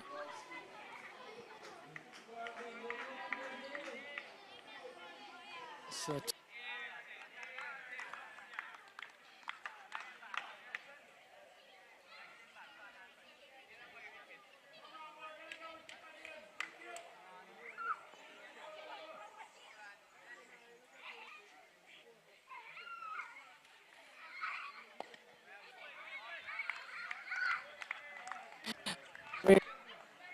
um,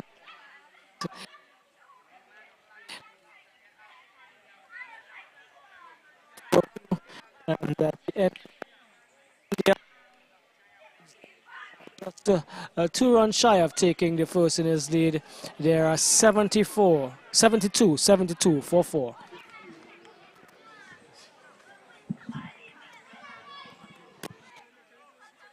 It's all the Leeward Islands game here.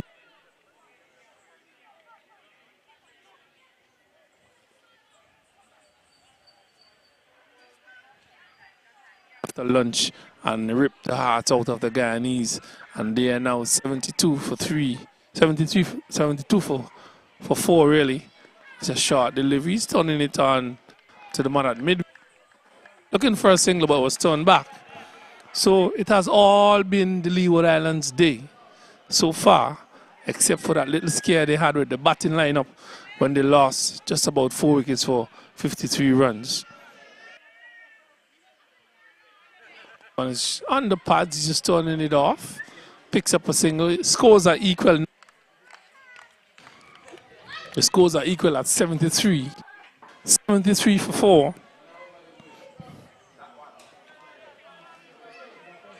So they have gotten to that magical figure of 73. And then now, this is where the pressure starts for the Guyanese, where every run now they have to get that before they start scoring.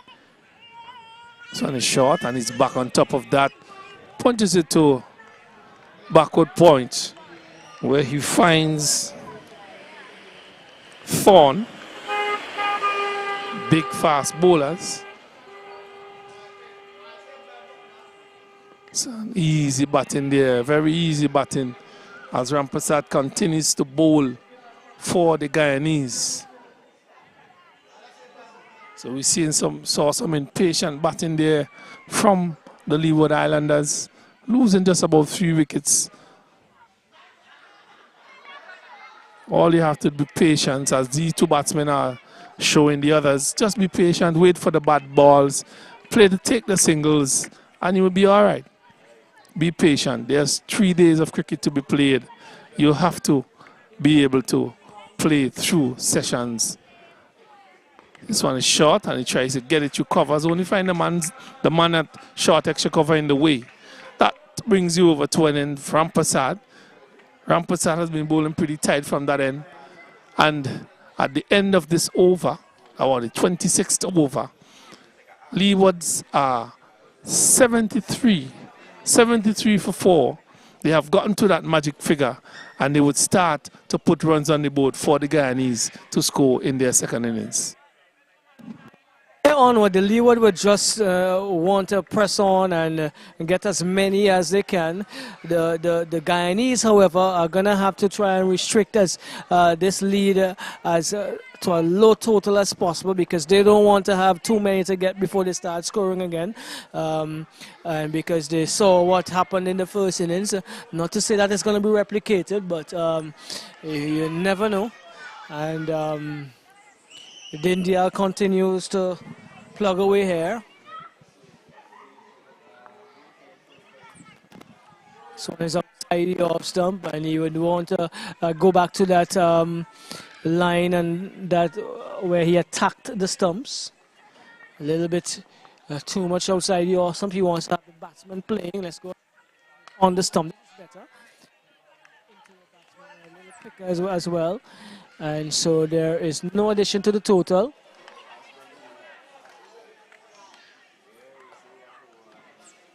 Dindia once more to Nathan Edward. Edward gets a flighted delivery and is content of just playing it in front of him, killing it, so to speak. And as the evening peters out into a calm, cool afternoon, he tries to turn this down the leg side. The keeper sees that did not take. He was advancing. That's Edward. He could have been in some problems. Now looks at the studs in his boots. And this is what I've seen him done. He tried to do, actually, trying to just nudge it on the onside. This is a good delivery from Dindia. Continues to bowl well, attacking the stumps and getting behind it. There is Nathan Edwards. Overcomes soon, and this is going to be a water break at the end of the first hour after tea. The Leeward Islands are 74 for 4. We're going to take a short break. We'll come back right here to you from the Park Hill playing field.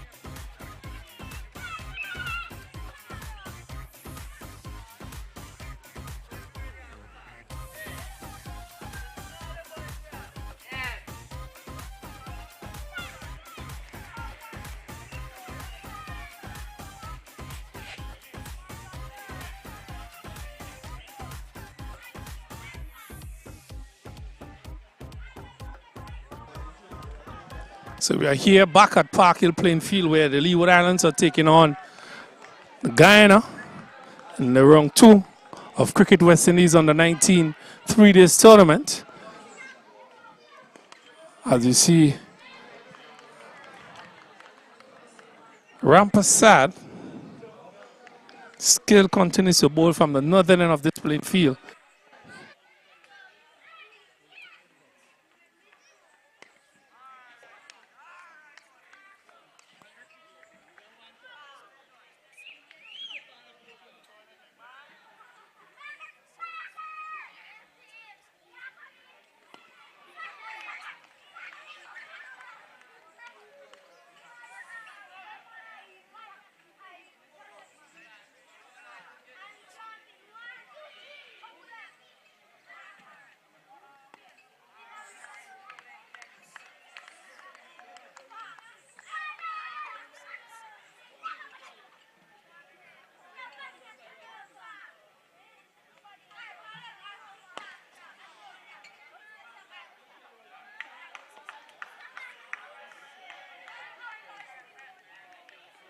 Edwards has continued to be aggressive when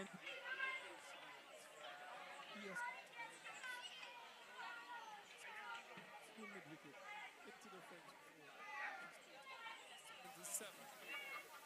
77 for 4 Leeward Islands in reply.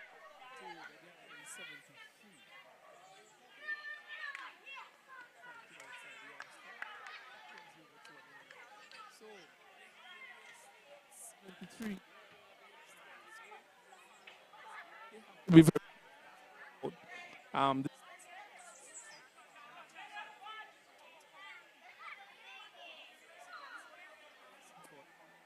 if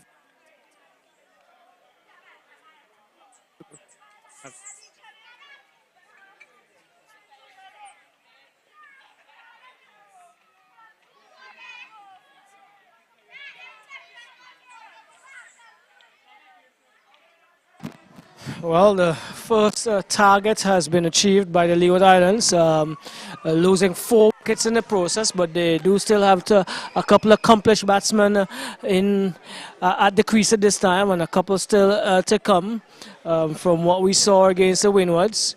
So it's Sandia coming back.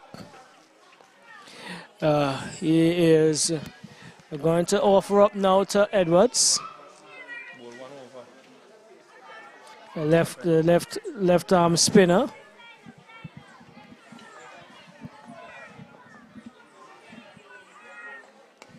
Driving onto the offside is Edwards. He's quite comfortable, quite compact so far. Sandia would have bowled a few overs before. Comes up now to Edwards. This is flighted. Edwards goes back and punches it into the covers, so can't get a run. A lot of flight in that one, and this is good. Teasing the batsman, asking of the batsman to make a decision. This time he decides to be defensive. He has one slip with him. Comes up now Sandia to Edwards, and he uses his feet well and drives back past the bowler into the boundary for 4. That's a superb shot. Edwards on the go, Kenroy. yes, really some good footwork there by Edwards.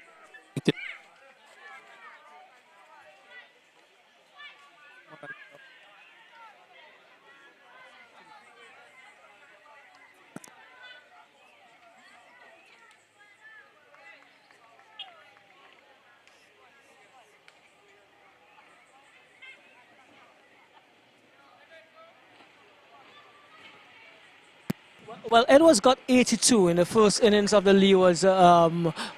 Only turn at bat. Let's get that right. Yes, and he drives again, and Well, not only his only turn back because he didn't get a chance to bat in the second innings as the game petered out into a draw. And he was very, very compact, very positive on bad deliveries, and he's looking the part here again.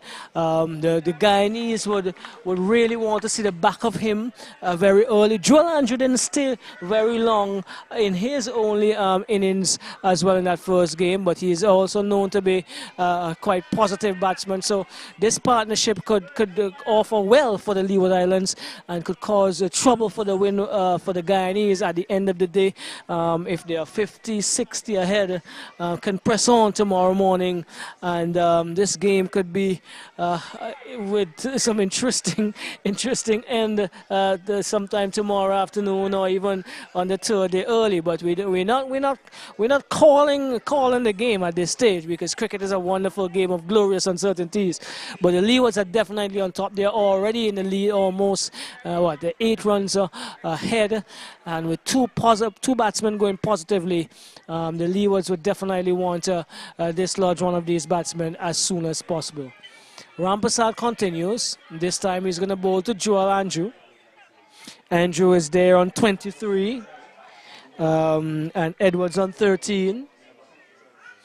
Full flighted delivery, comes forward and drives it, content with driving it back to Rampasad.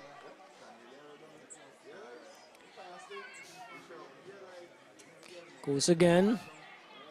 Flighted outside the off, some drives to a wideish mid-off position, gets a single. Square drives almost, and he moves to 24. That's Andrew.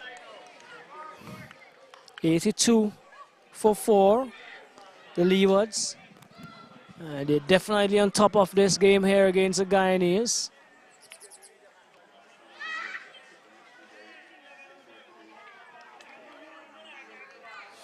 Nathan Edwards comes in to strike.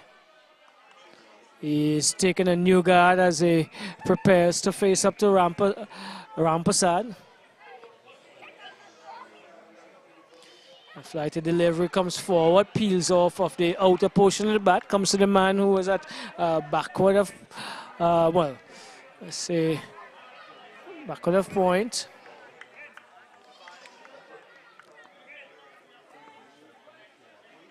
Short, and again trying to cut this through point. Doesn't get as much as he wanted on it.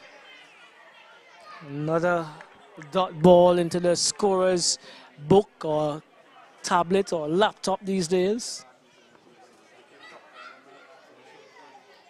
So he's flighted, he comes back and gets behind it and plays it onto the onside. Another solid defensive stroke by Edward.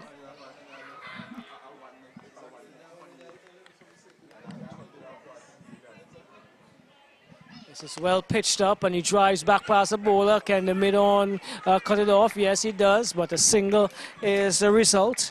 83 for 4. Edward moves on to 14. And that's the end of the over. Building up a really nice partnership here is Edward and Andrew for the Leeward Islands, Kenroy. He would have to bat right to the whole of the rest of the day, really. Another 13, 14 overs to go, but we play until 5 o'clock or so. They would have to bat for the Leeward Islands. The Leeward Islands already have a lead, so they have to press home the advantage. Keep the Guyanese under pressure going into day 2. Put up a big target so that they could bat once in this innings. These two are looking good. They are looking good. They are playing the ball straight, waiting on the bad ball to dispatch it. That's what you should be doing. Don't get rash. Don't play rash shots, but continue to bat positively. He's in, flighted delivery outside here. Awesome. Driven to the man at short extra cover.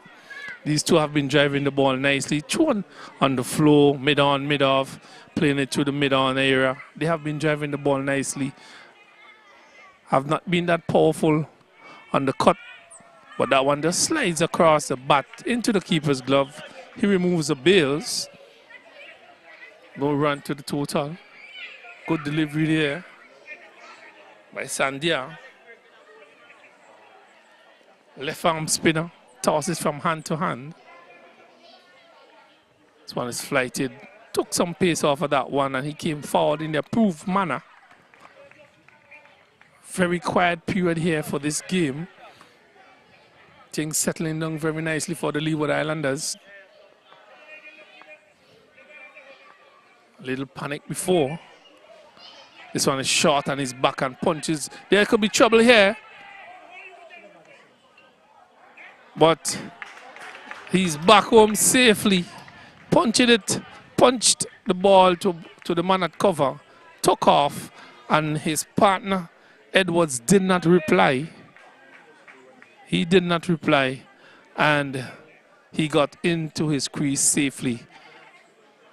He remains batting for the Leeward Island. So on a short, he's back and punch again. That finds the gap this time. He calls for one. He's looking for a second one. Chose comes in at the non-strikers and backed up. So he picks up another 2 runs. That goes to 89, sorry. 85 for 4. Leewards keep pressing home this advantage. These guys are batting smartly. No risk. Just playing each ball on its merit.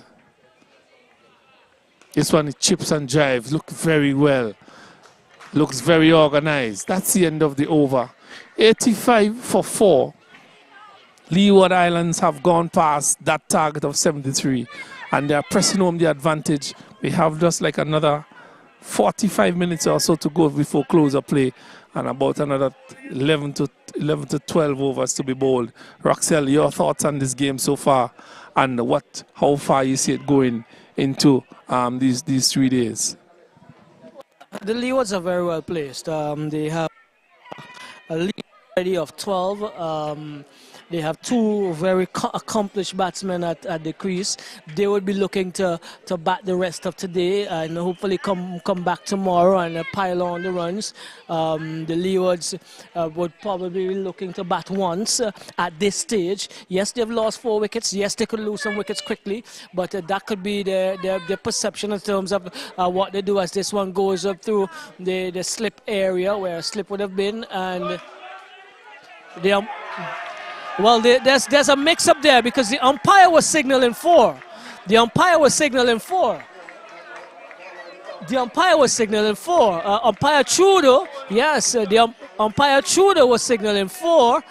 So there was a mix-up. They stopped. And so there is going to have to be some sort of... there's going to have to be some sort of I don't know what happens there, but umpire Trudeau, he was signaling 4. No, interesting there. And so let's see what's going to happen. Joel Andrew has been dismissed. He was sent out by Wright, so let's see what's going to happen. There has to be a consultation. And the umpires are walking towards us now. The umpires are walking towards us because they stopped running because the presiding umpire signaled 4, and so he has to be. Well, let's see. Let's not preempt what the decision would be. But so it's a dead ball being signaled. No run scored, and Joel Andrew will have to come back because that's what happened. That's what happened there, Ken Roy. A very strange call, because I think umpire Trudeau would have thought that the ball had gotten to the boundary. He was signaling 4. The batsman stopped running, and obviously Wright, who was focused on his end, obviously had to give the batsman out. Well, he made the right decision from his part. He didn't see the umpire Tudor signaling 4, but at the end of the day, I think that's the right decision being made by the umpires.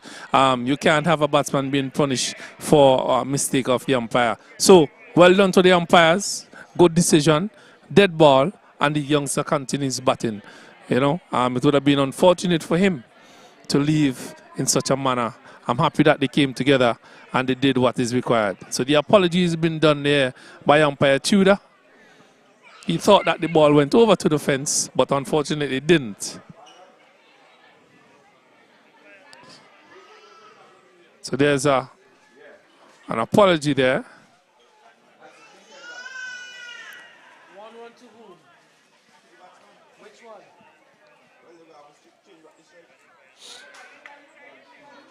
So 1 to Edward? Andrew? Number 5. Because he was coming back for second. So it has been rectified. 1 run has been signaled to Andrews because he was coming back for the second, and the umpire started signaling 4, so he stopped run, and then the ball was thrown in from the boundary, and the keeper whipped off the bails, and he was sent by the square leg umpire. They corrected that, and they said 1 run was offered to the batsman. So we continue play here. After a little confusion here in the middle, Guyana versus the Leewards. This one is driven back to the bowler, well fielded. The score is now 86. 86 for 1. Roxel, the confusion has been dealt with. Well, that was an interesting period of play, something that we don't normally see. And they get a single here now as a good call, very good call by Andrew, pulling Edwards through for a single. Edwards moves to 17, the score moves to 87.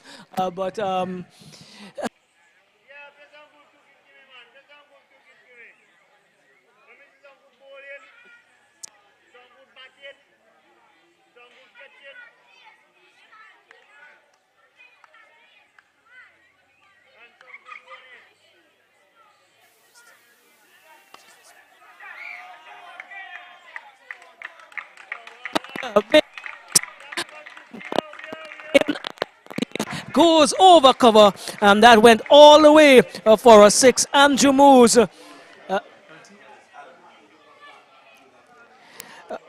goes to 31. Goes to 31, and the score 93. 93. I was being corrected there that there's a new bowler, Mahabia. So it's Mahabia again. This time he drives to.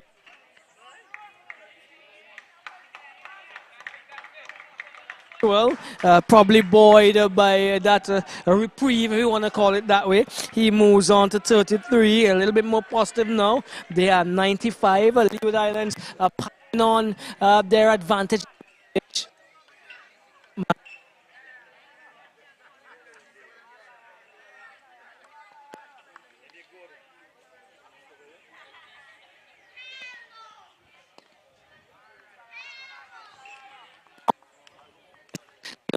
To an end, the Leeward Islanders are a little bit more positive as they have gained the first innings lead, and they look to push on their advantage as far as they possibly can before the end of the first day.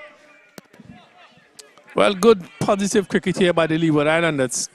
They have rushed up to now 95. 95 for 4. They look a little bit shaky when they lost just about 4 wickets for 53 runs, but they have gathered themselves nicely. This partnership between Andrews and Edwards have brought them to 95 here, and they have lost the same 4 wickets. So good batting here by these two youngsters. They're not taking chances. They are batting, playing each ball on its merit for the Leeward Islands. Flighty delivery comes forward and just stroke it nicely back to the bowler. So Sandia continues to bowl left arm orthodox. Shorty backs and punches it to the man at short extra cover. So these two have batted sensibly for the Leeward Islands. After losing 4 rather quick wickets, unfortunately. And, well, not unfortunately, bad strokes, bad shot selection by these 4 batters who have lost their wickets. Charles, who had a good delivery up front from the big pace Thorn.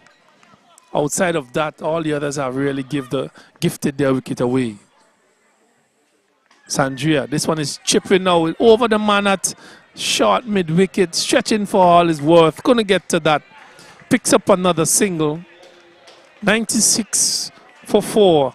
And these two continue to bat well here for the Leeward Islands. Going into the end of the closer play on day one, Leeward Islands looking for a target of 73. They have gone past that target. They are now 96. 96 for 4, pressing home the advantage. They bowled out the Guyanese this morning, well, just after lunch for 73, and they are pressing home the advantage here. Raxel, they are in a very commanding position here. By having these two bat through the day. They don't want them to do all this hard work and then in the next half an hour they're still in the hut and not being able to come back tomorrow. That is where it's going to be much more positive. That's where it's going they're going to reinforce the strength in which they're at which they're at now. Sandia comes in now and he is going to bowl to Joel Andrew. He's on 33. And he gets a flighted delivery and this drives a back past the bowler on the onside.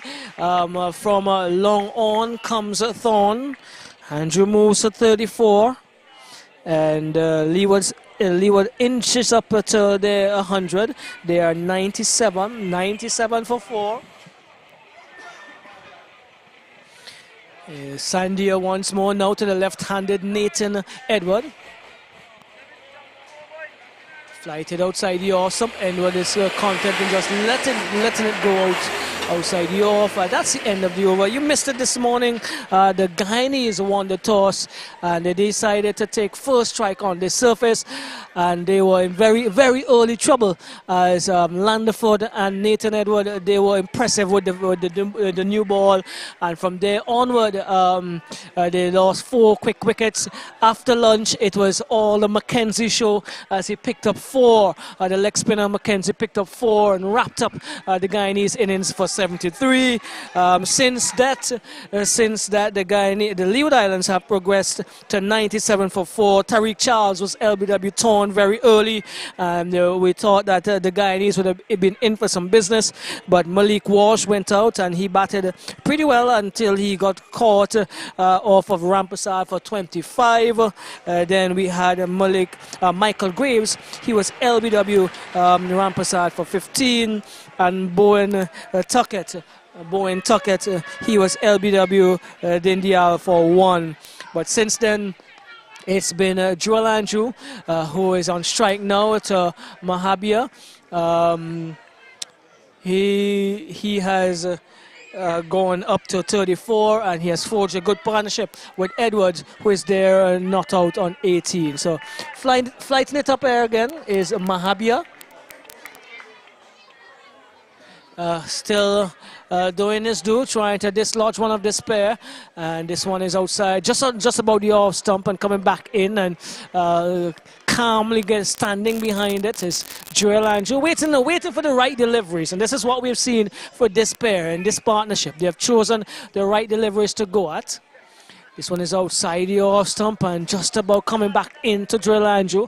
Forward he goes, keeps Mahabia out once more. Here working again is Mahabia. So faster, and it's a good stroke. That's gone for 6. This is what we've been seeing from Joel Andrew and Nathan Edwards. The right delivery. This one is faster, quicker through the air, and in his half, and he just went through the line as Ken Roy, one of our scorers here, likes to do. Once it's pitched up in his half, there is no question about where it should go. Well, that was a really good shot there by Andrews, and that brought up the 100 for the Leeward Island team. They have batted themselves into a strong position here. That was a tossed delivery, a quicker one as well. And Andrew climbed into that one and striking it over mid-on into the school area for 6. In the lush green area, that was brought back very quickly. And the score now moves up to 101. 101 for 4. After being 55 for 4, these two have batted and batted smartly. They have waited on the bad deliveries, pounced on them, cashed in, and they have put themselves in a really strong position. At day number 1, you have won already the first innings. Pressing home the advantage are the Leeward Islanders. Forward. Solid position there. They have batted smartly. Take little risk. Look at the bad delivery, dispatch them, And now they are in a really solid position here. And the Guyanese have to be extremely careful. That one was dug out. Dug out. That was a quicker delivery from Sandia, the left arm orthodox.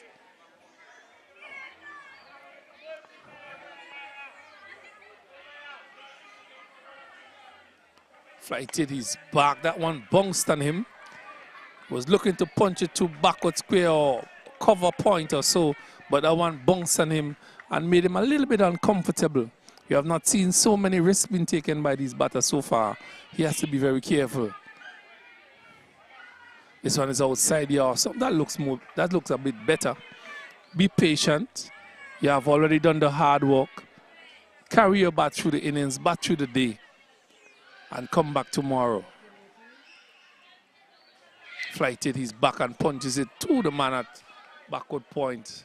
So some smart cricket here being played by these two batsmen, taking the Leeward Islands up to this total so far.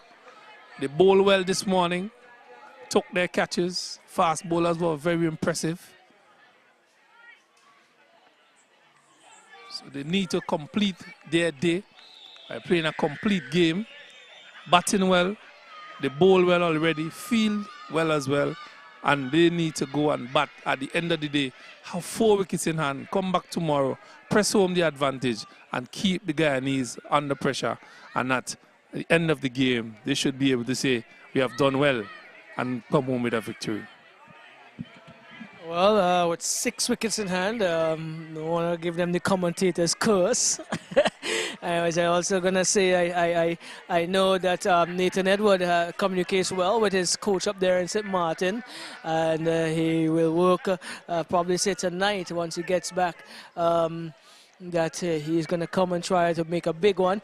But the Guyanese they have an opportunity here to make things uncomfortable for the Leeward Islanders, because at this stage, with 30 minutes to go, they may be looking to get as many as they want, but also to preserve their wicket. So the bowlers now have to attack the stumps. They have to be consistent on the stumps. They don't want to have the batsmen leaving too many deliveries as they try to get through the rest of this afternoon. They're on top, but they definitely want to be there tomorrow. And so in order for the Guyanese to effect a dismissal, they want to make sure they keep the batsmen playing in the good lines and lengths. We have a new bowler on the attack, and Ram Sami it is. He was on the boundary line here for most of the game, and he comes in with a good delivery to Joel. First up, Ram Sami. He also he plays for the Two Bars Club in Tugbar Club in Guyana, and would have played for the Burbies on the 19s in the inter-county game. He comes up now and he is going to bowl to Joel. He drives pleasantly through extra cover. Is it going to go into the boundary? No.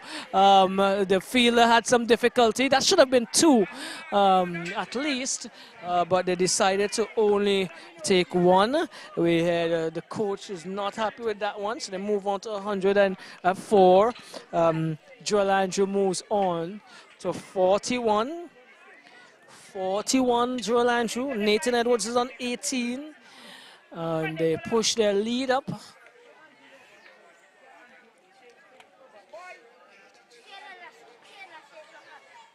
So already 31.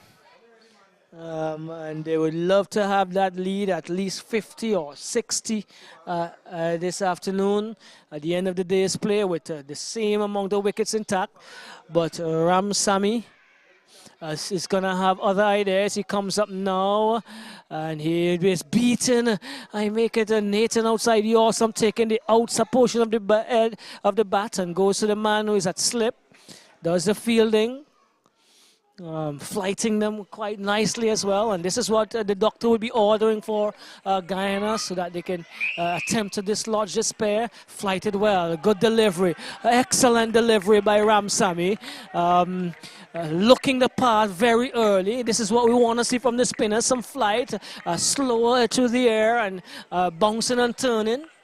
29 on his back. Comes again Ramsamy. This one is short with some bounce, and getting behind it quite neatly is Nathan Edward. And getting some support from Rampasad is Ramsamy. Comes again. This one is short and is trying to punch it past the backward of point position. They can't get a run. End of the over, not bad. There's some variety as well in it. A few shorter deliveries at the end, but making the batsman play every single delivery. And this is what is required for Guyana. He has to be consistent, has to be attacking the stumps in order for them to get a wicket from here. Well, they are looking for a wicket, but these two batters are well set. They are well set. One is on 18, one is on 41. Really batted well for Leewards. After being in some trouble at 53 for 4, they are now 104 for 4. So a solid partnership between these two so far for the Leeward Islands, and have put themselves in a really solid position and put the Guyanese under some serious pressure. So another half an hour or so to go here before close of play. They don't need to do anything rash. They don't need to do anything out of character. They just need to bat and bat sensibly. Take it home. Both of them come back tomorrow. Continue pressing home the advantage and really put the Guyanese under extreme pressure to come out and bat tomorrow. Played nicely again. Straight up and down. They don't need to do anything more than that. Keep taking it over. Don't take any risks. And they would get home safely tonight. And yes. So some good batting here by these two. They came together at what score?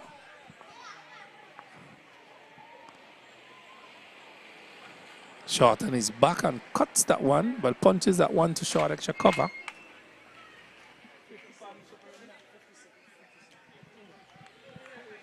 They've been batting very well together. This is the partnership that I spoke about earlier. Flighted. Good batting. You're not in any hurry. Be sensible. Be smart. Can't lose your wicket at this time. You got to bat for yourself and bat for your team here.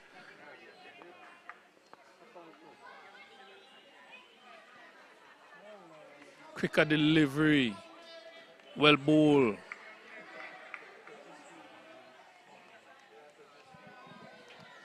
As the shadows lengthen here at Park Hill, it's a very cool afternoon.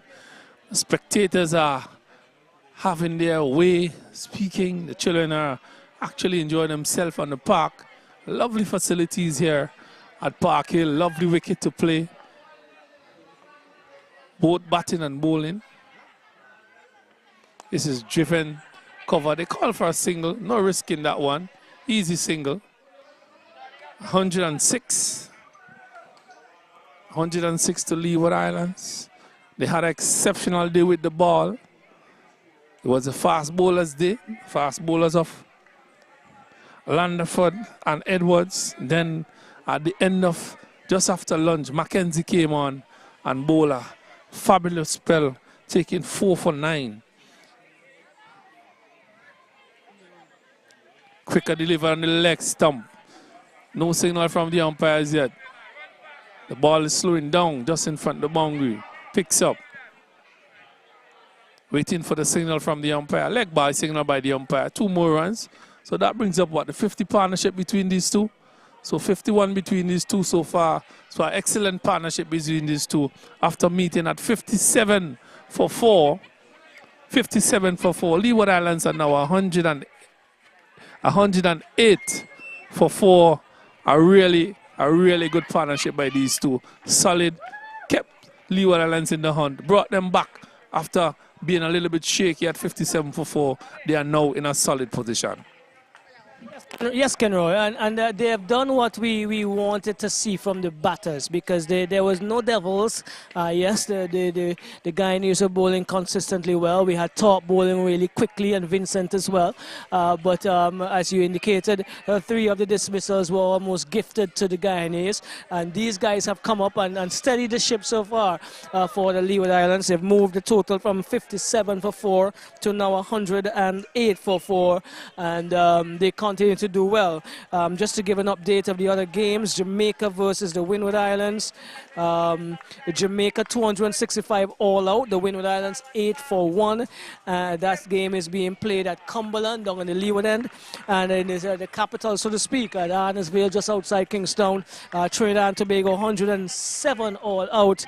Barbados are 45-1. Here at the Parker playing field, the Leeward Islands, they dismiss. Beautiful shot, bisecting the mid-off and the mid-on. They're going to get two. No, they only ran one. And that's something that they probably need to tighten up on. They're running between the wickets. As Nathan Edwards moves to 20. Joel Andrew is on 42. The Leeward Islands 109 for 4. 109 for 4. And these batters are doing the do here for Leewards. They trying to see if they could push their team up to at least a 50-60 runs lead by the end of the day. Ram Sami has ball in hand, and he is gonna try to effect another dismissal. This one is not going to be, well, the runs are not going to be allowed. He didn't play a stroke, and goes off the pads as well, so they decided against running. Dead ball now being signaled by the umpire Trudeau. So a little chatter going around as the Leewards and their supporters try to encourage these guys to stay on for the rest of the afternoon. This is neatly taken off the pads to where a third man with a fine leg would have been, gets a single. And that is Andrew moves up to 43. Andrew moves up to 43, and they move to 110, 110. 110 for 4. Very strong partnership between these guys. As Ram Sami comes again. And this time to Nathan Edwards, and he is confidently behind it. Definitely one for the future. From the two games we've seen, the balls with some good pace and swings the ball, and is a much more than an accomplished batsman. So when he comes forward in the approved fashion to a good delivery from Ram Sami, the over comes to an end. Leeward Islands, they are, I make it 37 runs ahead, 37 runs ahead at this stage. They're 110 for 4. Yeah, steady going here by the Leeward Islanders, keeping themselves intact, keeping themselves in the game. Batters are batting pretty well. After losing 4 wickets for 57 runs, they are now in pursuit of looking to score at least 150, 200 runs and put the Guyanese under some serious pressure for their second innings. And that would be exactly what the coach would be probably saying. Bat as long as possible, don't take any risks, just bat through the day. Short, and he pounces on that one, tries to get it through the gap. Only find the man a short extra cover in his way. Too many balls been hit to fielders, trying to force it, caress it through those areas. Forward in approved manner. 110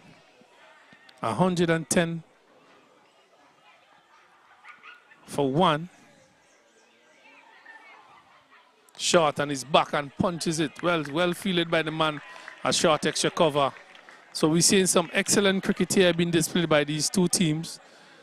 Although the Guyanese are behind, they are still making that extra effort to save as much runs as possible. This one is driven back to the bowler. Smartly done. So some clever cricket here by these two teams. Cat and mouse.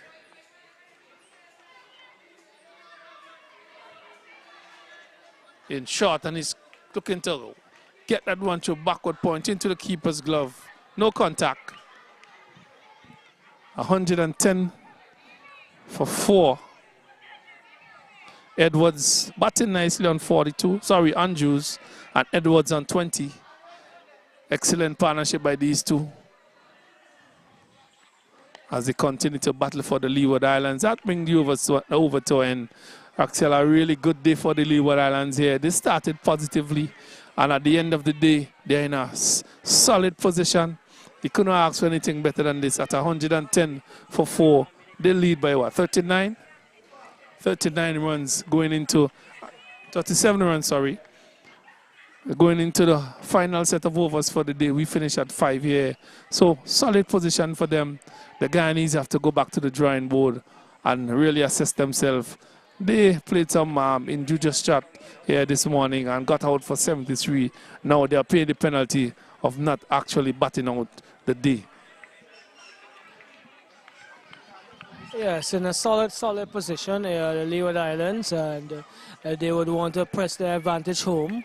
Ramsamy is going to continue the bowling for Guyana. This one is pulled in the air to where fine leg would have been. They're looking for one. That's the only one they're going to get. Nathan Edwards moves on to 21. And the score moves to 111 for 4. 111 for 4. The Leeward Islands are in the ascendancy here. And they would have been pleased, thoroughly pleased with their day's work so far. As umpire Truder just gets the helmet positioned correctly. Ramsamy comes up now to Andrew, who drives into the onside.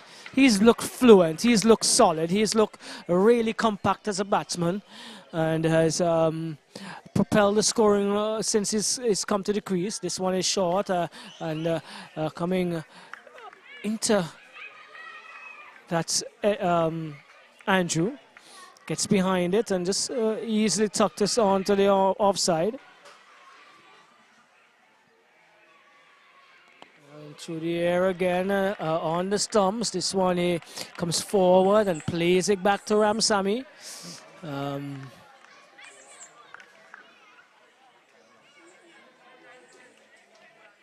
It's a full toss. He was advancing at it, so it was in an awkward position when he got to it. Just decides to play back on the ground, on the surface, back to the bowler Ramsamy. And outside the off stump, this one goes, and shoulder arms, and the end of another over. We're getting very close to the end of the day's play. We'll get you an idea of how many overs are remaining, but the Leewards definitely large and in charge at this stage.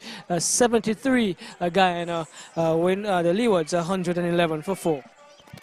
Said the Leeward Islands are large and in charge here in the ascendancy of this game, 111 for 4. They were struggling somewhat at 57 for 4 when these two came together, and they are now batting over 50 partnership for the Leeward Islands. We're getting close as the sun goes down.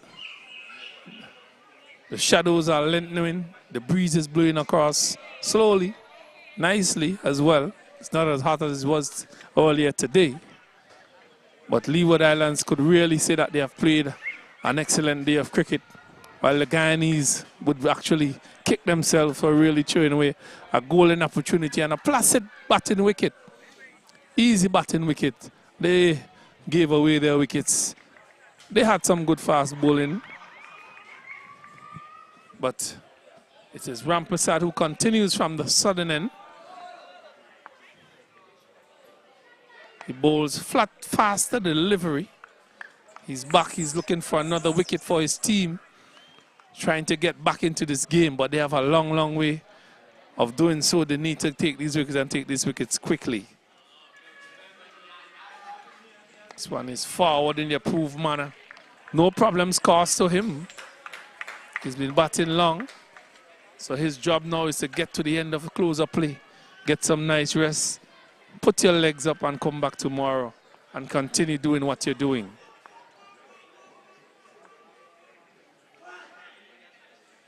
This one is forward again.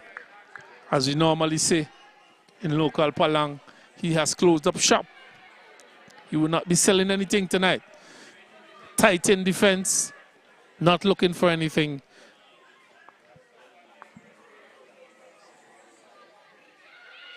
Forward again. Looking for a little single at mid-wicket. Nobody's there. There is a deep square leg, deep mid-wicket. Silly point, a slip, a backward point, a short extra cover, a cover, a long off, a long on. As Rampasad continue trying to pick a wicket here. Back and he punches that one to the man at short extra cover. Straight to the fielder.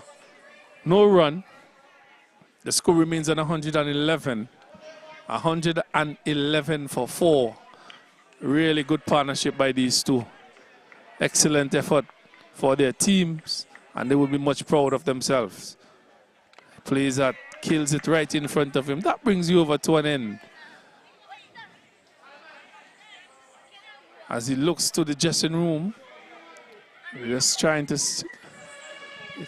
I think they have completed the 15 overs, but we have just about another 10 minutes or so remaining. We play in accordance to time.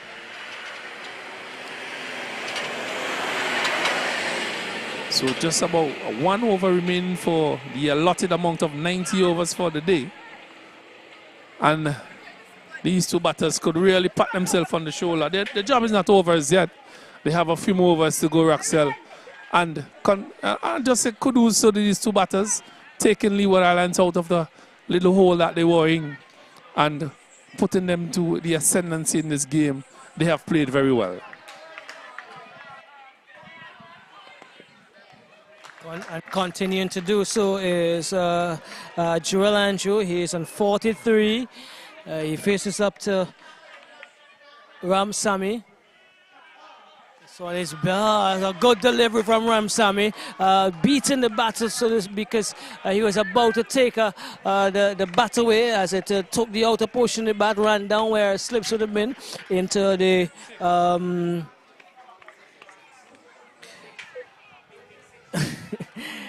into the third man area, as Amri is asking some information of us, and he's wondering if his batsman Andrew has gotten to the score he would like him to get. They're just on 112 for 4. If it's one aspect of cricket that could have been improved. This one is swept well. That's a good shot into the final boundary for 4.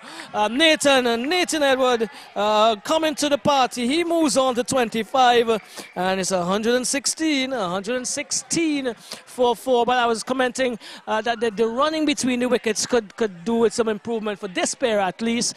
Not sure if they're tired. Nathan Edwards could be the only one saying that he's tired because he did bowl well earlier today.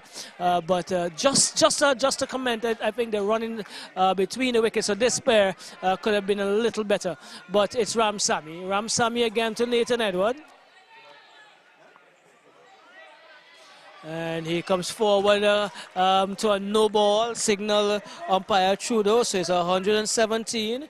A no ball offered up there by Ramsamy.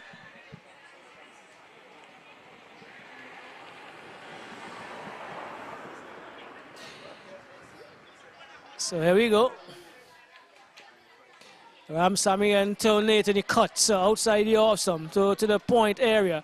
And he can beat the fielder.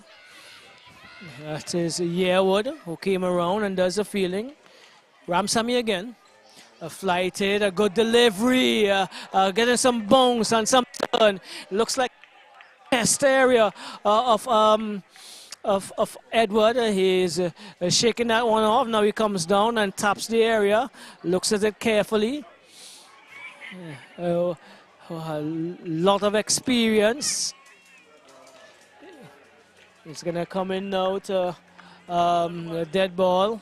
Is, as we see, an aircraft just going up to the northern section, and comes forward is Edwards, looking for a drive through the offside and into the cover area. That's the end of the over.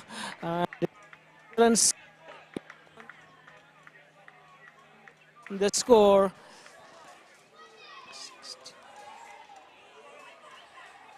Leeward Islands 117 for 4, and they continue to push on here, Ken Roy, as we peter off to the end of the day's play. And as we get close to the end of the day's play, we are seeing some really good cricket here from the Leeward Island batters. They have done the hard work during the day. They have bowled out the Guyanese for 73. They're now 117 for 4. Just about 1 over remaining or so. I look at my clock. I see just about 4 minutes remaining. That gives you like an over or so to go. We have already bowled 90 allotted overs for the day, which is very good on behalf of these two teams. So we have maximum play on the first day here at Park Hill. So we see the big fast bowler coming back here for the Guyanese bowling. Seems like he's going to bowl the last over for the day. Thorn will be bowling the last over for the day. And this should be rather interesting because he bowled with a lot of fire, a lot of pace. Picked up 1 wicket this afternoon. That of Charles. So he's back. He bowled his allotted 6 overs. Big lad, 16-year-old. So on a shot into the body, he comes up and just taps it to the onside. Score remains on 117 for 4. These two came together when the score was 57.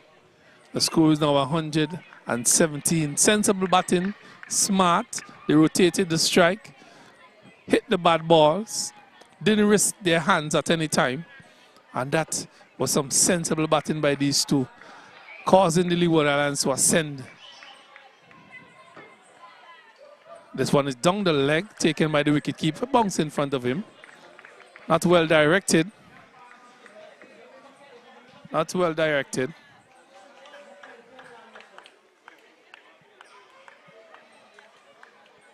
So we had some really good cricket here today. The Leeward Islands dominating play from ball 1. It's some excellent fast bowling. Then Mackenzie came in after lunch and wiped up the tail, 4 for 9. This one is punched through covers, not hitting it cleanly. And the lower half of the bat, you call it the tail, didn't time it properly. Just trickled out to the man at short extra cover. So Storm making his last effort for the day. The sun has basically left us here at Park Hill. We had a good day's cricket. Leeward Islands would be happy with their efforts, while the Guyanese would be kicking themselves. So it's short and he's up on top of it and ride it to the man at gully. Yes, the Leeward Islands would be the Guyanese would be kicking themselves, really not cashing in on a really good batting track. Very even surface. Ball bouncing nicely coming off the surface. They played some injudicious shots, got themselves out. Only got to 73. And now the Leeward Islands have pressed home the advantage at 117 for 4. This one is outside the off stump. Short lifting delivery, slow. As we wither away, the final few deliveries or so. As the sun wither away, as the sun departs from us here at Park Hill. My colleague just saying he's not withering away.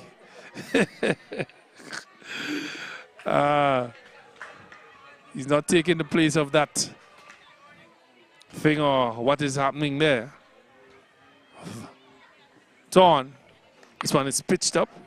Picked out over the man at backward point. Well, Cully, he picks up a single. He goes to 45. He would have to come back tomorrow to get to that magical figure of 50. As the clock goes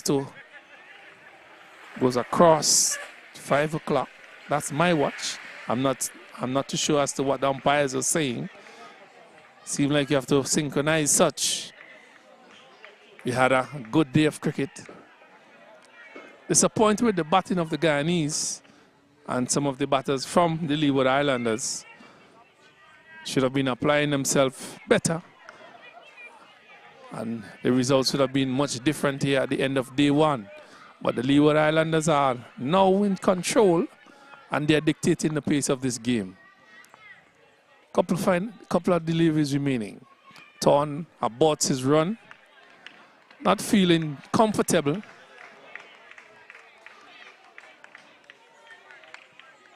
Or he's just making sure that this is the last over of the day, Roxelle.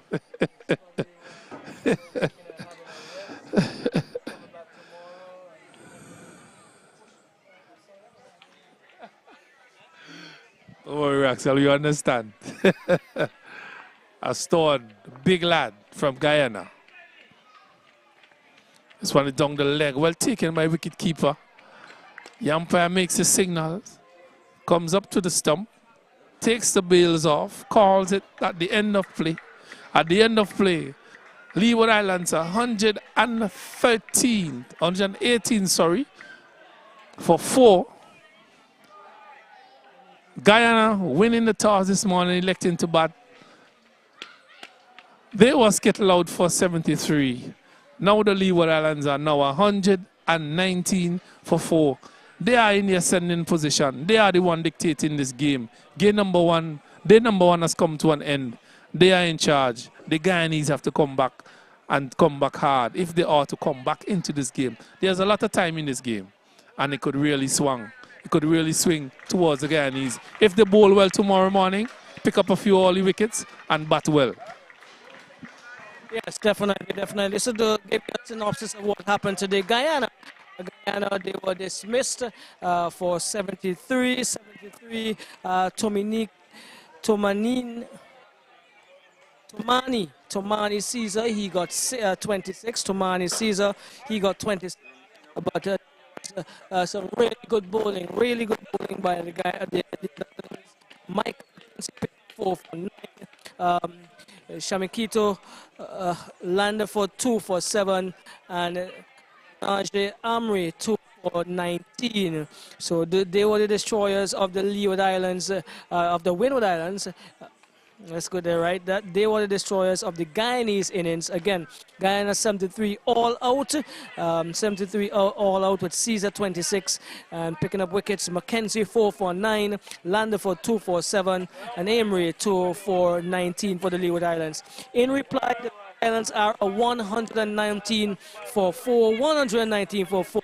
They had a little wobble where they lost 3 for 4, but so far a 62 runs a partnership between Joel Andrew, who is there on 45, and Nathan Edward, who continues to prove that his worth with the bat. He is there not out on 25. Earlier, Malik Walsh would have contributed to 25. The wicket takers, the chief wicket taker so far for Guyana, Captain Rampasad, 10 overs, and he's taken 2 for 21. Day one here between Guyana and the Leeward Islands. 73 all out. Leewards 119 for 4. Once more, Guyana 73 all out. The Leeward Islands 100. Join us tomorrow at 10 a.m. when we bring you live streaming of the second day of the second round match here at Parkville.